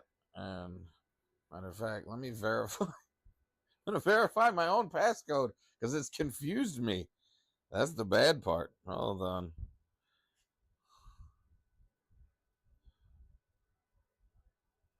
All right, so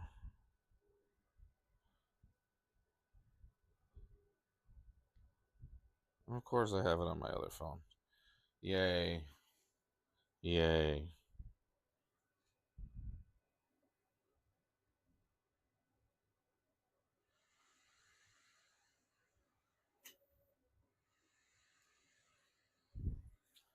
You write it down. If I write it down, I remember what my own password is. That's sad.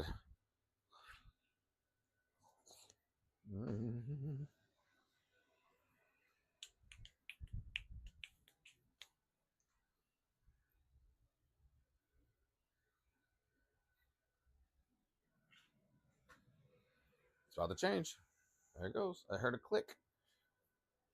That can get annoying after a while, I think. Especially if this was doing multiple swaps on one level. If you had 4 colors going, which this is supposed to be, I can only imagine how many click, click, click, click, click, click, clicks you have to hear.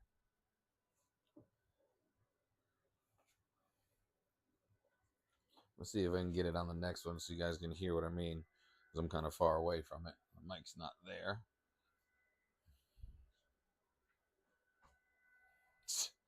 Oh my God, no. Not, no, babe. Why? Why do you have to yeet on this? Why are you yeeting on this live stream? Oh my God. Only my wife. Oh.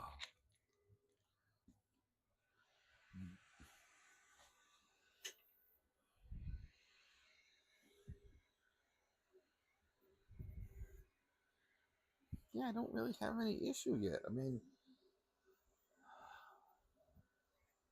everything I think is going to be an issue is going to be with this slicer situation. That's my only main concern with this. I like the fact that it's warm, which I like to see that. I like to feel that it's actually warming up. You can feel it. I'm not a fan of the click. Again, these are all like nitpicks. They work. Everything's working, but it's a lot of nitpick that I got right now.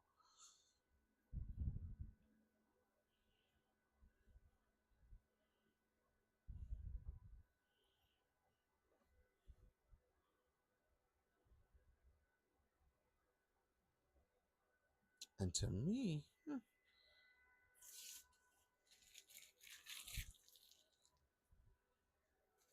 that's the other thing. Is there a network cable or is everything going to be Wi-Fi? Yeah, there's no network connection, I don't believe, for actual a LAN cable. No, that's okay.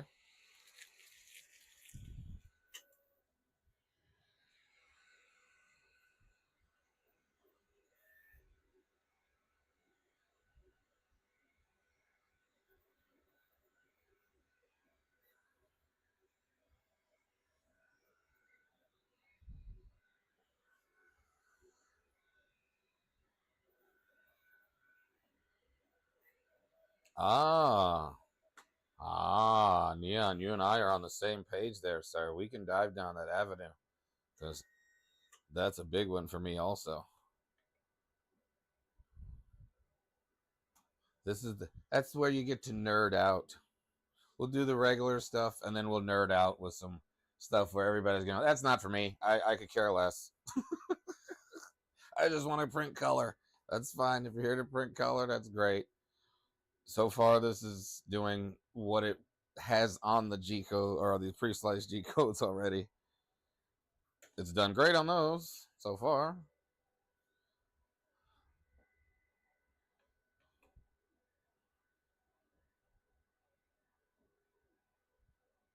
I'm trying to pick this machine apart. I'll be honest with you. I'm sitting here, as you all know, I'm not a fan of Anycubic, but this is. I'm trying to find a fault other than they released it. They rushed it. They really did. They rushed this thing.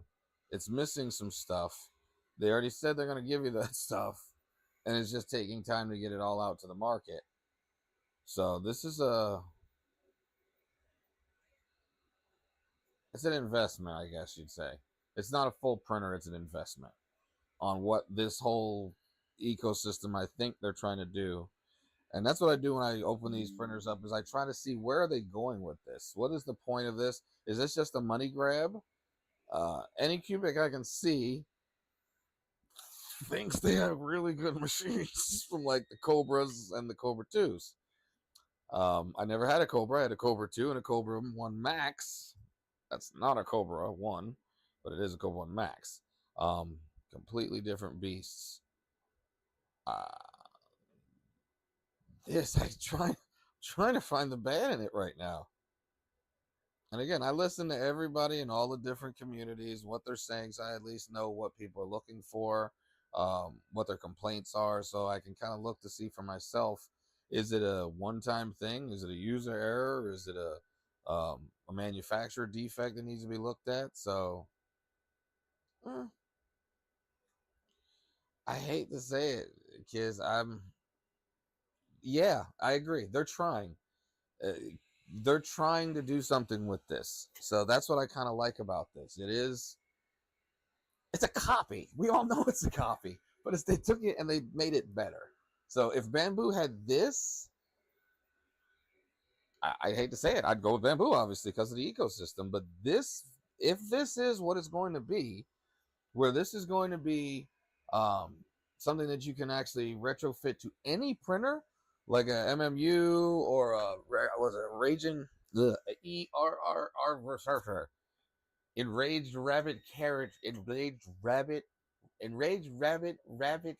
I give up. Somebody knows what it is. We all just put it in the comment. The rabbit thing. Enraged Rabbit Carrot Feeder. There it is. Enraged Rabbit Carrot Feeder. If this is like that, and it's got the dry box aspect, I'd like to see 70. Everybody would love to see 70 because if we do 70, you can just leave nylons in there, polycarbonates, and your really expensive filaments. You can leave them in there. But so far, it's so good. I guess so.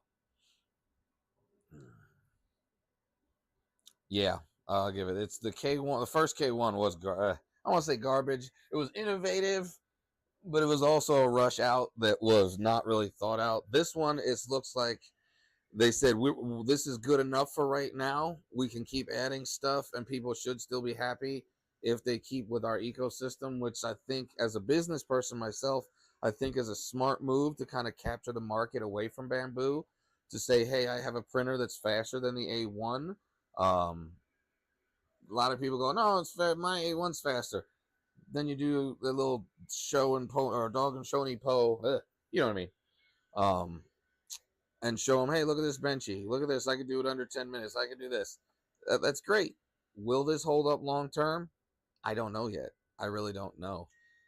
These obviously are just test prints. It's just unboxed. It's only a couple hours old.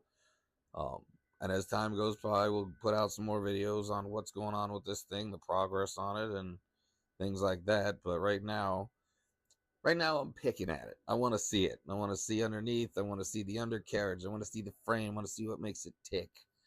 Um, just like if you were to buy a Prusa or a Voron, you're putting that thing together. You know what makes it tick because you put it together. I have no idea what makes this thing tick underneath. I just read things and see things. I want to see it for myself. And I'm still okay with it so far. Still not mad. I'm not. I'll be honest. It's got injection molded plastics. It doesn't have any 3D printed parts on it to try to save cash. No, everything's injection molded. And it's got a nice solid metal frame on the base. I kind of like that color, to be honest with you. It kind of reminds me of the V3. I like this kind of chrome off gray. But it looks like they're trying to reinvent themselves with the new 3 logo and everything else. This is also a magnetic head as well.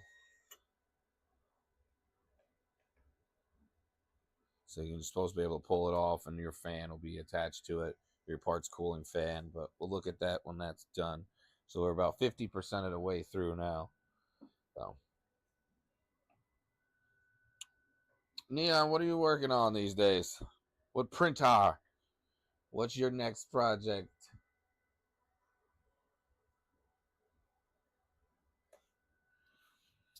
Me and Neon run into everybody's lives here and there.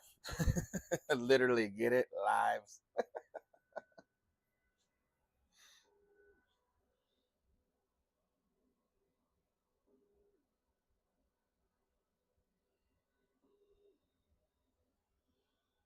Hmm.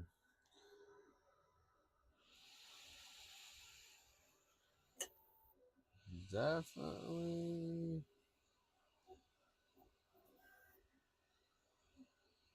Yeah. Again, I'm trying to nitpick this. And if I'm nitpicking anything right now, it's the layers don't blend together well in the infill. They look like they're two separate parts merged together rather than one created part. But again, it's another nitpick.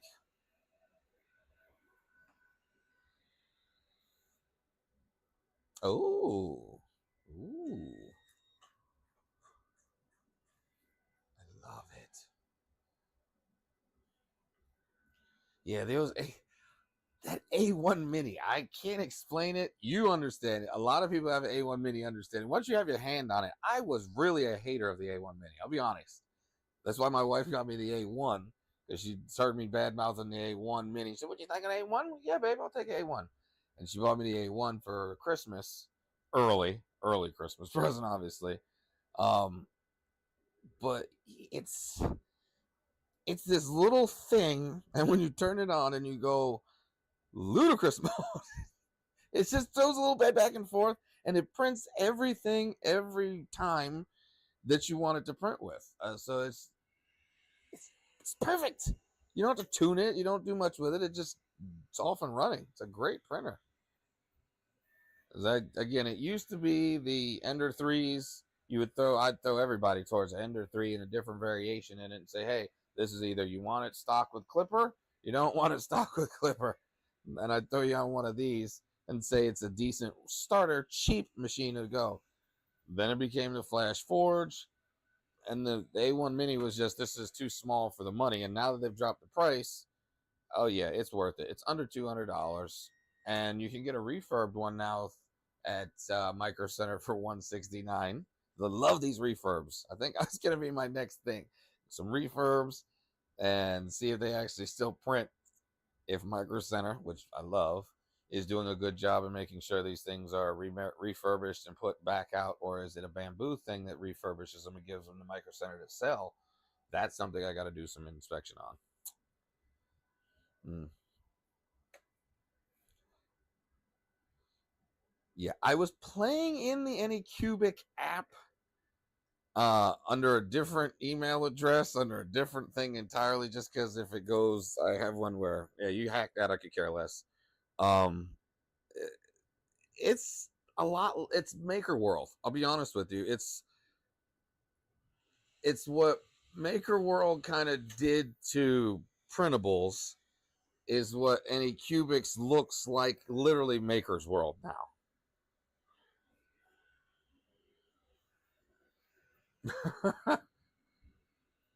Appreciate it. From the one in Micro Center. You know they have Micro Center coming to Miami in the next few days too. They're sprouting up. So everybody who's saying I don't have one near me, they're coming. They are coming. I'm good. I'm kind of spoiled. We have 3 near us. Within an hour drive, we have 3 of them here in the DC Baltimore metro area. I'm not upset with the shark. I'm upset they put it in PLA. I mean, we could have done that in ABS or something stronger, but it's okay. Let the battle begin. What is the strongest filament? I have my personal belief. Oh my lordy, are you really that knocked out, buddy? Well, we have our little guy knocked out in the chair over here. And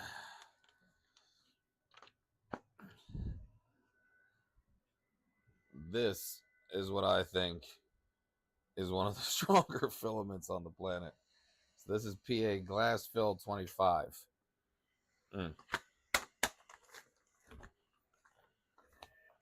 So this is going to be fun to print with one day.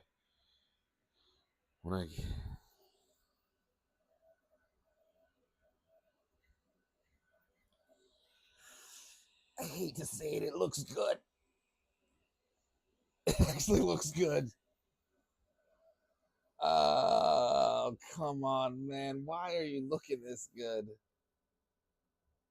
Oh, that's not. Dang it.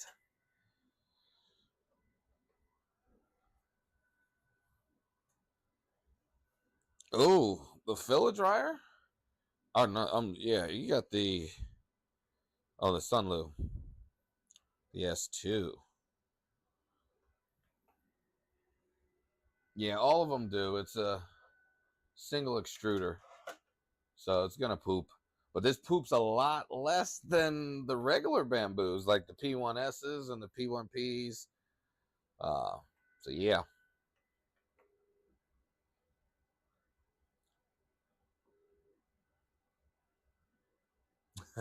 Yeah, the one in Micro Center, I believe it was the owner came on. I like to keep in touch with what's going on with those stores, because everybody who hasn't seen one or been in one, they're like, what are you talking about? Then they go to one, it's like, oh, I have to have one of these near me. So they're slowly but surely going out there. The one is literally, I believe, I think he said East or South Miami. I don't know, but yeah, it's on their page. Since the North Carolina one opened up and everybody went nuts. Everybody in North Carolina was having a ball getting all those discounts and 20% off printers. They almost drove to North Carolina. I could, yes. You can change if you change the model. We're printing the pre-sliced benchy, right? Or the pre-sliced files on here just before, so that way I know what I'm printing is actually legit, and I haven't messed anything up by slicing something funny. the wrong way.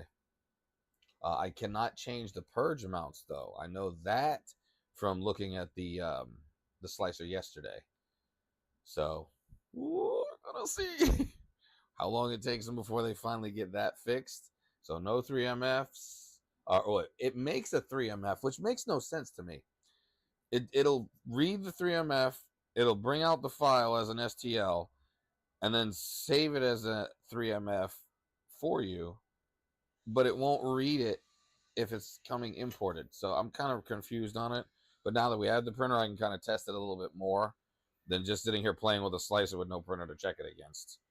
So, yes, the Anycubic slicer is a 1.4 point. Oh, I'll tell you. 1.4.3 is their slicer that they're currently on for Anycubic. So I have sliced the model in both there and in. Oh, there it goes.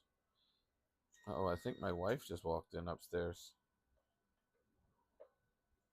Either that or I'm being invaded. One or the other.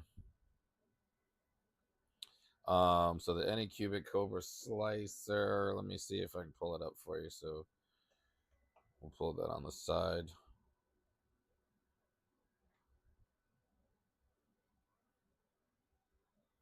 Print has 30. Oh, Jesus. Pizzies. Oh, no, that's elapsed time. It only gives me my elapsed time, not my. Interesting. So it only gives the elapsed time. The elapsed time is 36 minutes and 36 seconds, and that's at 62.46%. Which, again, why are we doing in hundreds? Why not just give me the layer that it fails at if it ever fails? It's so much easier.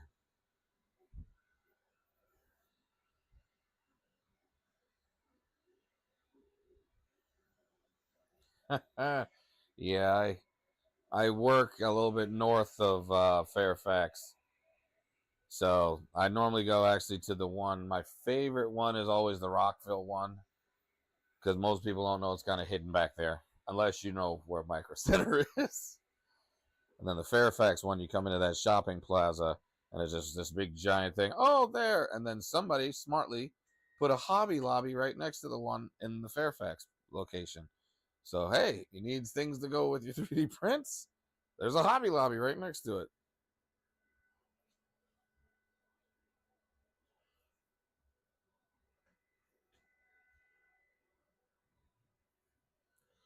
We are running it. Just for hibs and jiggles, is the A1 loaded? I think the A1 Mini is loaded. Because I want to know the difference between a regular print. Oh, yeah, we do have one.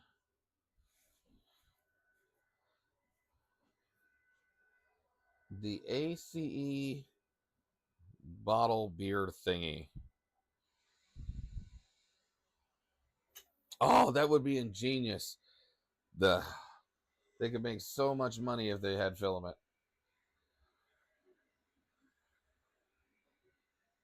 Ooh, I found out a secret if none of you know this. Inland filament is. Where is it? Where is she?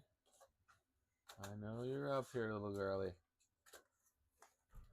Because when I found it out, I was kind of shocked, but then it made perfect sense to me. Do I have her? Where's she at? No.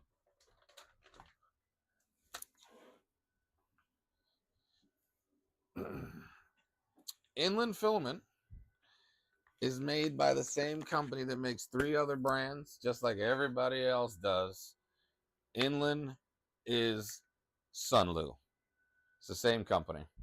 Same manufacturer, same filament, just different box. It's a Lexus Toyota. It's a Ford Mercury. Ford Mercury Cosworth for those in England.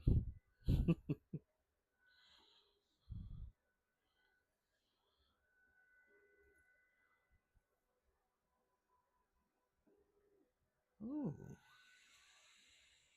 Yeah, still nothing wrong with it. Yeah, Inland's good stuff. I found this. Where's this ABS that I've been fronting with? This stuff. It's a glitter. It's an actual glitter purple ABS from Inland. Problem is, every time you go to Micro Center, I end up with too much crap for no reason. I don't need a roll, and I'll end up with like 4 rolls of the same color. I'm like, why did I buy this again? Oh, it was on sale. Got $10 off. Oh.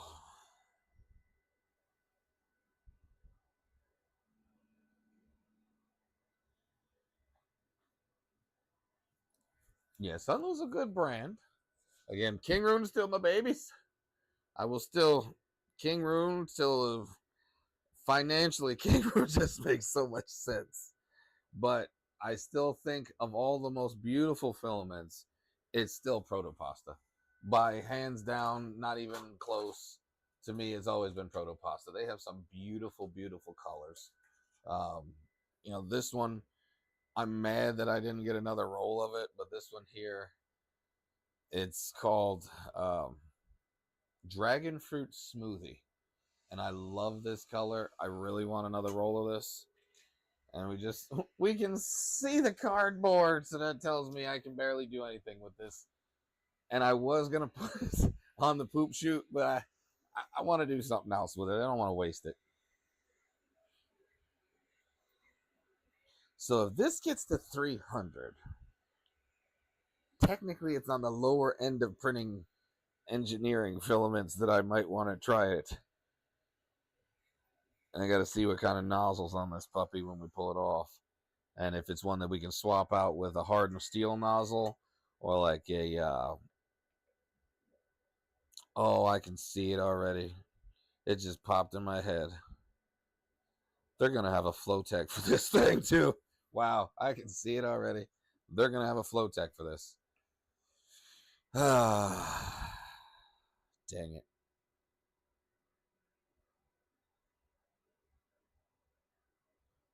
Yeah, I can see it happening already. They're going to probably have a Flowtech. This will be one. Give it till Christmas. Or the holiday time. Give it till the holiday time, and you'll see they're going to have a Flowtech on this thing. Just like they did for the Neptune. So they did that for the 4, the 4 Plus, the 4 Max. They've done it for the V3s. They've done it for the entire V3 line of the Crealities. They've done it for all of the K1 series. So, and they just released the one for the Bamboos. So you got to be kidding me. Oh no, that wasn't them. That was Slice. Sorry, Slice did one for the Bamboos.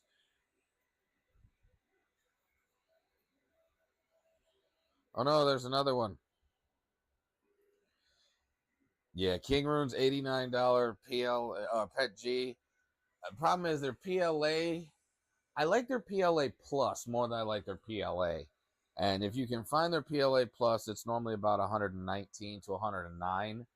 I've seen it on there for 109 to 99, but I've never been able to catch it at 99 when they do those deals for the Plus.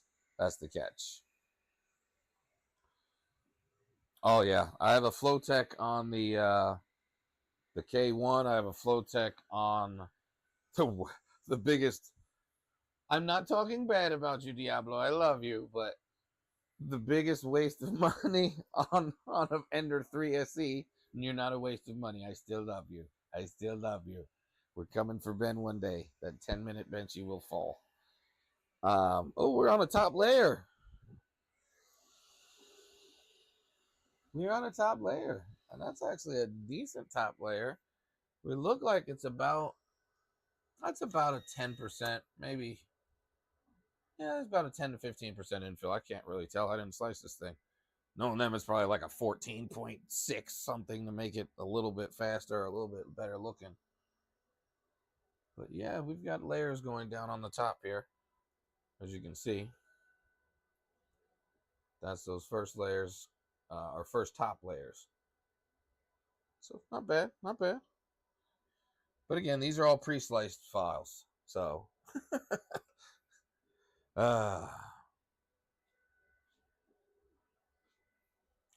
I love their PETG. I like printing in every filament there is. I have that problem. Um, if you guys watch, some of you guys watch Mandic Really, he's moving from Philly to Portland, Oregon, and he was selling off some of his stuff. And I kind of hit him up privately, and I said, "You got any engineering filaments?" He goes, "Yeah, I do." So that's how I ended up with a rack load of engineering filaments. And real nice guy, um, hooked me up real well, decent deal. But I love printing and anything I get my hands on. The coolest stuff I've ever printed in so far is PPS. I now want to get me some PPSCF because I have some PETCF, but I don't have any PPSCF. Yes, 100% for the Q1 Pro. That literally, that was the main reason why I got the Q1 Pro. And when it started printing beautiful prints for me, like I still bring this. This is the only fidget toy that I physically carry with me at any time. And everybody goes, "Why do you carry this stupid little switch around?" I said, "It's PPS." And for people who know about PPS, they go, "Oh, that's PPS." Like, yes, this is PPS. I made this in PPS. For people who don't, they're just now putting out videos for the main channels that most of us watch about PPS and PPS-CF. I discovered it just trying to figure out what could the Q1 Pro print, if it was actually capable of printing engineering filaments like it said it could, or if it was just going to be another crappy, cheap printer. It's a cheap printer. It's not crappy. Don't get it twisted. A little fragile, but it works. It's like a porcelain thing. Oh, it's so precious. Why do I have cat hair all over me? Precious. Oh.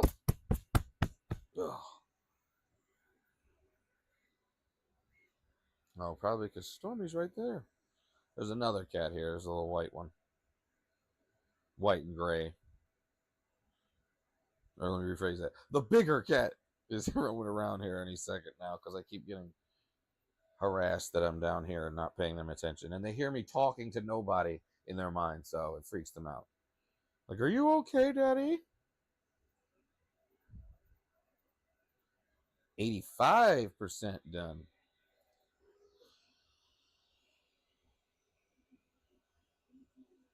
Yeah, top layers look fine.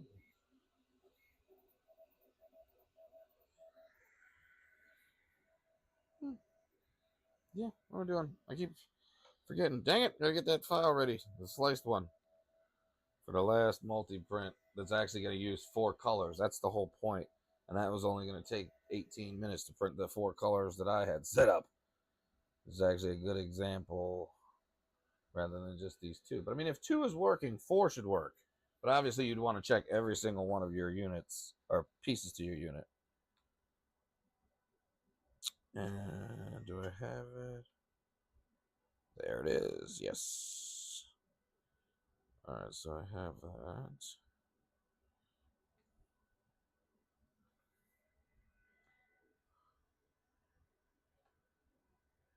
88%. We're getting there. We're getting there. Thanks for everybody sticking through, especially with that rough start. And I had to run out to a different, I'm sure a couple people are not on it because they went to the old one and said, "Oh, it's gone, it's done." Oh, well, we'll get one of these right one of these days. What is the goal? As some of you have been here a few times know, it gets better each time. It's not always this bad. And this one ain't that bad, actually. I'm very happy with this printer. This one hasn't failed me. I failed it earlier by not reading certain directions, but it's actually doing really well. Purge Tower. Looks like a Prime Tower, Purge Tower, whoever you want to call it, but yeah, it's looking good. So yeah, we could make the Prime Tower, Purge Tower, whatever you call it, into a piece of poop. You can make it into like a Minecraft model. It's a couple different things you could do with it. I normally only print in multicolor when the missus makes me, which any minute now. Actually, I think she is upstairs, and I think she just doesn't want to be on camera right this moment in her work clothes.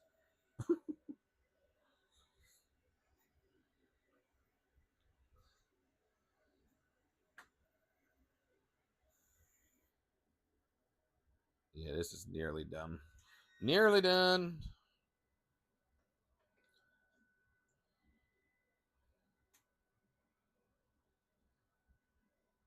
Yeah, it's a bottle opener. This shark is a bottle opener. I couldn't. It just said colorful shark. Brrr. So I didn't know what brrr was. It's beer bottle opener is what it's. But you missed that part because of the characteristics are missing at the end. It just kind of dots. It doesn't do like Elegoo does and just keep rolling it through onto the bottom. How many of you guys saw that new Elegoo printer, the Century, the Centurano, whatever the heck it's called? I think Nathan had it in his channel the other day because he was at, I believe it was either Form Next or Rapid. Forget which one he went to, but he saw it there. Yeah. Oh, Kelson, you like that, huh? I'm just learning how strong the adhesion is to the bed with that stuff. Where is it at here? Yeah, I 100% agree. For the money, if you're looking to do pet CF, you can't go wrong with Tech. I mean, if you've ever done resin, you know Tech's good. I think, what was this one? 29. Callan, what'd you pay for yours? Because I can't remember what I paid for mine. I lose track. Just like, yeah. This one I actually got off of Amazon, I know for a fact. I just don't want to look it up, and I'm just being lazy with it.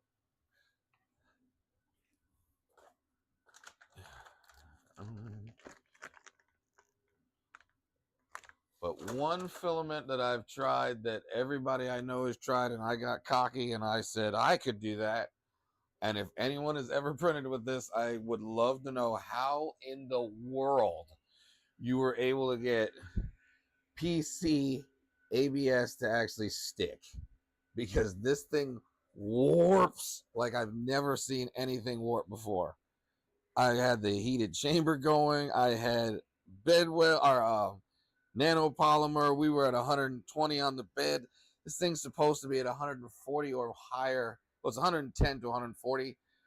But I know people who still can't print with this. It warps to high hell. Oh yeah. Oh yeah, my buddy figure feedback. Yeah, he got the 5M around the same time we did, and he just went hardcore with his. So I just stayed out of his way, obviously, because he's got some good info on the 5M. And then the wife, of course, took it over, and it became her favorite printer. So yeah, he's got some real good stuff on that Flash Forge and the A1. He does a lot of comparisons with them. Real nice guy. Yeah, most of these creators out there, they're really good people to talk to. They'll sit there and have a conversation with you. They'll even help you out. They're not here to, I know a lot of people think that they are trying to take advantage and force things down your throat. Buy this, buy that. It's kind of the only way you kind of be able to buy more printers. Some people make more money than that, but that's okay. That's not what I'm talking about. Some of them still have it in them. Some of them are still about this and helping us get to where we want to be. As far as printing, not content creation. Um, my thing is the printing more than the content, but I prefer to help people grow. However, whether it's content or 3D printing.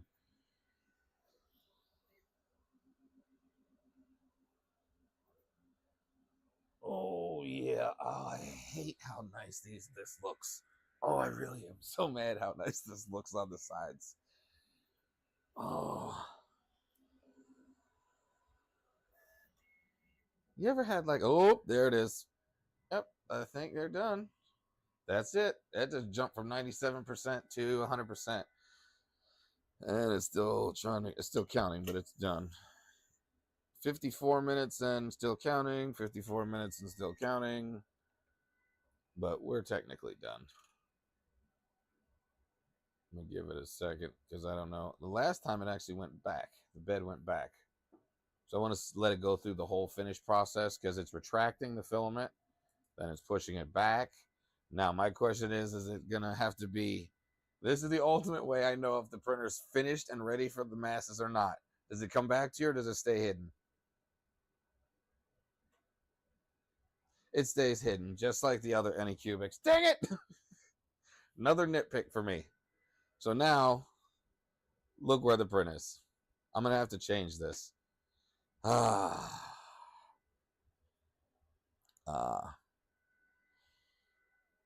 3D printing as a business, you're going to have to do what the market wants you to do.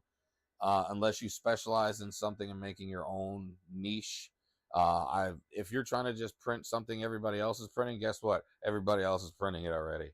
So the goal with learning 3D printing is the CAD is great. CAD is important. I'm probably the worst at that.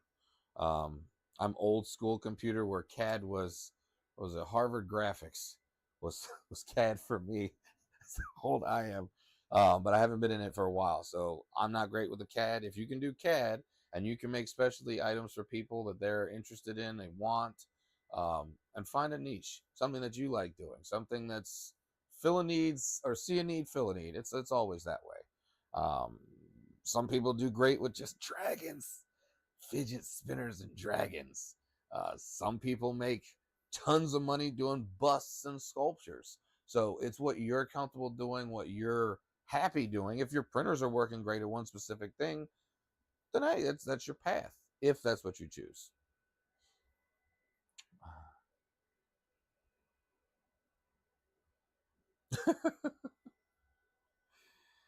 Oh, there it goes. All right, so we have it off. Where are we we're gonna move this. This camera was not doing too well at getting a good close up, so I'm going to move the other camera into play so you guys can see this up close. Just gonna move this out just a little bit.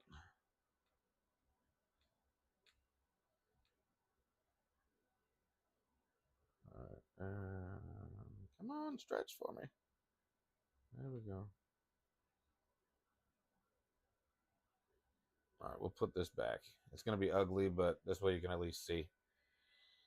All right, so here we are off the bed, and again, it's a little rough on the top, but not in a bad way. That can be tuned. Bottom layer looks good. Bed adhesion looks good. What I was seeing was that I don't see a single seam. What are you using, scarf seams? Oh, no, it's probably in the inside. And this is what I mean by my nitpick. If you notice, there's like a, oh, come on, focus. Focus! No, you can't really see that well there. But there is a gap in between this here. I can get my finger in there. But that's not bad. The side is nice and smooth, no gap. This is probably where the seam is. I'm pretty sure this is where the seam is that they're trying to hide it. Yeah, I think that's going to be your seam. Oh, well, I mean, that's a good print. I'm happy with this print. Can I pop open a bottle with it? Do I have a bottle? No, I don't have a bottle right now. But it does. Oh, yeah, it works. Okay, that'll work. That's good enough for me. Yeah, it works. It's a bottle opener. All right, so let's do this small multicolor that's going to use all four. Make sure. Oh, I just noticed that. If you look, it's got two notches, so you can use either side. Like bamboo, you know, it's got the same thing here on that. It's not a bamboo clone. It's just similar. All right, that's going to go back on. And we're going to do the 4-color print real quick. Because that one's only 22 minutes, I think it was. You're going to hit the bay or the hay? Hopefully it's the hay, because if you hit the bay, that's not a good thing. That means you went too far. Joking. No, have a good night. I appreciate you coming out. Yeah, again, we'll be doing more videos on shorts on this later on with different filaments and things and start playing with it more throughout the week. But where are we at? Oh, that's right. We're doing the other filament. We're taking this PC ABS away. Let me change the camera backs to, as you can see again. Come on, baby. Change back for me.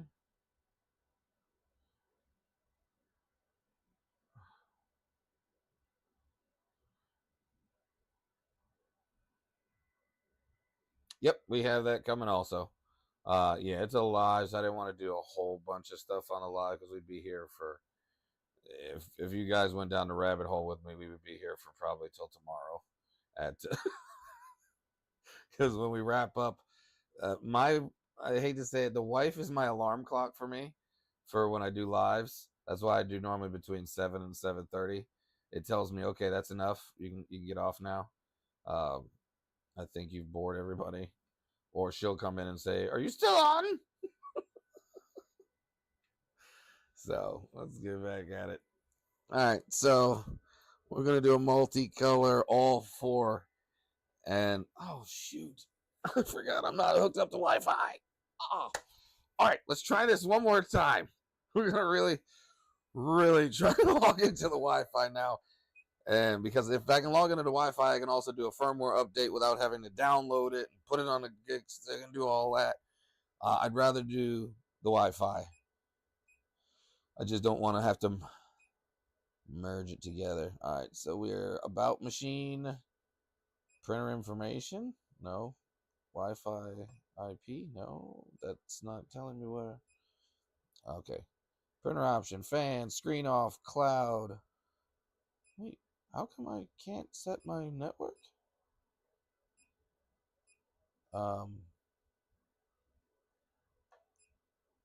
Please connect another ACE if you'd like to add. I don't want to add another ACE. I want the Wi-Fi. Wow. Did I permanently cancel my Wi-Fi option?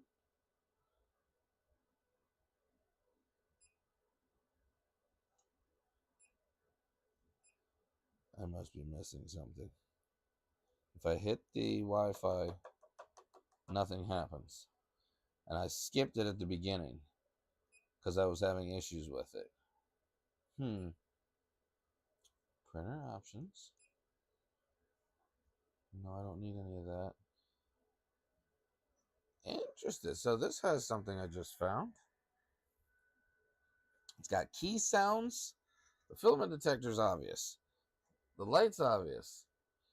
A belt detection and AI detection. The AI detection, I'm pretty sure I have to have the camera for, which I don't have. And the belt detection, I'm going to leave it on and see what happens because I have no clue what that is, unless it's like the V3XZ, or the V3XZ, where the belt will tension itself. But this made me tension the belts when I started. So we're going to see what that does. I have no clue. I'm trying to find how to add Wi-Fi after saying no to Wi-Fi. Maybe it's permanent. I hope not. Oh, there we go. It's cloud access is what you have to do. It did frequency tuning already, or did a calibration compensation, but I don't know. Yeah, I'm going to try this. Going back to the T8 text. Here we go. Maybe the firmware will fix that. All right, let's try this. We are your child of the early 80s. You can do this.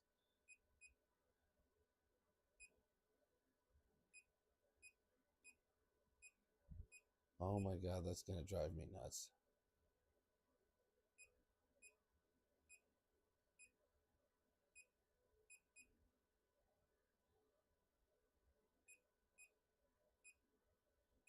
I think I got it. I think I got it. Last one. Come on. Come on, Wi-Fi. Wi-Fi connecting? Wi-Fi connecting? Normally it's faster than this. It would just say connected. Please don't give me an error. I'll be your friend. Wi-Fi connected. Woo! All right, let's see if I can find this printer now. Let's see if it's true if this thing doesn't quite have access yet. Let's log into my code. I'm a little nervous here if this is... Oh.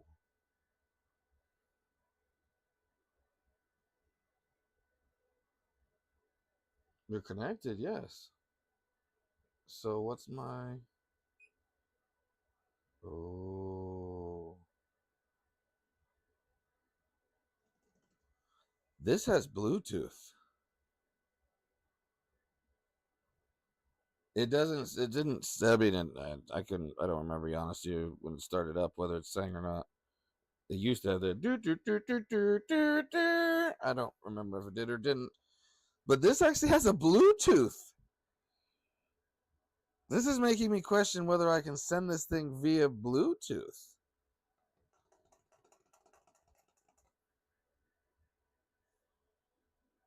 Hmm. Hmm. Yeah, that Anycubic noise would haunt me at night, especially trying to fix them. So it looks like it's not going to give me my IP address on this thing.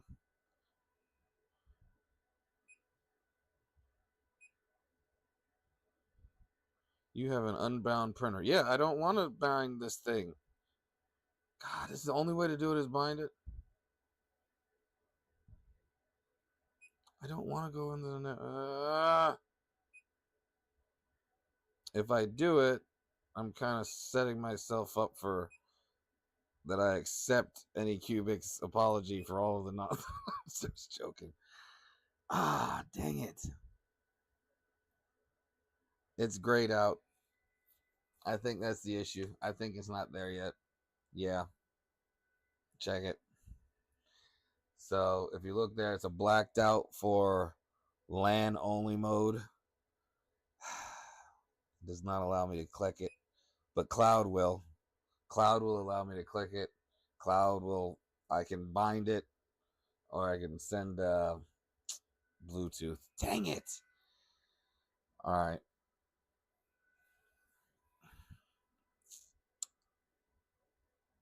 All right, I give up. I'm gonna have to bind. Dang it! I really don't want to. I don't want to. I don't want to. But this.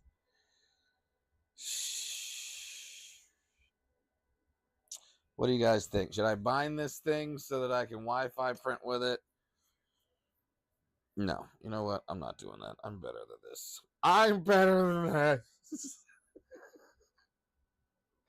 I'm so much better than that. There's no way. No, I'm not going to do that. We're going to go back here, and I'm going to just slice the file and send the G code via USB stick. Oh, well. All right, there we go. Total print time, 22 minutes. This will be a quick 4-color print. Simple, really fast. I'll let it print all these. Export my G code. Export it to my local drive. We're doing this off of the Anycubic slicer, just so that we're official. We're not changing anything. It's only what you could get today, even though I want to do the Orca slicer one. All right, where's my USB stick? There it is. Files for the Anycubic Pro, and we're going to put them right there, right in that file. We're just gonna call it. Is that what we're calling it? That's the name of it. Design number 8. It doesn't even give it. It's just design number 8. All right, so that's done. We have it on the drive. We're ejecting the gig stick. We're plugging this puppy in, and we're going to hit the print button. See if this prints. This will be all 4 of the colors. I can guarantee you that. I made sure of that puppy. There we go. Yep. 24 minutes according to this now. So 24 minutes. Yep. 1, 2, 3, 4. There we go. So we now have all of these. Oh, I see why I didn't want to do the other one. I have 2 gray PLAs and I need to change the coloring 2. So that way it just pay. Let's make this a red. It doesn't matter what color it is, really. As long as it doesn't. It's trying to do the backup roll where when I need a gray, it'll go to that one also.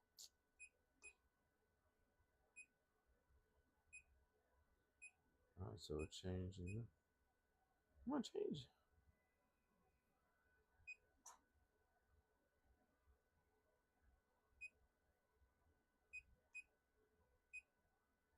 There we go. Okay, now we're good.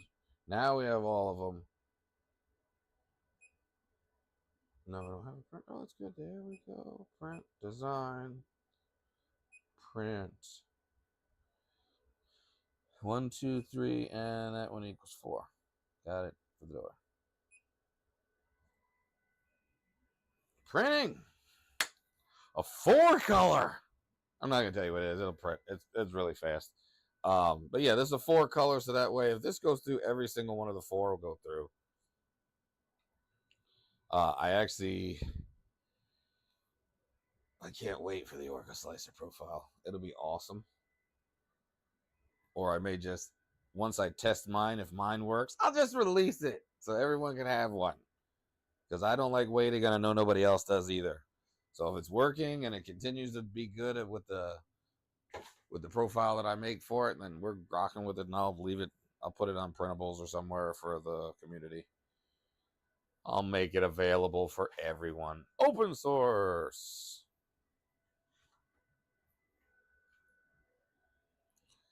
Yeah, who was it? Greg Adventure from 3D Rundown. He loves the CR10 SE. And when the Creality 5.0 came out, he same thing he did. And me and him were kind of on a race back and forth. He blew me away with that. He's way better at it. But he made the CR10 profiles for the Orca before Orca had the CR10 SE, the CR10 SE profiles. So anything to help the community. If I can help somebody else and then they help somebody else, it's a pay it forward thing. So I don't expect anything in advance other than just, hey, how's it going? That's all that we ask for. As we used to say, the old, how's it going? And just keep it moving. Or you can sit, stay, and play. It's all fine with us too. All right. So this is the official. We sliced it. It's not a preset G code. We sliced it ourselves here, so that way it's not. Anycubic didn't do nothing with this one. I did it. So if it's horrible, maybe I'm horrible at doing it. Yeah, right. No, it's a simple, just a plaque with some letters on it. Each letter's in different colors, so it'll do multiple changes on those letters.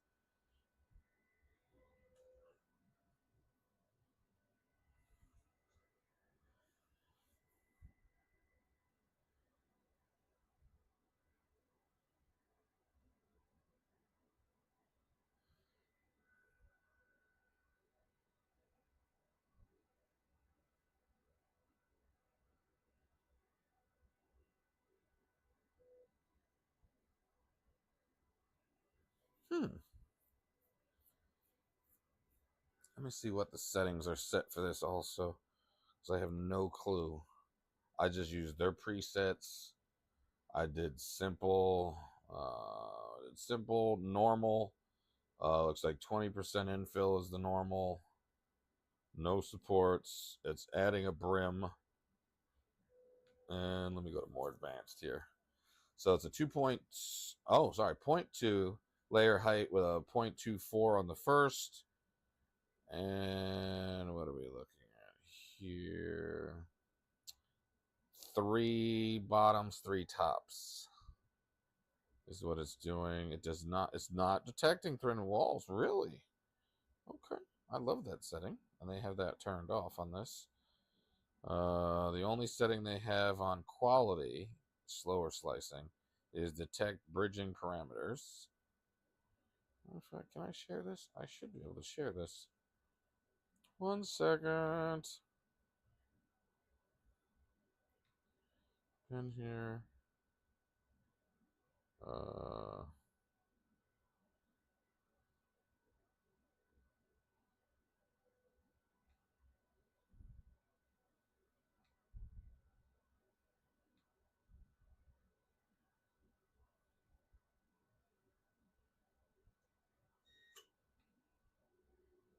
Where the heck?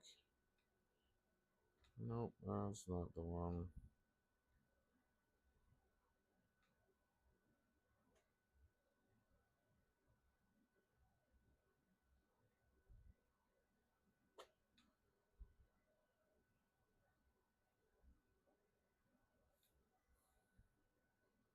Hmm.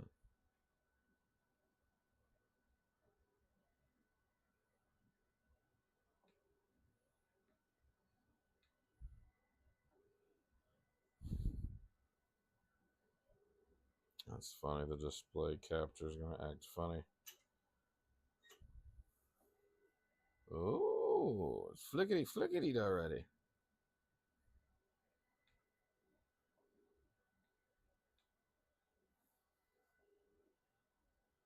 It's going to have. Oh, I knew it. Why would I do that? All right, so it's doing silk on the first layer. So let's see how well I can put some silk down, I guess. I was not planning on that. I wanted to go with the PLA Plus for the first layer. But things happen, and we're doing what we're doing. Why is this not wanting to let me show this? Oh, your screen is showing okay, that's why.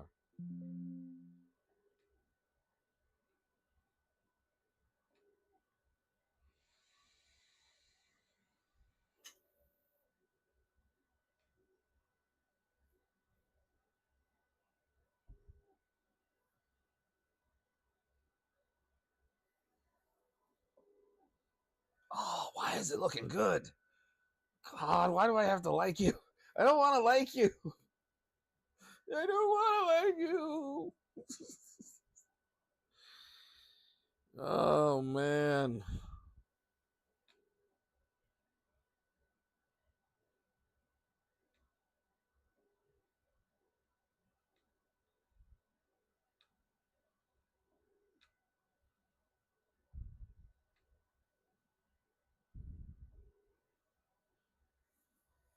All right, so I'm going to pull this up while we're doing that so you can see the actual slicer that this thing runs off of.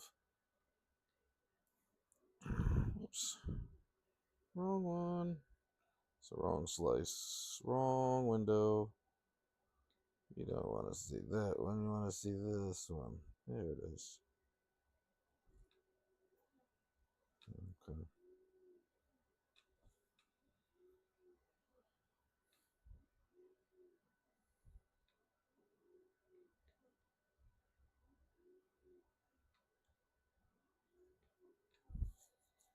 Mm-hmm.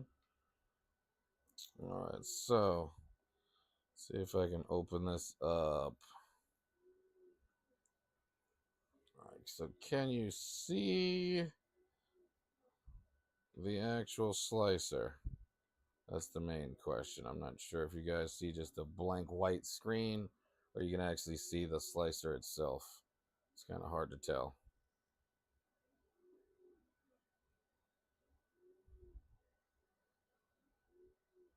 It doesn't look like it's actually showing it.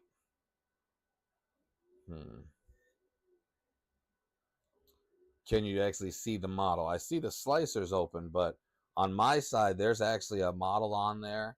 And when I look at the live, it looks like a blank screen. It shows a slicer, but it doesn't show a model.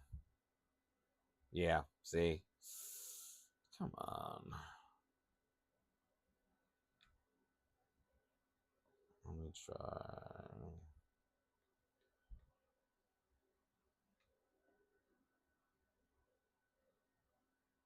Log in to Anycubic. Nope, not doing it. Sorry, no, we're gonna do no. All right. I'll have to do another video on that one if it's showing up. I'm not gonna keep playing with this and end up messing it up. See, it's not letting me do it. I want to, but it's not letting me do it. Let's try that with this.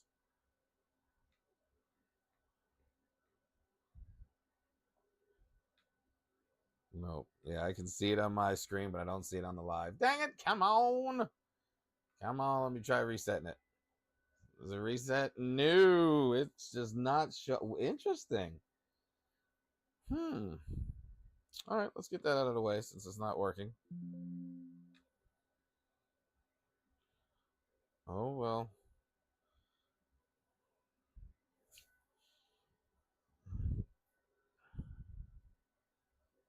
That's a good question. Can it see the bamboo? Ooh, let's see if it'll see Orca then. And we'll see. I can show you what I've done already in Orca.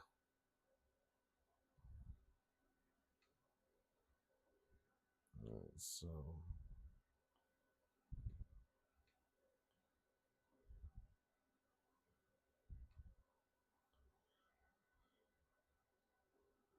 come on.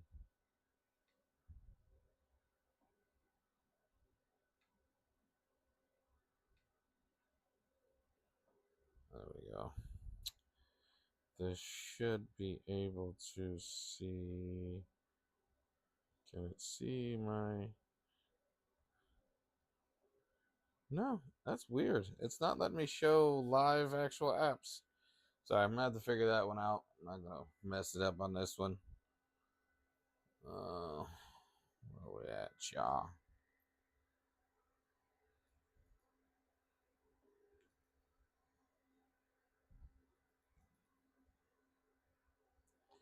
See how close I can get without destroying the model.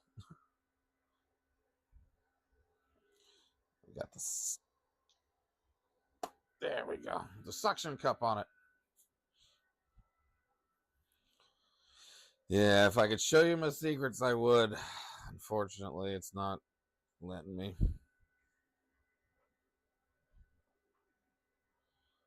I'm an old man, so being old, this newfangled technology is a little... I'm gonna figure it out. I grew up in the age of Windows 3.1 and DOS. If anybody remembers those days. Most of you probably weren't even born when DOS was around. Oh no, the wife is home. You might need a measure. Huh? Oh, it doesn't matter. It's just our uniform. No, look. No. I love my wife. She'll be here in a second. She has to change her shirt. Right, my love? Yeah, do not come over here like that. DOS 6.0. Yep. That's old.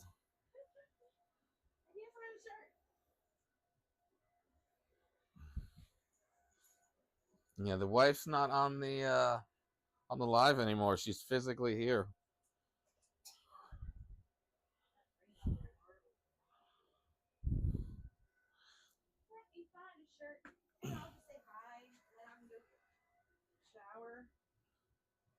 Well, you would need one of the microphones, my love.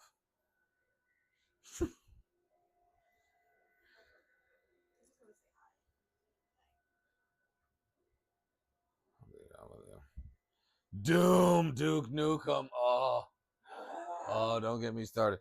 Why, Neon? Do you know that was what was going to be the original print, but it was going to take 7 hours to do the Doom logo. If I was doing the Doom logo, that was what was originally going to be the multicolor print in 4 colors. Dang it! Should have done it, but that's way too long. Way too long. I don't know. So no one can hear you because I'm on a. Would you like the microphone? No. No one can. She's just dancing in front of the camera. Say hi. Hi. No one can hear you unless you're near the microphone. Never mind. I just got off work. No crap. It's a wave. Everybody's wave back. That's just special. You didn't eat the shit I bought you? Language. You didn't eat the stuff I bought you? Language. No, my love. I did not eat food on the live stream while I'm talking to people and chewing their ear. I did not do that. Sorry. After you let my baby down. Help me. Please help me. Yes? Yes, my love. I'm in the middle of a live stream right now. Are you gonna fight me about the soda that's sitting there melted? Don't do it, please. That I brought you home and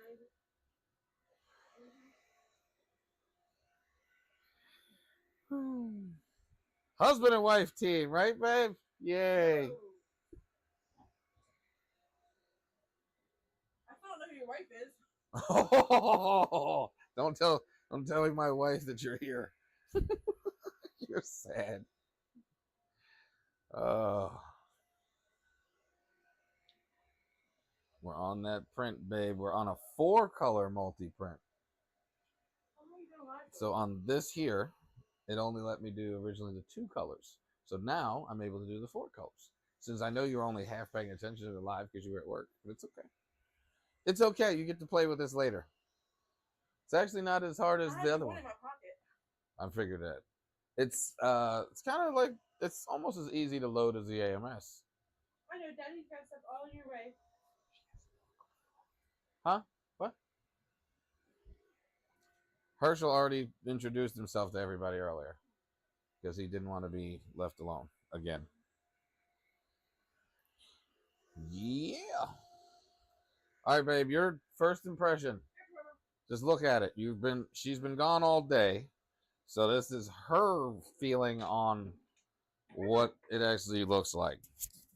Here. Come here, baby. Come here, wifey. Come on, wifey. You want to clap at the cats? Here. I need your honest opinion. Here we go. Mic you up real quick. There you go. I need your honest opinion. You haven't been here all day. Huh. You've only been watching on the live for a little bit. What do you think of this in person now that you can physically see it? I don't like it. What do you mean you don't like it? I'm sorry. Excuse my appearance. I just got off work. Why don't you like that? I just don't. No. What's wrong with it? Explain to me why you don't. I'm a Flash Forge person. I'm sorry, but that's just who I am. No. No. You're just getting flashbacks of the Cobra 2, aren't you? Mm-hmm. Okay. But it's actually better than the Cobra 2. I don't like this. This is bulky. What? It's the same size as the other AMS. But you can't do that. Yeah, it takes up a lot of room. It does take up a lot of space. But I'm sure somebody will design something, whether it's like a top mount piece or whatever. I'm sure it will, and then we will mount it. So now I can officially say hi to everyone instead of waving, Just got off of work. My hair looks a little whatever, but I'm not a fan. I mean, we got a lot of printers. My favorite is Flash Forge. I know it's cheap. And then I like the P1Ss. And I like the, where's the Max? The Max is down there right I now. like the K1 Max. You say which one? I lost you. The Flash Forge. Flash Forge, the P1Ss, and the K1 Max. So Core XY. So you're not a bed slinger girl anymore. Spoiled. The A1's nice. But what's wrong with this? Tell me what's wrong with this. Like, you can't justify what's wrong with What's this. right with it? It's just... What's wrong? Okay, you're harboring angry feelings. I have angry feelings. I don't like this. I don't like the big bulky hot end or whatever. I don't like the big bulkiness of that. Well, the A1's not that much different. It's not my printer, it's yours. What do you guys think of this printer? Honestly. Anybody? It takes a second. There's a 5 to 10 second lag. Yeah, give it a second. There's a 5 to 10 second lag. Yeah, what is right with it? That's Who said that? That's the good answer, Mr. Ramirez. What? Laugh out loud. What's right with it? No, he's talking about you. Oh. And what your statement was. You walked in and said it's horrible. There's nothing right with it. I don't See, like it. This is the 3D community right here when they're not fully versed and they've seen a couple of things that they don't like, or they've had a bad experience. You've been listening to this all day? All day. All day, guys? Really? Ah. Anybody want him for a week? Not my fault. Husband for I'm sale. telling you this. No, See? I wouldn't trade him for the He's world. impressed too. I'm impressed. It is a printer. It's do yes, it is printing nicely, but I'm not a fan of Anycubic really. You can't stay on the same bandwagon. I told you I had to give that up at some point. You have to give it up too. You got to give them a chance. You got to give them a chance at some point. I mean, they've got to get better. This is them. You know, like they're trying. They're making an attempt. They're missing. That's the point. Making an attempt. Making an attempt, right? Making it, but it's not. No, it's try to do a large print. Try to do a large print. We wait, will. wait. We will. At super speed, a large print, multicolor. Do a teddy Look, bear. Here's the Benchy that you missed. There's the Benchy. There's the Benchy. And it looks fine, but it's still not Flash Forge. You're obsessed with this Flash Forge. That's the problem. It's a budget-friendly printer, obviously, and you love it because it's. I wish it was faster too. What, this? Yeah.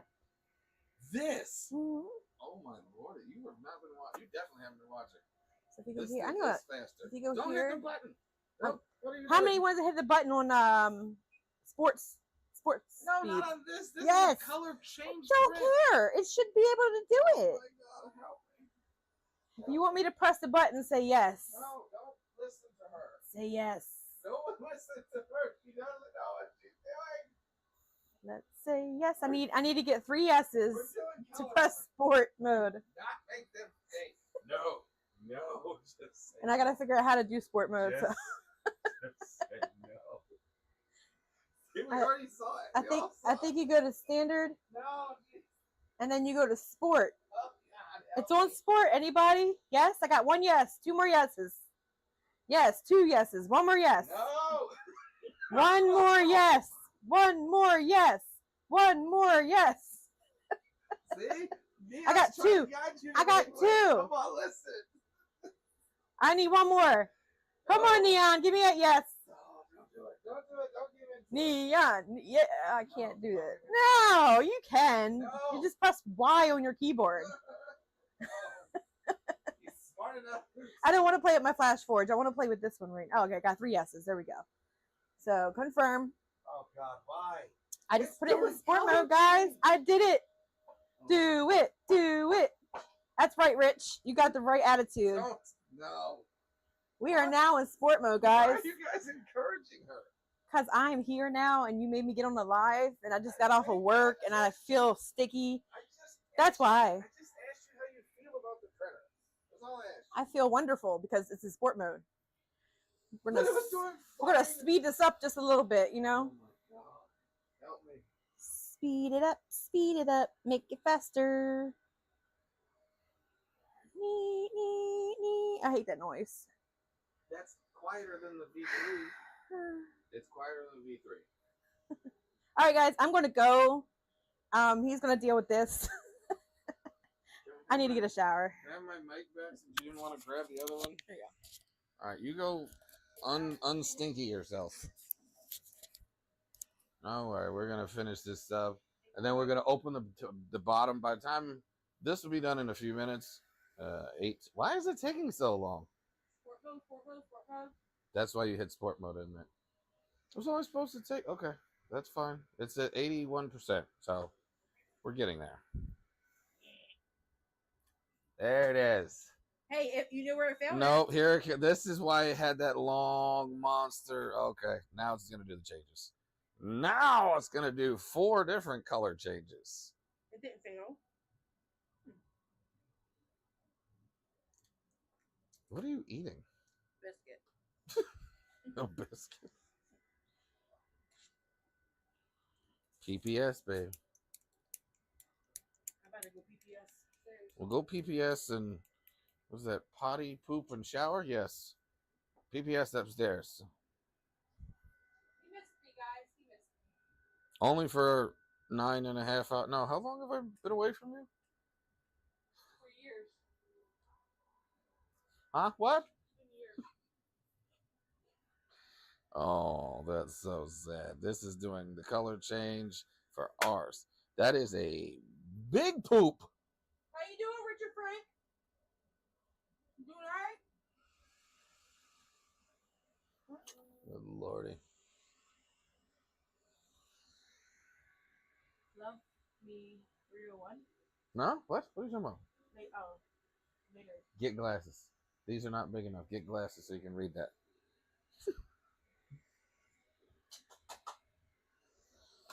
Oh, look at that. Oh, look. And color change.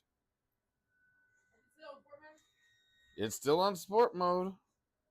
You and your magical. I need sport mode on a. Oh, Rich just waved hi.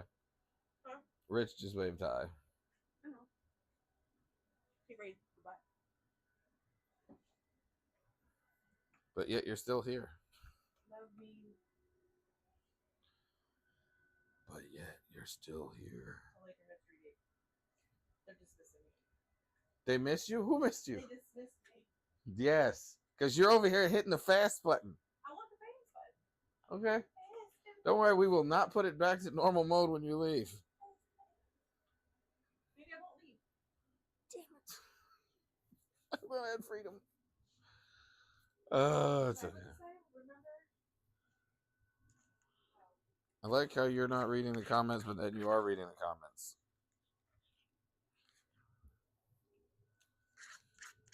I don't read the comments.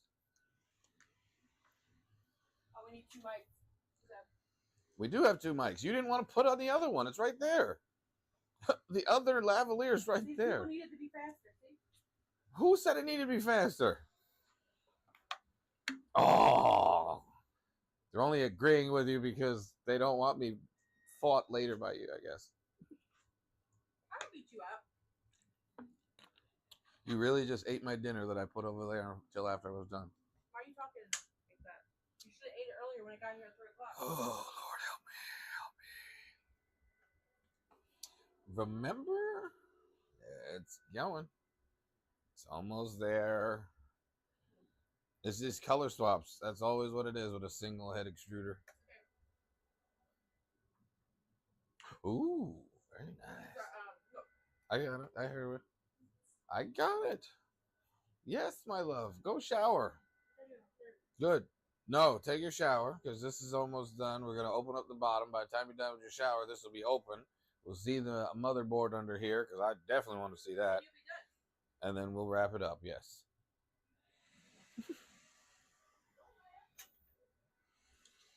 She's gone.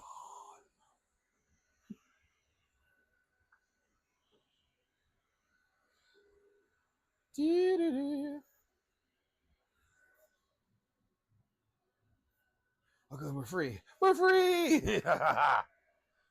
I'm gonna leave it on sport mode though, because it's fun. It looks like it's going fine on sport mode, so I'm mad. I can't even slow it down. It's doing what it's supposed to do.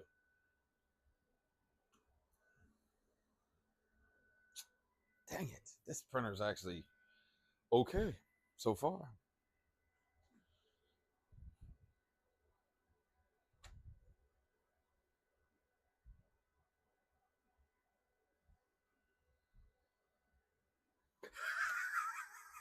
I should too. First things with, why is it so slow? This was so much faster before. Why is it so slow? Yes, my love. I hear you.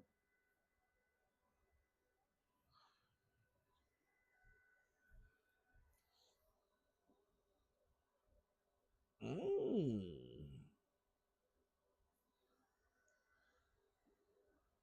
1, 2, 3. I'm missing a color. 1, 2, 3. Oh, 4. Duh. I'm a big. The gold is the 4th color.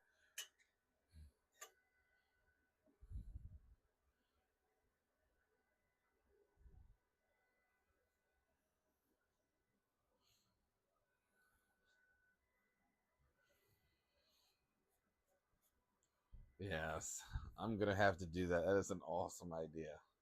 No, because if I do it, she's going to retaliate in some other way. Yeah. She's going to tell me no on the next printer. I can see it already.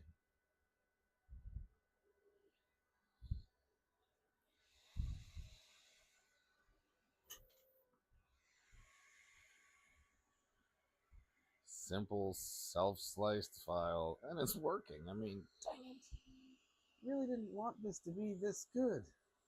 I wanted to be able to complain about this thing. I hate to say it, I can't complain so far. Even the... Yeah, and once the Orca gets a hold of this thing's gonna be flawless. Hopefully. Hopefully.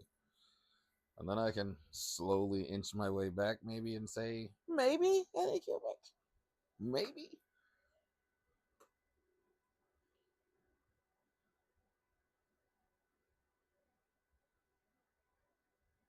I hear water running. Somebody is upstairs. Come on, baby.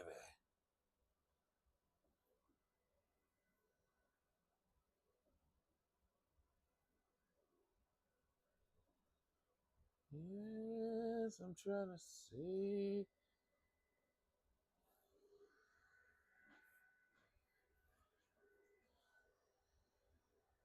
This is definitely more poop.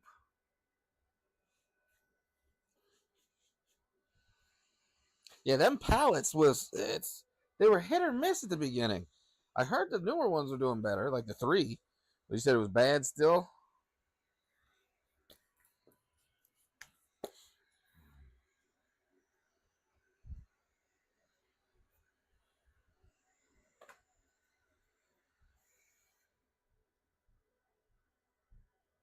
I saw something.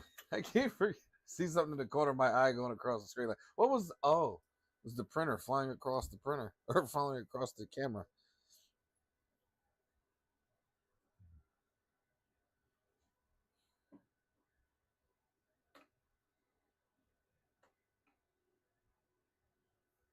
It's gone through all 4 with not a single. Yeah, watch me jinx myself. Not a single clog or jam, and everything works well so far. And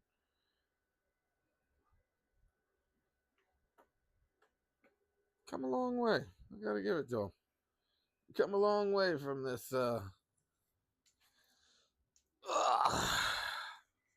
Hey, if Aurora Tech can put one on top, I can put one on top. How does it? Oh wow, she's right. It does just barely. This one just barely fits. But yeah, that's it's coming from this printer from back in the day. The old Cobra 2. With the little baby bed compared to this thing here. I mean, that's a night and day difference. Size wise, quality wise. And this doesn't have this is supposed to have IQ or Lev 3. And I'm so glad that they got rid of that stupid thing on the back. Like they did. This thing was a nightmare in the back. That little probe thing. Oh, come on. Get another camera angle. That's not going to show. There we go. This probe thing. It always was faulty for me. It never worked. Still to this day doesn't work. I've tried calibrating it with the special tool it comes with. Everything. But I was never a fan. And I just, like I said, took a year to get this thing printing. So now that it's printing. Oh, a little TPU foot. Sorry. You lost your leg, little guy. All right. And that's on there. Boop. Ah. 91% finished.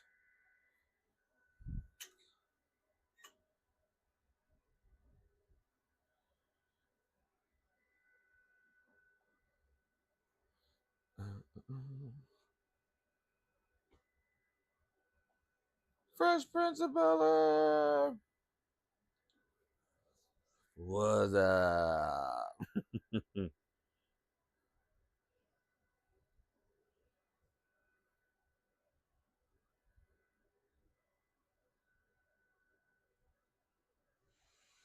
Yeah, they did. The Levy Q.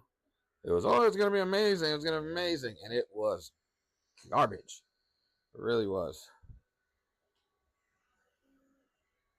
This said is a Levy Q 3.0. So whatever the heck it is, it's not some baby probe on the back. I'm assuming it's just the pressure gauge on it. I know I have that gauge. I could have swore I still had it just in case I ever needed it.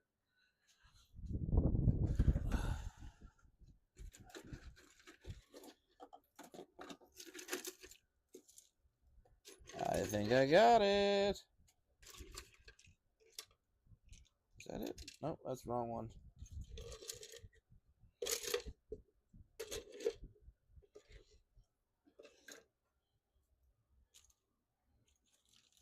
Ah, there it is. All right, so on the new ones, so this is the same sensor. This is the exact same sensor here that is on there. This is their strain gauge sensor, which I had a nightmare of a time with on the Kobra Max, trying to get a good Z offset. That was what had me most skeptical about this printer when people were saying they were having issues with the Z offsets on the Kobra Max. So that's why I changed this to a probe instead of instead of a strain gauge, because that's all it was the strain gauge. Yeah, just the strain gauge on there, and that's how you got your Z offset. So again, if you can imagine a giant bed slinger where the bed will obviously move from the heat expansion. So yeah, this thing was never very accurate. So that's why I replaced this.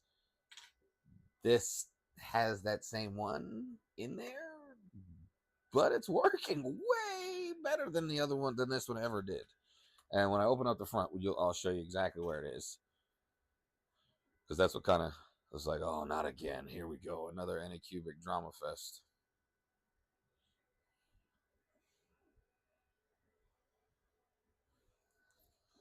Now, these letters don't look half bad. We'll see here in a sec because it's almost done. I'm not going to ruin the surprise because I know you can't see it. I know you can see it color changing and you can see some colors. If you can make it out, that's awesome.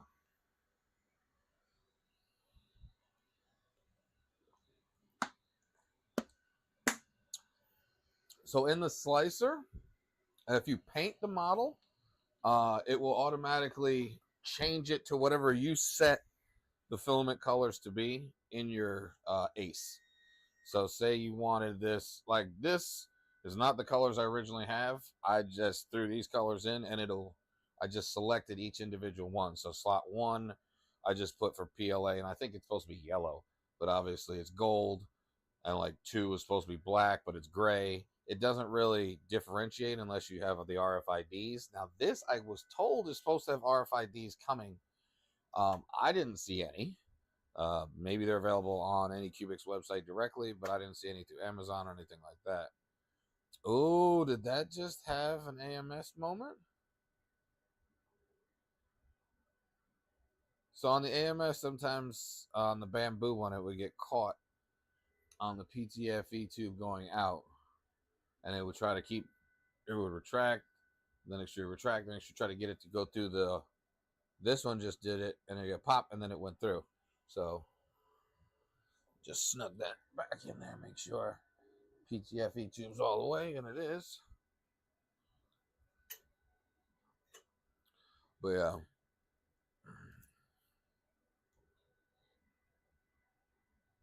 So there is an option to, when you slice, for instance, like Orca Slicer, you can go to the layer when you're previewing the file, go to the layer where you want it to pause at, and you're going to right click and there's an option to hit pause.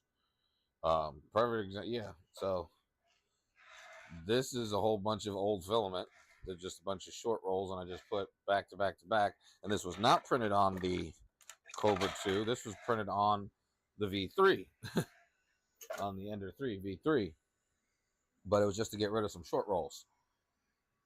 If I was running it on this machine, I could set every single one of these to black, just say all black, and paint the model black, and it would just keep going constantly and go through each single roll. So I would set this as one model, one color, but then in the ACE system, I would set 1, 2, 3, 4 as one color, no matter what they are in there, and it will just keep printing each one as that filament. So if you had all pet G's in there, it would print all pet G's. If you set the wrong one in there, it will still print it however you put it in as in the system, not what it really is. So you're the one who makes that decision. Setup was a little funky for me. Was not that bad. Yeah, you can watch later. It's not nothing major issue wise. There was a couple little pieces here that I didn't like just personally, but overall setup is pretty much simple. No big issue. The only little thing I saw that might be an issue, if anything, is on the purge wiper. There's this little baby, like it's hard to explain now that it's on, but think of like a fork. So think of like a fork like this, but one side is just a little shorter, and they hang out about that far, and you got to kind of go in the gap before you screw it together, because if you don't and it doesn't go in the gap, it'll kind of lean like this. That was the only thing I could see is going to be a major issue. Major as in your poop is not going to be swiped off during the purge, because it will lean it forward like this and it'll miss.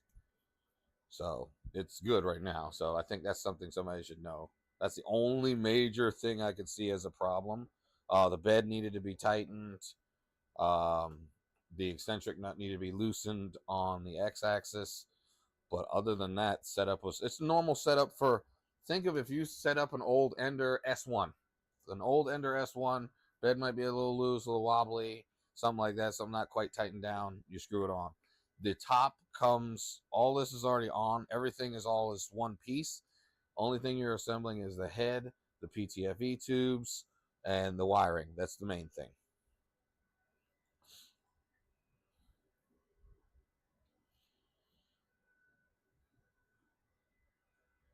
Yeah, it's a big help, especially not having to swap them out, because I wasn't going to use my ABS to print this this little tower, because I wanted to use short rolls, and all my short rolls were PLAs, and I was too lazy to switch out all the ABS, as you saw.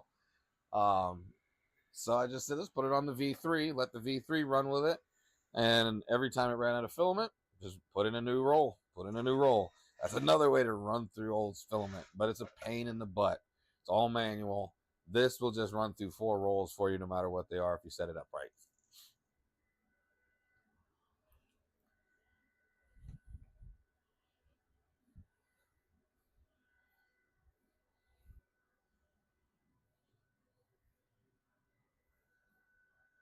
I completely forgot to turn on the music the entire stream. That was my fault. It's alright, we're almost finished here. We're just going to open up the top, this, and the bottom, and then everybody can get some night, sleep, because I know it's getting late.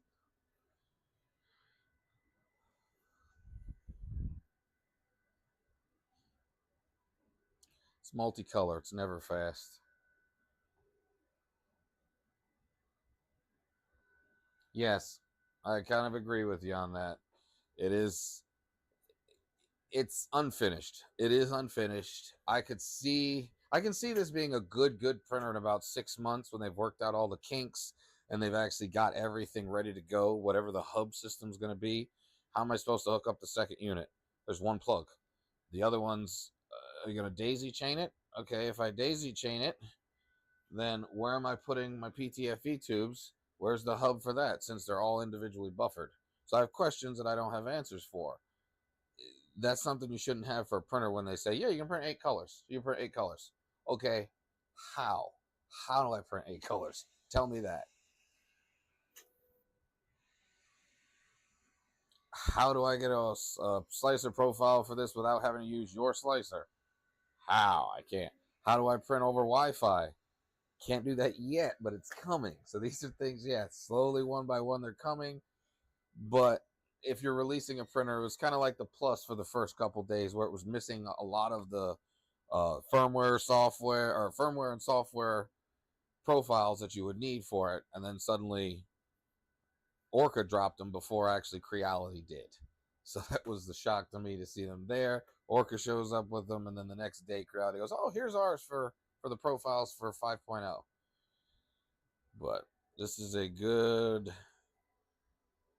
it's a good machine for the first impression. Let's put it that way. I'm happy with the first impression.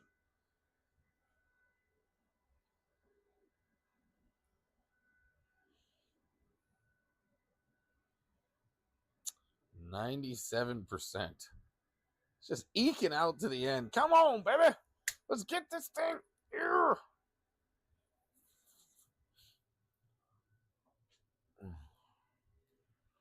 Do, do, do, do, do, do, do.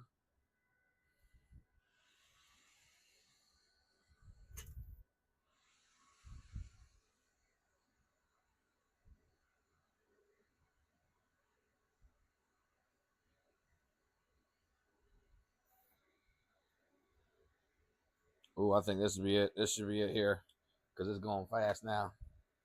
Nope. Dang it, 99.1. Come on.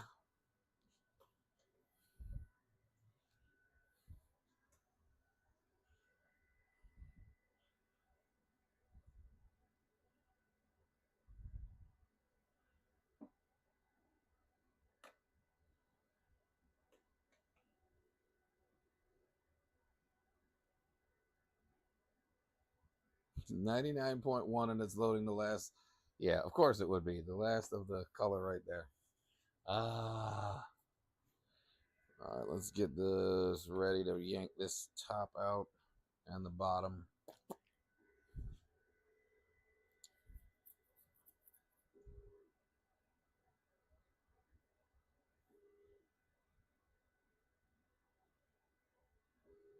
And it just pauses. 99.1 while it's changing. Come on, Cobra 3. Wow, I never thought I'd cheer for a Cobra again, because I don't even call that a Cobra. I call him Maximus. The Cobra Max we call Maximus. I don't use the word Cobra, but now we got Barry, the 5M, and now I got to find a name for the Cobra 3.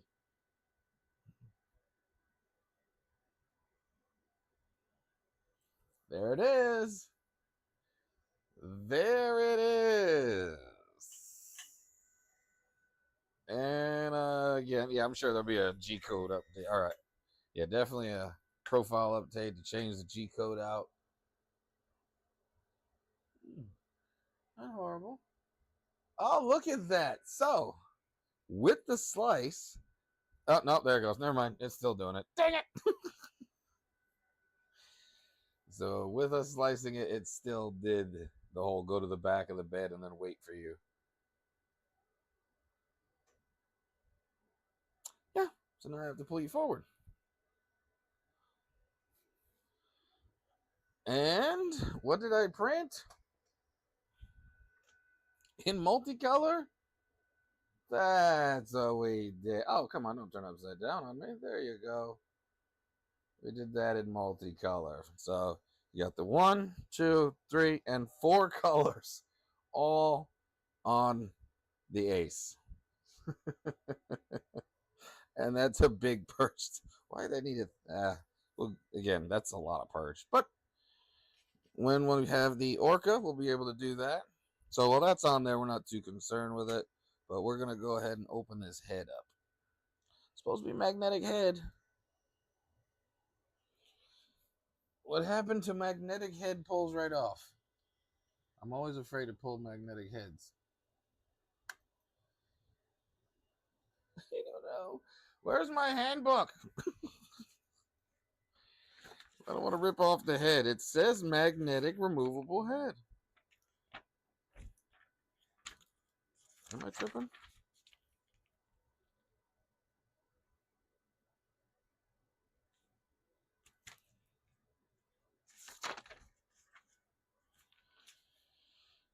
I'm consulting the YouTubes or the wiki, sorry, for how to remove the head because I am not trying to yank on this thing, and it ends up being that the head is magnetic, but you need to do this instead.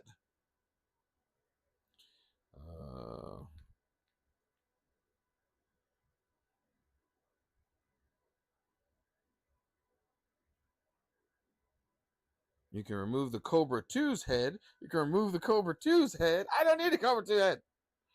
Looking for 3.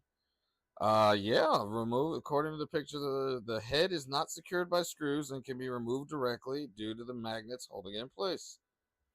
All right, I'm pulling it. I'm gonna yank this, and let's pray it don't.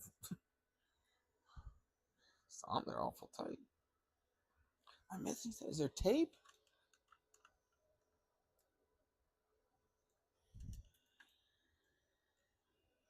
I'm just afraid to break this. Hold on. Let me move this thing up.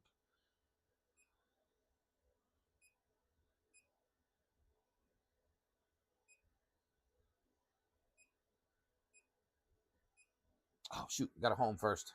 That's right. We're after the print. Oh, that came off nice. Hold on to that one. And that alignment guide helps out a lot. So I do like that. It's home Z. So I can push this up because I do not want to break this thing. Where's the magnets? They're supposed to just pop off.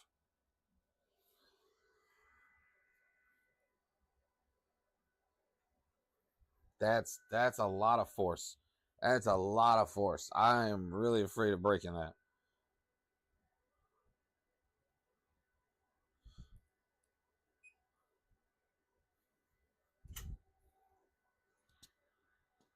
I'm gonna put it up some so I can see. Maybe there's something I'm stuck on or something. Is it taped or?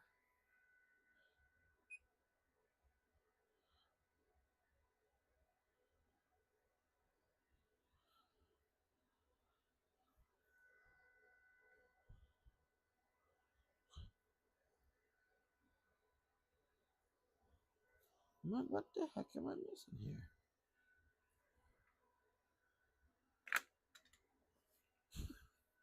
That's not it.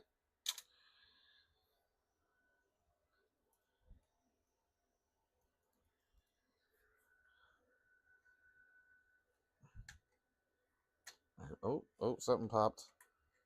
That's not a magnet. That is actually a. Hold on. Am I tripping? Remove the print head case according to the picture below. Am I losing it? I think I'm losing it. Is that not? That to me looks like I'm doing that. That's what I'm doing. And I pull off the faceplate.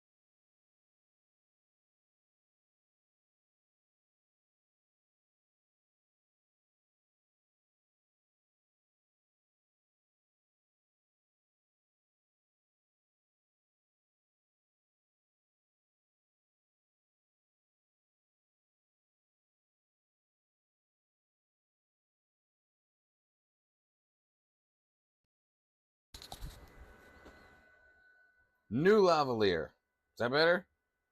Am I back? Yay.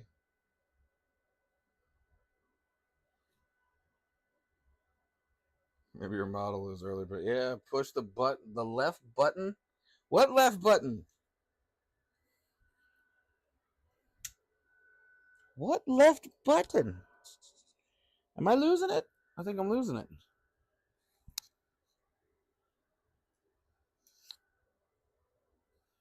All right, somebody tell me push the left button. All right, which left button? Are you talking about the actual filament cutter? Because that's not helping me.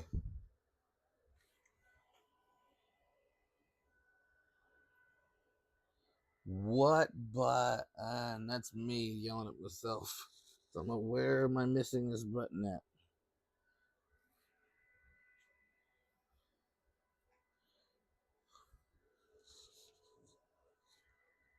Where's the button? That's my question. Which button? It's just a shroud. It's literally just a shroud, and that's a tensioner. It's a screw tensioner. I'm not sure. It simply says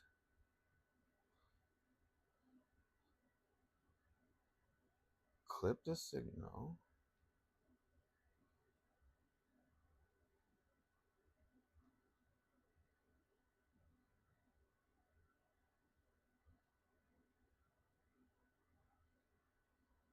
Yes, it says.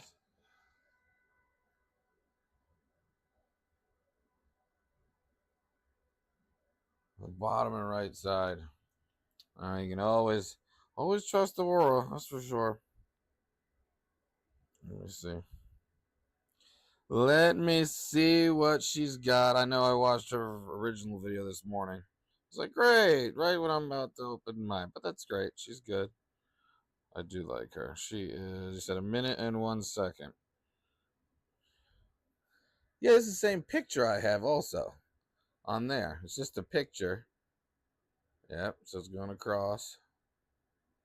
Yeah, she doesn't actually physically show it being popped open. And I'm afraid on that. Like a button.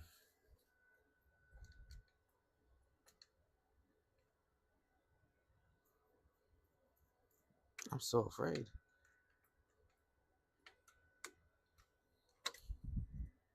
I broke my nail.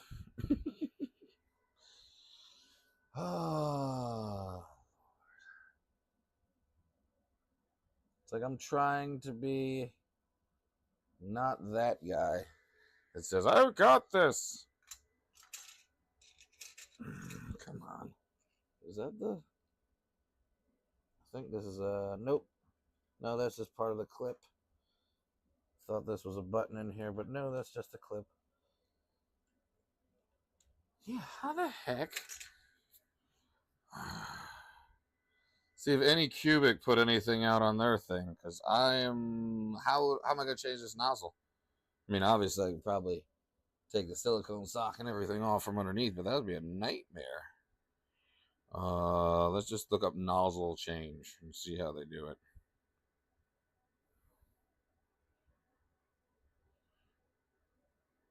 Unboxing installation. I don't need the installation. I need the service. We're getting in his head. I don't give a crap.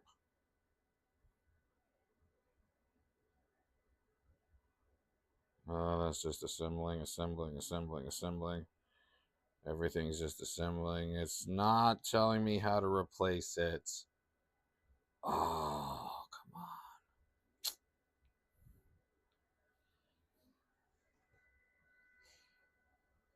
Yeah, someone's going to post it. I got to figure this out later.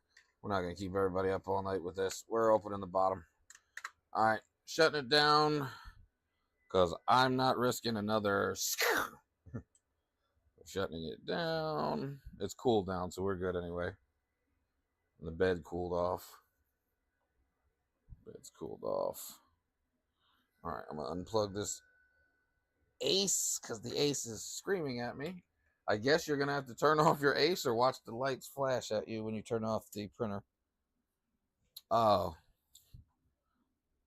That's a good question. If I turn off the printer, is it going to stay 45?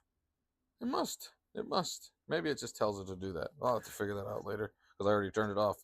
All right, so we're turning this puppy upside down and getting underneath where we want to see. We're going to go do the nerd stuff. Let's do the nerd stuff, the stuff I like the most. Let's look at this motherboard. All right, power cable is out of the machine. Let me make sure I'm not going to crimp any wires going sideways. No. Actually, which way is better? They're both about the same, so we're going to go the other way. Make sure it's not touching on. No, not with all the PTFE tubes. I don't think it's going to work that way. Maybe. Nope. Nope. We got an LED panel, so we're going to go the other way. We'll go this way. Alrighty. There she is. Now, we need some light for over here for this one for sure.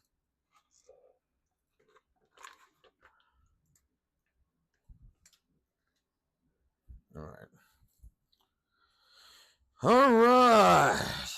Opening up our mother.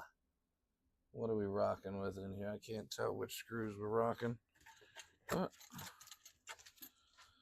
just take one in the middle and see if that works. If it doesn't, we just got to keep going up. No, it's too big. That's too big. Going nuts now with that one.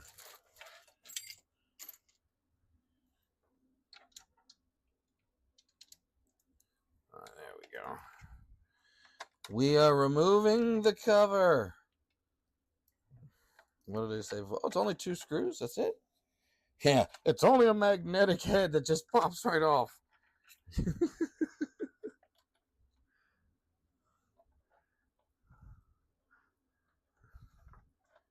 Don't fall on me.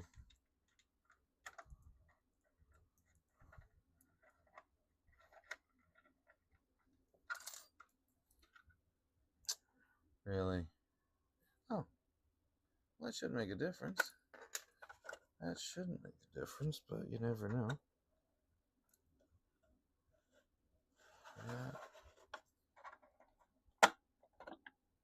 Yeah, I don't see any. It's unscrewed, but let's make sure. I want to break this part too.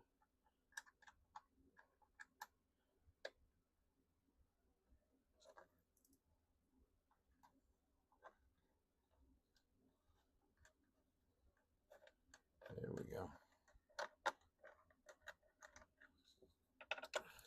Old magnetic cover, yep.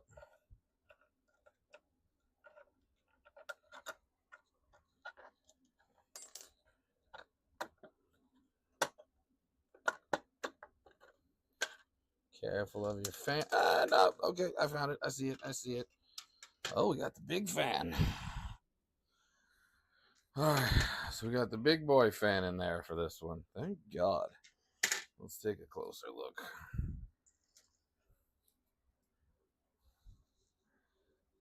Let me get us around. Yeah, it's way too close. Hold on. Way too close.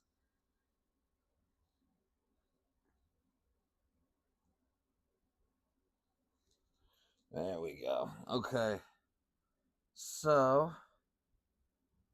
Ooh. Ooh, I like that. There's going to be a pro model. There's definitely going to be a pro model. I can already tell just based on this. There's an extra Z motor right here, or a Z stepper right here for a ZR. We got a ZL, ZR. Z axis left, Z axis right. We're going to be able to get dual Z's on this puppy. And I think with the spacer here, yeah, they're probably going to sell a kit to make this into a dual, or you can make this into a dual yourself. You're just going to have to, this is going to have quite a few upgrade options real quick, especially with this being plastic injection molded, all these little parts here. I can see the makers are going to go nuts with this thing. They're going to be a lot of add-ons, just like when the Max came out. So glad it's the big boy fan. It's a rock chip. And God, I'm blind. I really am that old. I can't see for save my life. It's a Tregula. All right. Tregula. I can never say it right. Spec B version 1.1.5 is going to be your specs on this one. And got a fan link. I can barely see here. I'm blind as a bat, and it's getting old. So yeah, this is a nice, decent board here. One thing I am happy about is I'm going to finally be able to change out. So on the original Kobra 2, there was no clipper option. That's why they came out with the Pro. But here's your Wi-Fi antenna down here going down. You got fan 1, fan 2. I mean, you got not much expansion, but that's decent. I'm okay with this. This is a good board. It's a decent board. Not the end of the world. And it is a 400 watt power supply. So 400 watt PSU underneath this thing. Man, I want to get in that print head so bad. It's not even funny. All right, let me battle this thing back up. I don't want to mess anything up yet, but that's what we're rocking.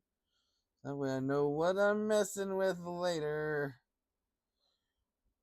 Okay, that's decent. It's got enough space for, say, let's see.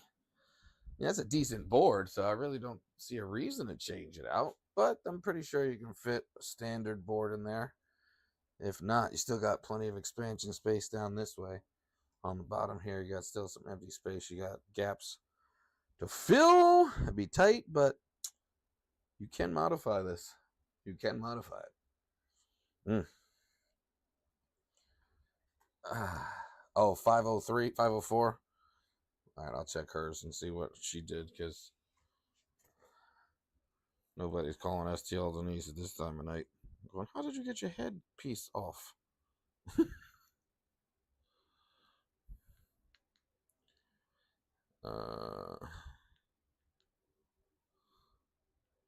Yeah, it's one of her newest one. There it is. 504, correct. So 5.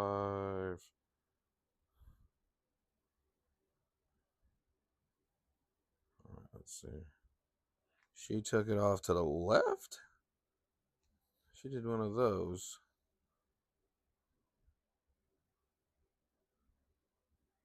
Oh, she did the camera trick. I see what she did. So technically it was already off, and then she just pulled. So she must have had one heck of a time getting that thing out of there. I see what she did. It does look like complete witchcraft. All right, I'm going to throw this on so I don't mess up my board.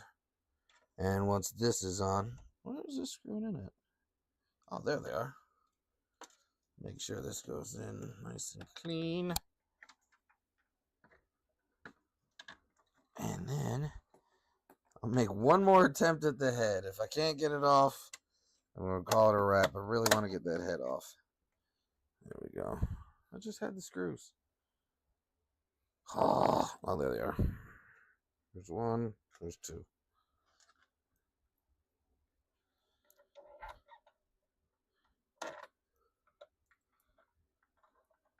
As I stare at the head trying to figure this out. I'm sure somebody, if I break it, I'm sure somebody will remake one. And I'll be able to reprint the housing for it. You can do it in a crazy material so I know that it works. Why is this thread so long? Good Lord, there it goes. All right, going it again. It's in. It's just a long thread to go up in.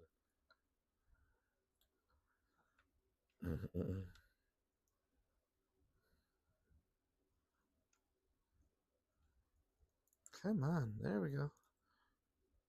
Okay. We got this. Last attempt to get this head off. I have faith. I have faith. I really don't have faith. I just wanna see what's behind the door.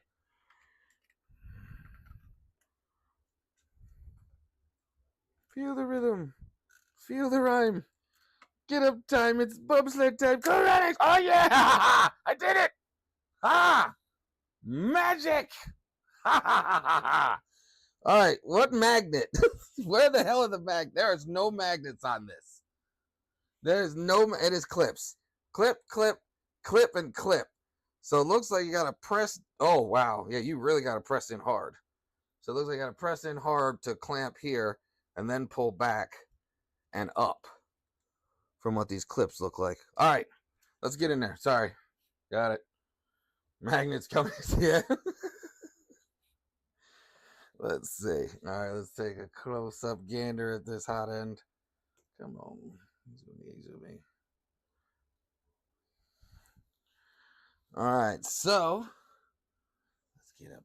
How much closer can I get in there? There we go. So we can get the zoom. All right, now we're zoomed in here. So like I said, we do have a big old blower in here. This does. Where is my measuring? Where's my calipers? I know this size, but I don't want to say definitively. I want to believe it's a 60-15, but I'm probably wrong. There we go. It is. I knew I was wrong. It's a 50. Yeah, it's a 50. It's a specialty one, but it's a 50. Damn, I don't know what that is. I can't even get the calipers on that. It's about 15-20. I'm not sure, but yeah, it looks like a 15-20. Don't quote me on it. You gotta look that one up. So yeah, it looks like we got, and this is supposed to be a quick release hot end. So let's take a look here. I've got my wires here. And oh, the light. I'm wondering why I had two wires. One is going to be your LED and the other one's going to be for the fan. The LED's it's like a camp. That's weird. All right, so this is going to be our hot end. All right, what do we think? How am I opening this? So, if you actually look, this is the piece I was talking about here. There's one part of it, that's the other part. It's just a smaller piece. It's the exact same sensor that goes up. Yep, same width. This is just a wider one for the max compared to the smaller one. But again, it worked okay. I didn't have an issue with it this time, but I've had a lot of issues with that setup. So let's see, is it as easy as they say to change the nozzle on this thing? You just pull down and pull up.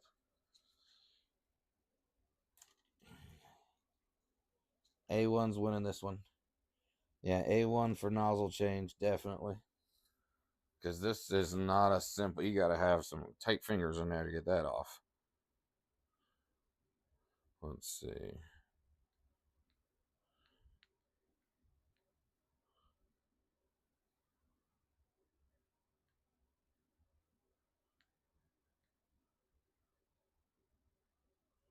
Looks like it's going to have to be me to figure this out. Great, because nobody else knows. Dang it!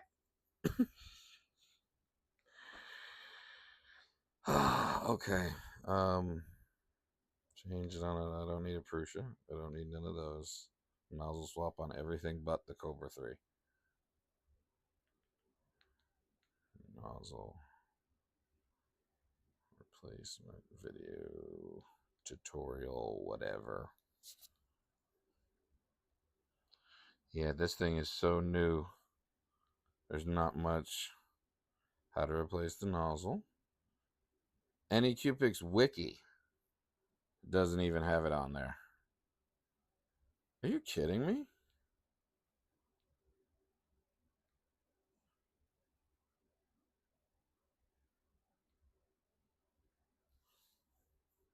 I think I'm losing it. This says that there's no... There's a user guide. Okay. It took a second to load it up. How to change. I'm looking at the wiki here. Troubleshooting, broken film. No, anyways. Give me all the codes. Maintenance. Hot end replacement guide. There we go. Remove the top. Move the piece. Move your wires. Yes. And yeah, I thought so. I was doing it right. You just had to pull that piece out. Good luck with your fingers. That's going to be tight. Okay. Yeah. So this little metal bracket here is what you got to have. Appreciate it. Thanks for coming out, Martin. And you're going to pull it out like that and up. And that's going to release your nozzle. There it is. Yeah, it's got a long stem nozzle. I'm going to go ahead and unplug it. Hopefully we ain't got no glue in here. Did they forget the glue? Yeah, they forgot the glue. Good. I'm glad they did. I don't like glue. There it is. That is your hot end nozzle. That's your nozzle. So technically it's a quick swap nozzle. Technically. It's got like the unicorn style. It's a long heater block. There's a long tubing. Let's get this nozzle silicone sock off so we take a better look. Alright, so we have a heater block coming down from the top, and the thermistor also coming down from the top. That does help. That leaves us a lot cleaner on the setup for it. Let's give me your hot end. Now, here's the question. What's the nozzle? And can we switch it out to a carbon fiber one like right now? Because if we can, that would be absolutely amazing. But I don't have the greatest feeling in the world on this. Where's my nozzle tool? I do not want to use a pair of crimpers on it.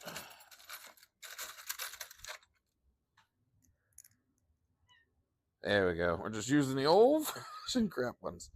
All right, so this is not a cold swap nozzle. Not at all. And this does not want to turn. So we're going to have to heat that up a little bit and then turn it. Where's my holder?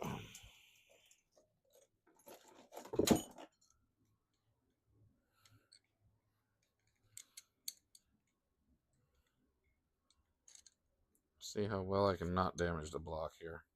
Good thing is the wiring's on the top.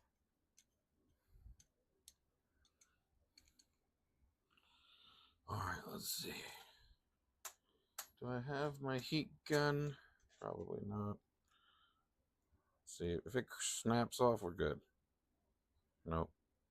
Nope, I'll have to heat this up. So, I'm going to have to put this in and then heat it up and see what it is, but I'm not sure what size that is. It's a 0.4 nozzle, obviously, for the orifice, but the question is, what is the nozzle type? They did not give us extras for me to be able to decipher. Yeah, there's no extra nozzles. Well, everybody normally give you at least one extra nozzle, except for bamboo. But, yeah. Oh, darn it. Oh, well. All right, so we're going to heat this up. I'm going to put this back in, heat it up, and I'm going to find out exactly what nozzle this is, what size. And let's see how easy it is to put it back together. So I'm just going to slide it back in. See if this is easy. Pushing it back in the hole. Yeah. There it goes. That's it? Okay. If that's it, I'm good with that. Oh, I see what they mean by it needing to push over more. There we go. And that's what holds it in place. It still wiggles, though.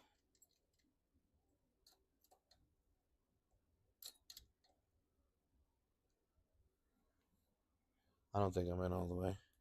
There's no way that's all the way in.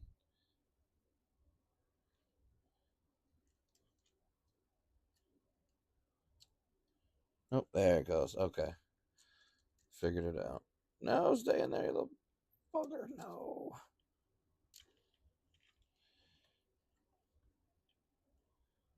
So that piece goes up.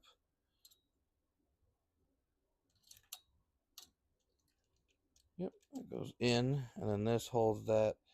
Ah, okay. I see what it is. And yes, it does turn. It does move from side to side. So, if you look real closely here, on the inside, come on, focus, focus. There we go. All right, kids. Sorry, I know it's running late. I'm finishing up here, but yeah, we'll see you on the next one. Right here, you're gonna have to take this, pull it out, and then pull up, which it's just a little nip. Hold on, let me show you, because it took me a second to figure this out, but I did. Come on out. I don't want to rip the cords. They're in the way. Rip the wires, not a good idea. Let me move this out. Hold on 1 second. So by pulling this out, it allows me to pull this up. And let me see if I can get it back out again. There we go. We'll get it back out and put it back in just to show you. So that's what I mean by when you turn it, has a little lever point. So that goes underneath the little piece here. So this lever's in that little groove there to hold it in place. That's all it's holding it in place up there, is that little groove right here. And put that back in. Oh, before I do that, let me feed this thing that's not supposed to come out back in. Get my fat fingers to stop shaking while I get it around. Yeah. There we go. Okay, we are in. No, we're not. This is why it's not supposed to come out. It's a pain in the butt. There we go. All right, and as you see, it's just a little lever, and it kind of crimps underneath. So now we can put this back in. I pull it up. I push it back in. And I crimp down underneath this little groove. And I slide over. And there, it's now in place. So now we can plug everything back in. Like so.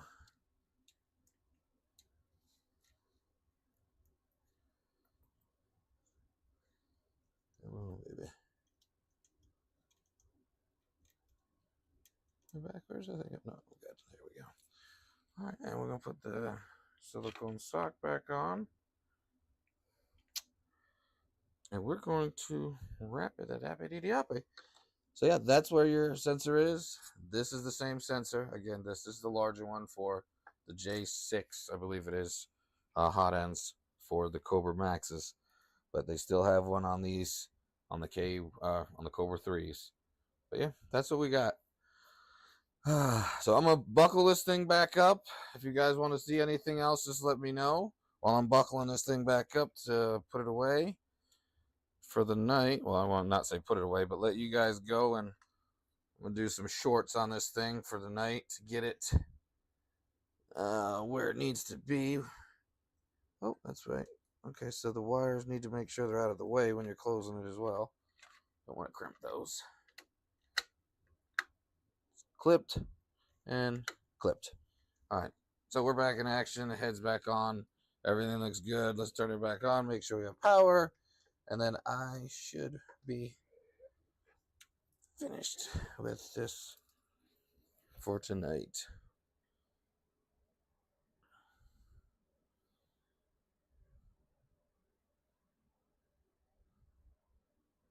Yeah, I agree. That's could be a future failing point on there. All right, so we're back up.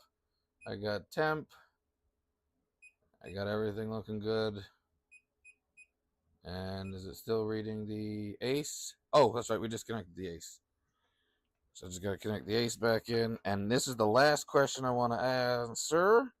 And then I'll let everybody go. Does the ace continue to heat after you shut off your printer? That's my question.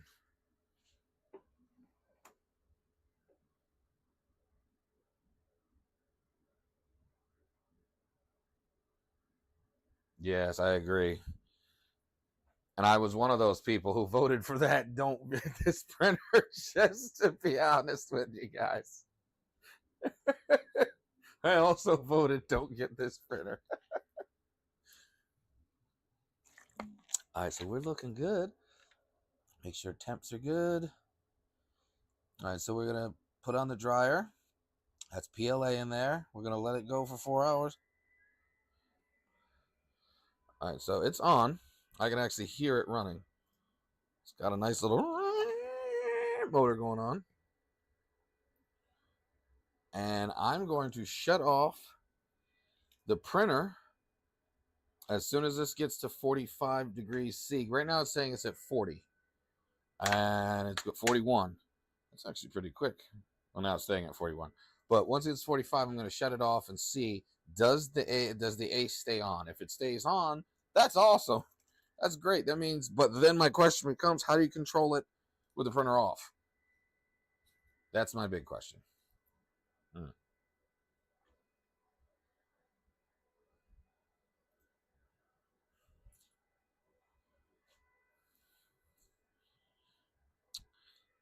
Yeah, it's a little beastie. All right, so at 42. You know what? I'm going to leave it at 42. We're going to do 42. And I just want to know, will it stay if I turn this printer off?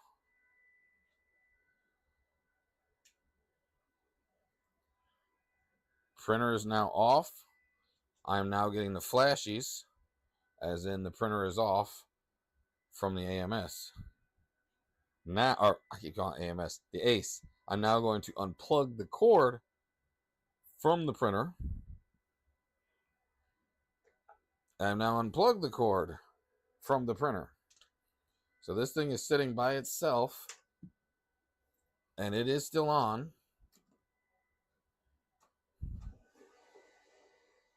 Yeah, that's still on. It's still on, and I'm still getting heat coming off the bottom. So I guess it just sets a timer internally on the machine, and the machine just keeps going, and you don't have to keep the actual printer on. So it's good news to find out. All right, one last time. Any questions, comments, concerns, so I can let you guys get some sleep? Because I know I appreciate you guys staying with us this long. Did not mean it to be this late. We could have started at 7:30, even done earlier, instead of me procrastinating. But anyway, problems and issues. Any other questions, comments, concerns before we shut her down? As we know, it's my last comment, concern that I have on this is I'm going to have to say this is an almost ready printer. It's close to being where it needs to be out for sale. So if you're interested in it, I'd give it another 2 months. Give it another 2-3 months. Wait till Orca Slicer. When you do an update on your Orca and you see that, oh, look, there's a Kobra 3 profile, go ahead and get this. I think that's where we're at, because by that point, we'll have had enough configurations set up for this machine, but it'll be worth the buy. It will definitely be worth the buy. So other than that, if you guys have any comments, questions, leave them down in the comments section, wherever. Put them in a video. Doesn't matter. We'll have more of these coming out on this printer in the next few days. Probably going to leave it here while we're running some tests on it. But as always, I want to thank everybody for coming out. So if you didn't already, just remember to like and subscribe for more. We appreciate it. Thanks for coming out, guys. We'll see you guys on the next one. Oh, wait, sorry, the wife. Happy printing, and print like you mean it.